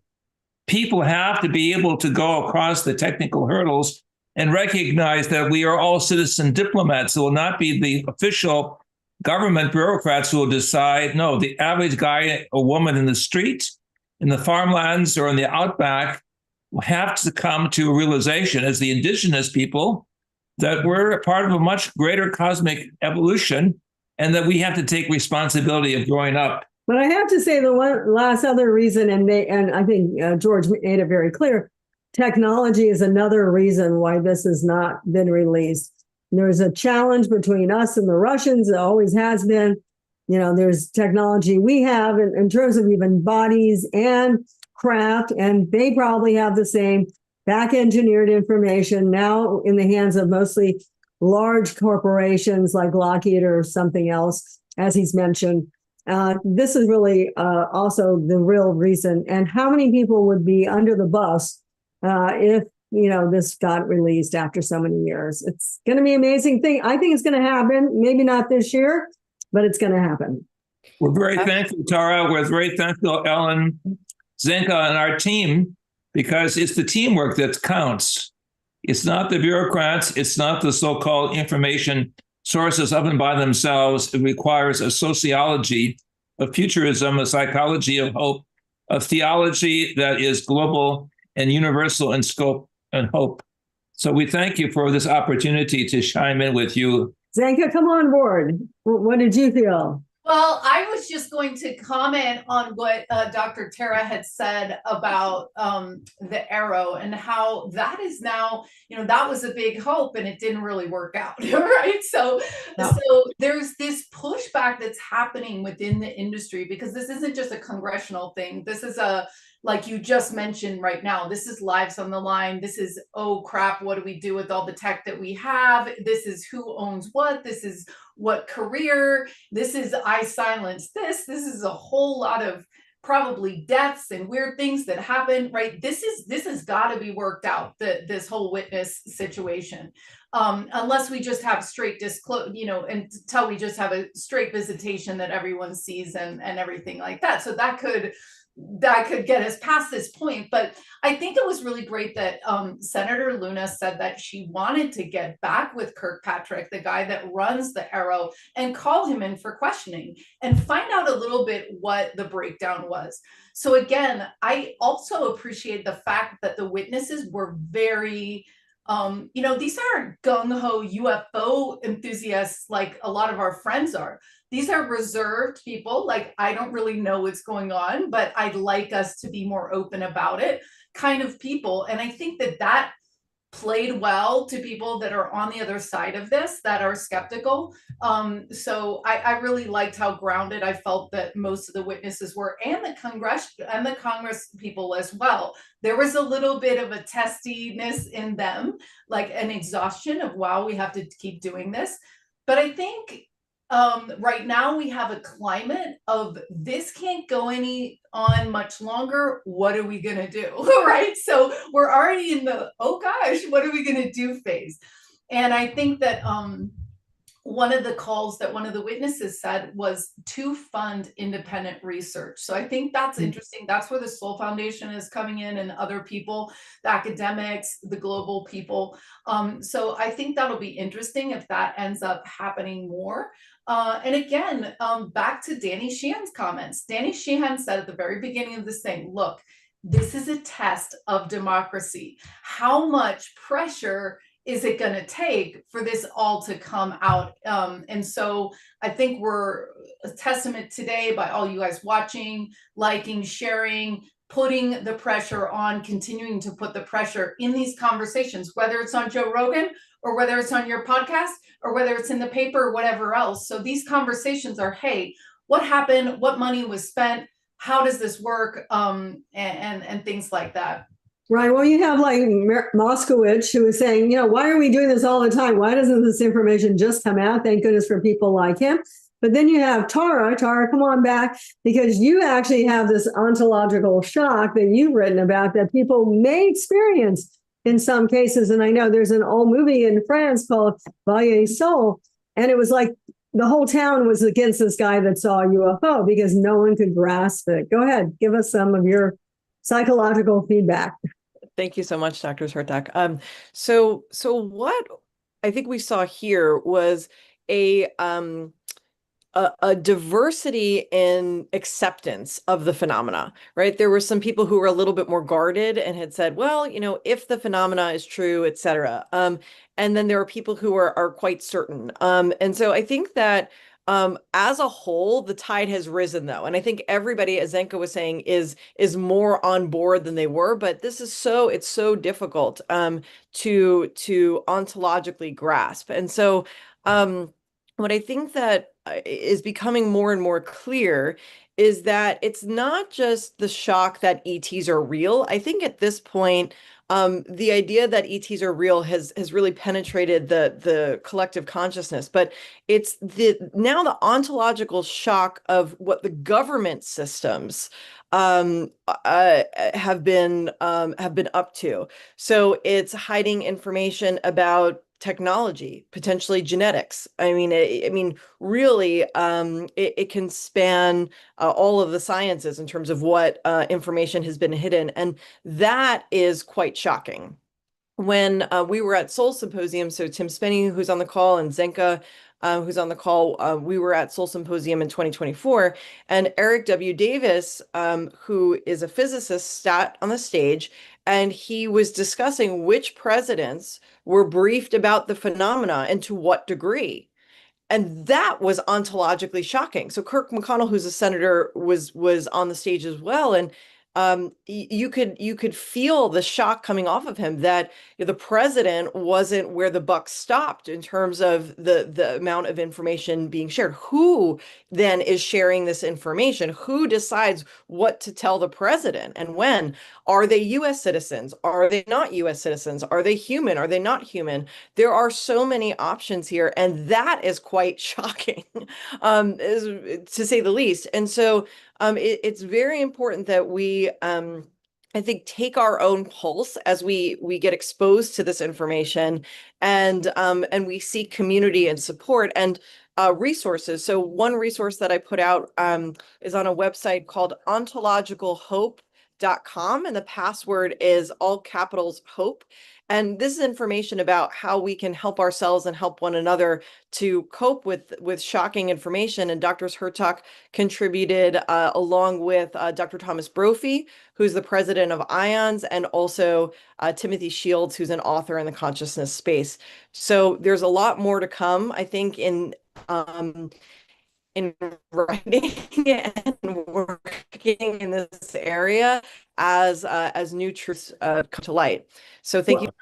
Yeah. Well said. Well, actually, in 2023, of course, you had David Grush, but in 2024, these are the hearings, you had Lou Elizondo, and I think he also kept saying, how come we can't get this information? And we believe, actually, I think President Clinton really didn't have all the information about UFOs. I think from him on, probably a lot of that information was not given. I remember back in 1977, I was on an ABC affiliate in San Francisco, and I was going to answer a question: when is the newly elected Jimmy Carter going to release information?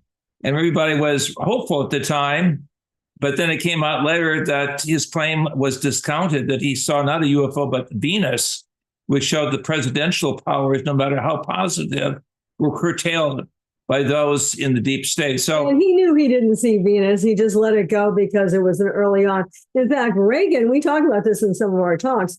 Reagan, actually, when he was a governor, he was flying from around Bakersfield, California, down to LA. And he also encountered a UFO.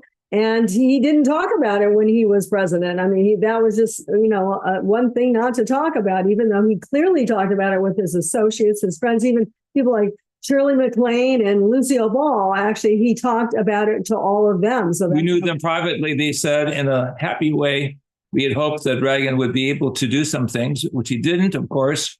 So we're recognizing that the situation, not so much with the American government in our worldwide field studies, but all major governments have taken a silence because we believe that the interesting facial forms of some of these insectoids is so grotesque, the governments are afraid that there would be psychological shock. We believe there are other forms like us that outnumber the negatives, and we need a positive psychology. Yeah, and just in terms of presidents, who's going to be the first disclosure president, regardless of who's in right now, I think we are at the time, at least in the next 3 years, that this will have to come out. And as Zenka said, whether it's because the government releases it or they land on the White House lawn and then no one can deny it. Those are our options. But we do feel they're kind of watching us. It's nice to have the freedom to make our own decisions, which direction we're going, how we're going. So there's pros and cons about them not being here right now,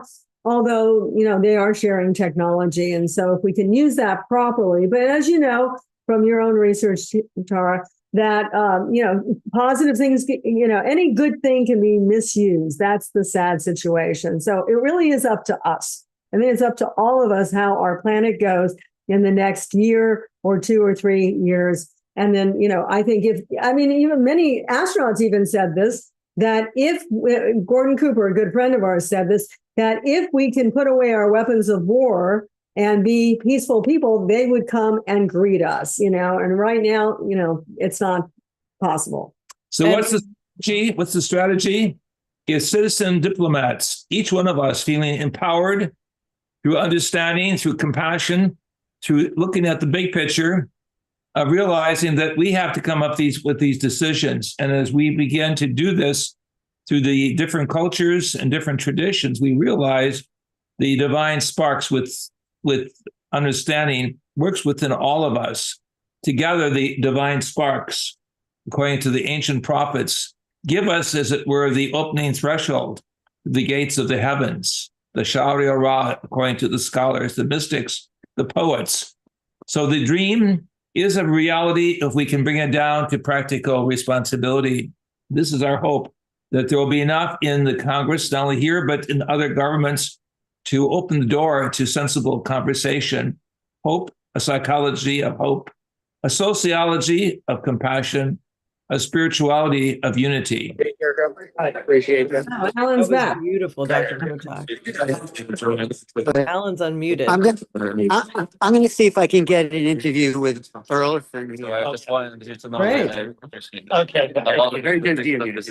Well, I think it's, I'm very transparent, so I'm willing to be, but being transparent means you got to be willing to be wrong. Yep. They're lying about something. It's just what it is. Yeah, we all know they are. Interesting. We appreciate it. About like angels. Yeah. What was Just out of curiosity, because you went into a skiff with a brush. He revealed the details needed to verify some of his claims. If you had revealed some of those details today in front of everybody else in this open congressional hearings, would you have repercussions? I don't know. We'd have to if it threatens national security, potentially, What would happen to you? I don't know. It's not been tested, so I do not know. That's something that our team has been working with some legal experts to identify where the line is. Okay, yeah, I see with the frustration, Yeah. the general public are like, "Oh, Yeah, we tell you." generally have speech and debate clause, so we have the ability to say generally what we want with immunity, as long as we're doing it in an official capacity. But that has not been tested. Thank you, guys. Did you say the UAP amendment did not pass the House? It did not, it was not even allowed to get on as an amendment. So it's not going to be in this It wasn't even NDA. considered by the Rules Committee to be allowed to even be voted upon the floor. So it can't be passed this year, you're saying? Not from the House. The only chance that we have is if they add it on the Senate and then they keep it and we keep it on. Uh-huh. We gotta go. Thanks so much for your work. Okay. Right, that's the guy who's really Yeah, behind. that's really sad. I know. I heard him say that and it's shocking. I got to check. It's online. This is a live. Oh, is this live? I'll send it to you. This, Hi, James. I'm filming this. This is people are saying here, hi. Okay, but you are filming it. I am filming Okay, it. good Yeah. quality. Here, these people are online with Okay, that. okay, awesome. What's Okay, that? You see, yeah. AJ Hurtak, Yeah, Zenka, yeah, remember yes, yes, of Zenka? course, yes, Tara, who yes, had lunch with, that yes, contacted me. Tara. Tim there. With the beautiful dress. Yes, yes. That's great. Thank you. Any comments? Any comments about that UAP amendment not passing? Oh, well, it's super frustrating, right? Because there's nothing to hide, just pass it.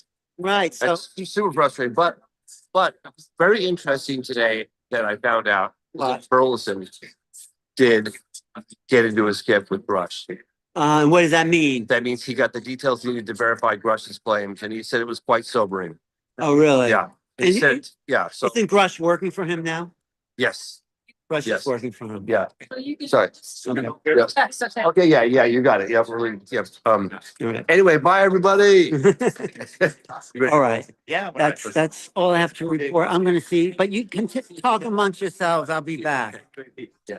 I'm just pondering a lot this weekend as I interviewed a gentleman who found alien artifacts down in Mexico over the course of the last like 15 years or so. And Michoacan. No, and he believes that Yeah. that the Vatican has the rest of all of the things to decipher everything.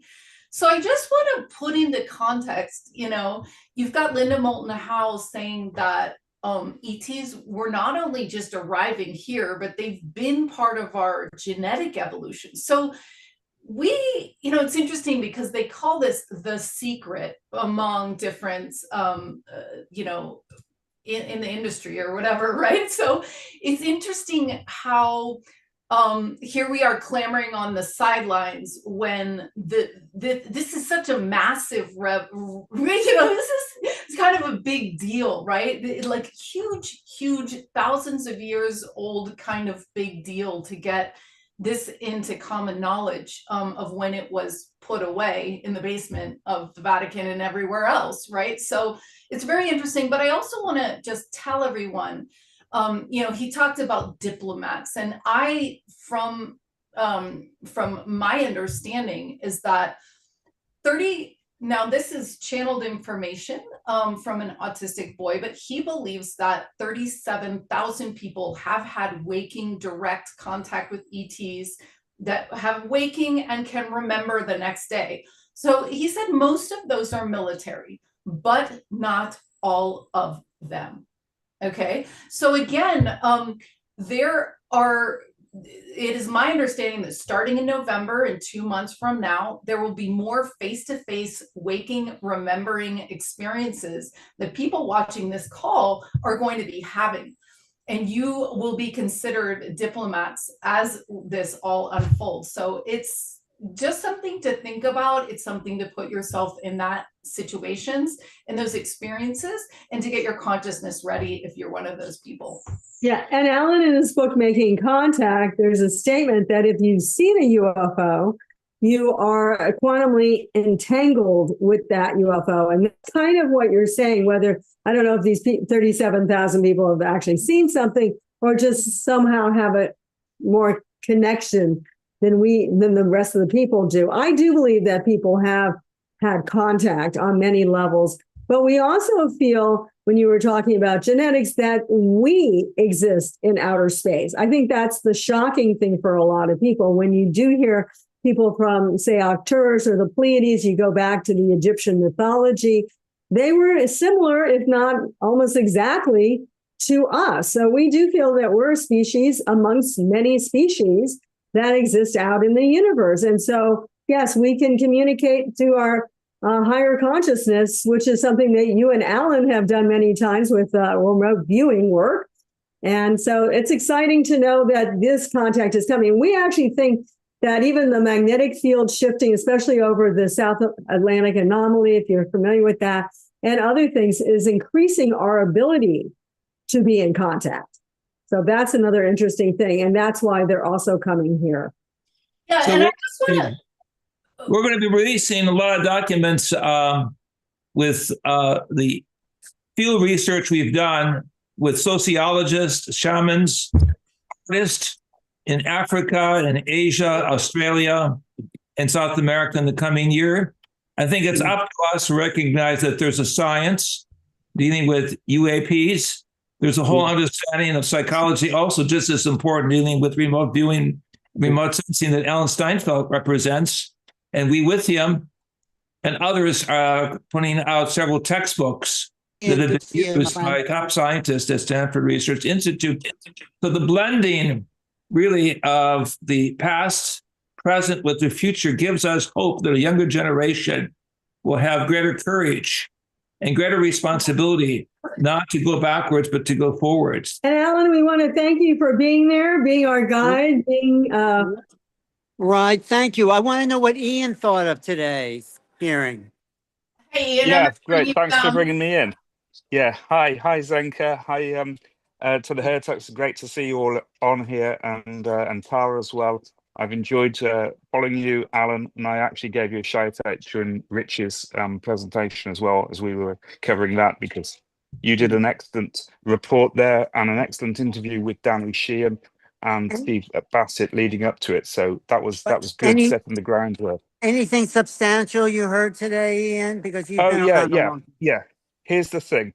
This is the first time we got to hearing people talking about actually being part of the legacy programs, and you know, the new guy on the block, Borland, delivered an emotional. Let's say it was emotional feeling, and that was felt. The shockwaves of that, I think, are going to reverberate around the world.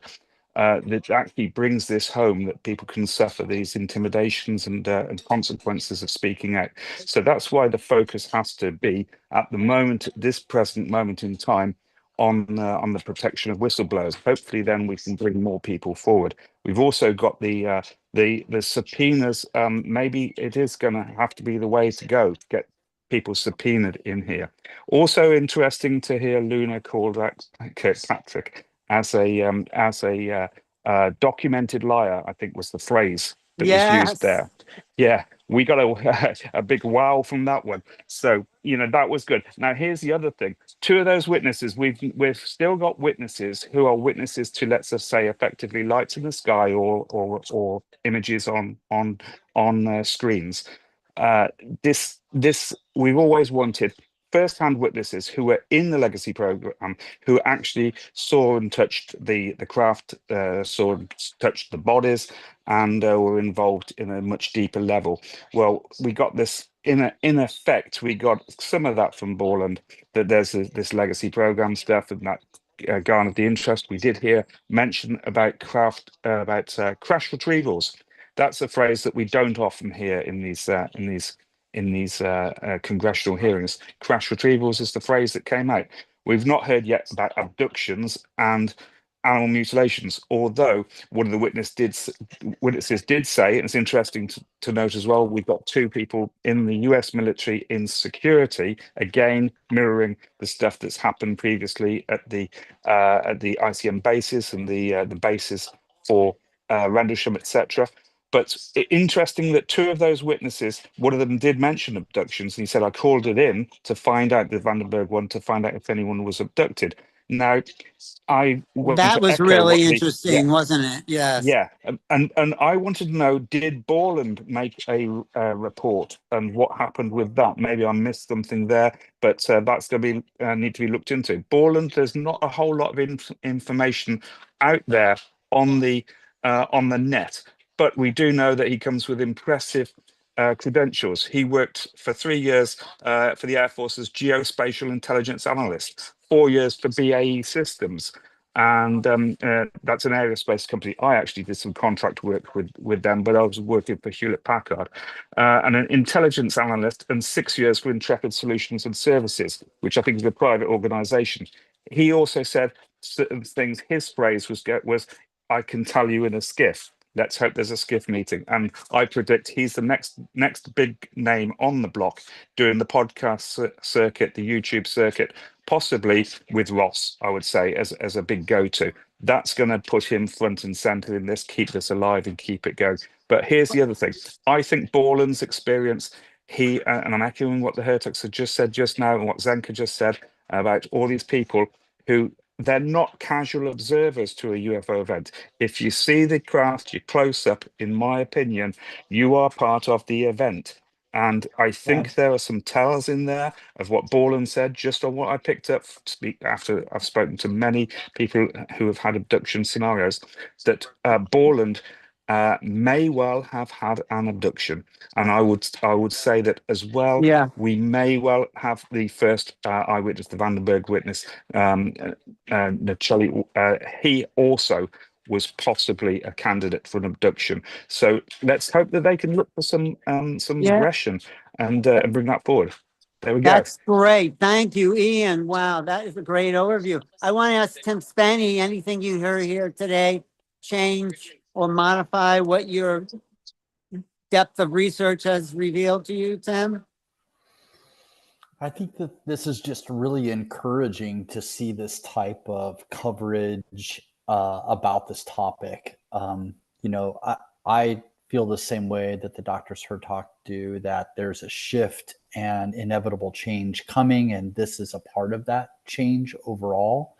And I'm really, really just want to say how grateful I am to be part of this community, and Tara plucking me out of obscurity in my backyard meditations to be part of such a great, safe community who thinks deeply about this topic. So, that's sort of my overarching thoughts. But, there was a lot that was really discussed today. There's a new video that was released, although that video is much like the other videos where it's not like this clear image of something, that's undeniable. It's this radar type video. It really seemed that the focus was on providing protections for whistleblowers. So hopefully that is foreshadowing that more whistleblowers could come out if the protections were stronger. I think that, I was driving my kids to school this morning, so I was listening and not watching, but there was the person who's active duty right now. Was that Borland that's active duty? Wiggins. Thank you. Yeah, I couldn't discern. So his voice sounded like he was very nervous and still very scared. And the fact that he said that, he was on unemployment and this other thing, hopefully the community takes care of him. I hope I'm not conflating two different. Yeah, you're conflating. Because that's what he said. Yeah, you're right. No, Borland is the one that's on unemployment. Wiggins is the one who's in active duty right now. He was the one that has seen twice. He didn't mention the 2019, but the 2019 and 2023 Tic Tacs. Now there was original 2004 Tic Tac. So that was also, I think, confusing for one of the senators. So the original Tic Tac was 2004. The one that Wiggins saw was 2023. Yes. So that's interesting. Yeah. To know, February 2023. But he doesn't consider himself a whistleblower. He considers himself a witness. Now, the guy, Borland, is the guy who was stressed because he is out of a job and last stages of unemployment. Go ahead, Tim. Yeah, I'll just wrap up. I mean, I also thought that it was interesting that so many names were mentioned, out loud to Congress, like Bob Lazar, like Jaime Maussan, others that are doing really, really good work. And you know, it just feels like some of this, you know, sort of hidden or obfuscated, you know, researchers and information is really being legitimized, especially George and all the work that he's done for so many years. So I don't know. I tend to be overly positive with rosy glasses. So here I am again, sort of thinking this was great. I know it wasn't probably everything that everybody thought that it would be, but it's definitely a step in the right direction. And I thought what James Fox shared at the end about Grush being in the skiff and Grush being in the background was really interesting. And Alan, I just want to say I love your eyewitness reporting.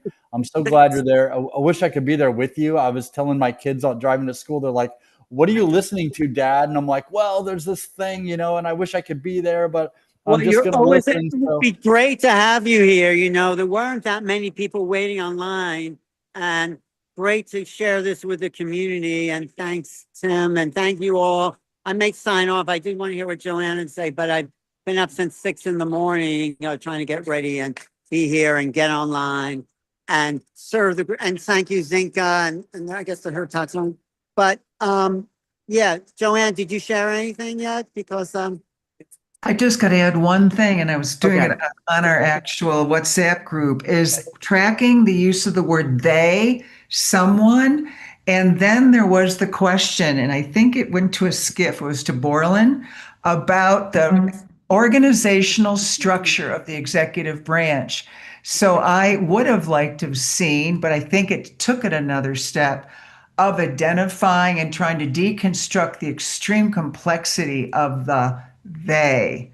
And then what was the other thing? I think we exchanged it, Tara, in the group chat. There's another one called, I was looking at different references of how they're referencing whatever this complexity is, this block, you know, of just figuring out and getting to the root of that and then following with the subpoenas. But did I hear correctly that Borland did answer that question, that he said I can answer it in a skiff? maybe. I just actually, I don't know, but I want to just say from the U.S. Capitol, I have to say, thank you everyone for tuning in, but continue, Zenka, if you want. This is just, here we are at the U.S. Capitol building. Wow. Historic moment in UFO history and world history and the history of civilization. Thank you. Thank you all for being there. And Alan Steinfeld on the job there. Okay. See you guys. Thank you so much. Cheers, Alan. You did a great job. This is amazing. Thanks. Thank you, Alan. Okay. See you guys soon. Bye. Bye, Alan. Bye, Alan. Thanks, Zenka. Thank you for co-hosting. Bye. Thank you, Sharon. Thank you, Zenka. Yeah, maybe some final words from everyone, and we'll just wrap it up. Yeah, I'd like to jump in with a question. So Dr. Hurtak was saying earlier that what we need is a psychology of hope, a sociology of compassion, and then Alan unmuted during something very profound. Spirituality of unity. I love that. Spirituality of unity. That's exactly what it is. A psychology of hope, a sociology of compassion, and a spirituality of unity. I mean, that just encapsulates it all, doesn't it? It really does. So beautiful. Thank you so much for that, Dr. Hurtak, and for Joanne. Thank you, all of you. And this is just the beginning of our teamwork together. So we're going to go to new heights, new documents. I'm going to, with Desiree's help, of course, release a lot of film documents of our field research in Africa and South America. So this is just the beginning of moving perhaps out of the official political phase into the popular side of where a citizen from A to Z is going to be able to speak with a sense of hope, knowing that people have paid the price and are sharing enough information to show that we have a positive future. Let us not lose the impulse of the quantum leap, as it were, with astronaut Gordon Cooper when he wrote his book, Leap of Faith, to realize we do have a future. We are part of cosmic civilization, and the naysayers will not lose. We will win as we keep the dream of unity alive. And I just want to say I was amazed because Borland actually, he was having sightings at Langley, which is an amazing very powerful Air Force base. And then you have Nuccetelli, who was at Vandenberg, another very powerful Air Force base. These are literally top notch, not to mention Robert Sala being there from Malmstrom Air Force Base in the far past. And then actually, of course, for Caro, that the Chief Wiggins, most of the boats he was in were right by San Clemente, or I'll call it in general, San Diego. So I think you guys are living in a very special area. And some people even think that there might be a base. I think they may be helping with the fault line. I think they better keep going because it's like building up energy. So, these are all important things. I think they're positive energies that are helping our planet. That's the great thing, and we should recognize them. Thank you so much. Tim and Joanne, do you have any final closing thoughts before I close this up?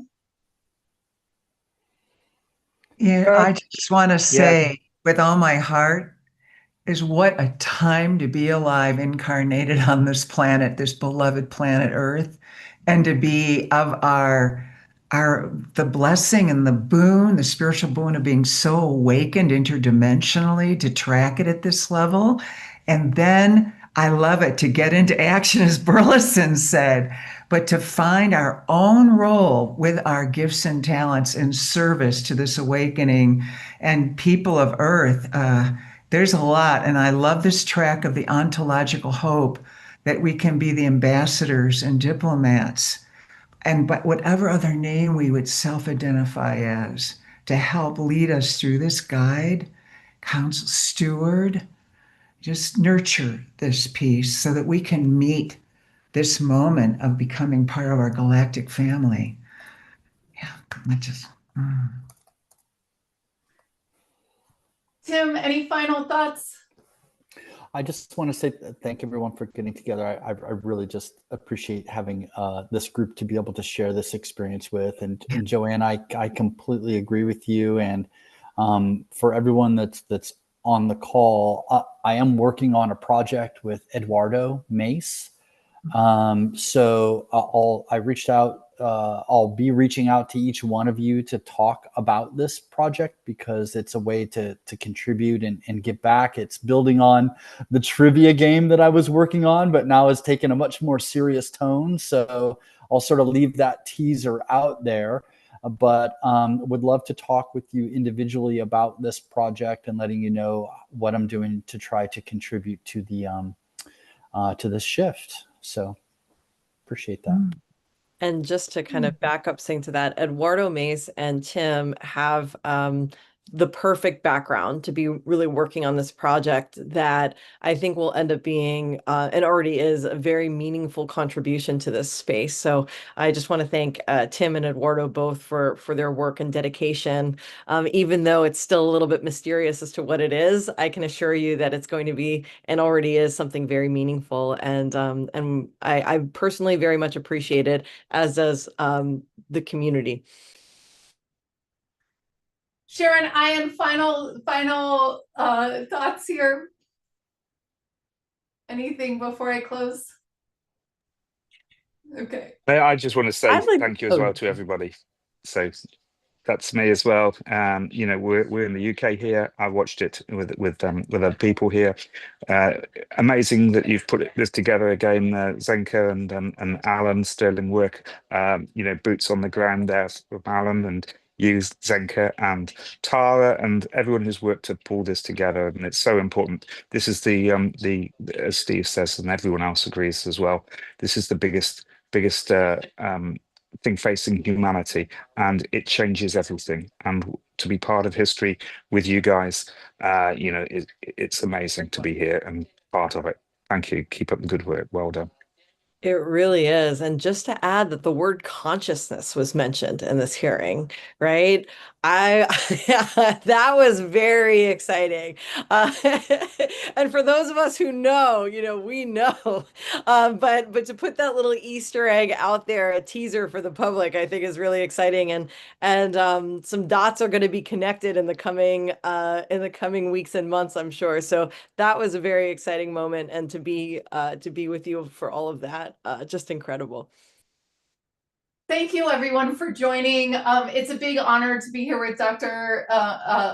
Desiree and JJ Hurtak, who spent their whole lives working on this and forwarding this great information. So I'm also very encouraged that we're starting to understand this as a consciousness phenomenon, interdimensional. We can't explain time and space. That was said here in Congress. So we've understood the breadth of this phenomenon and this story. And as Tara said just right now, this is about hope. And that's why they said courage 7 times before we ended.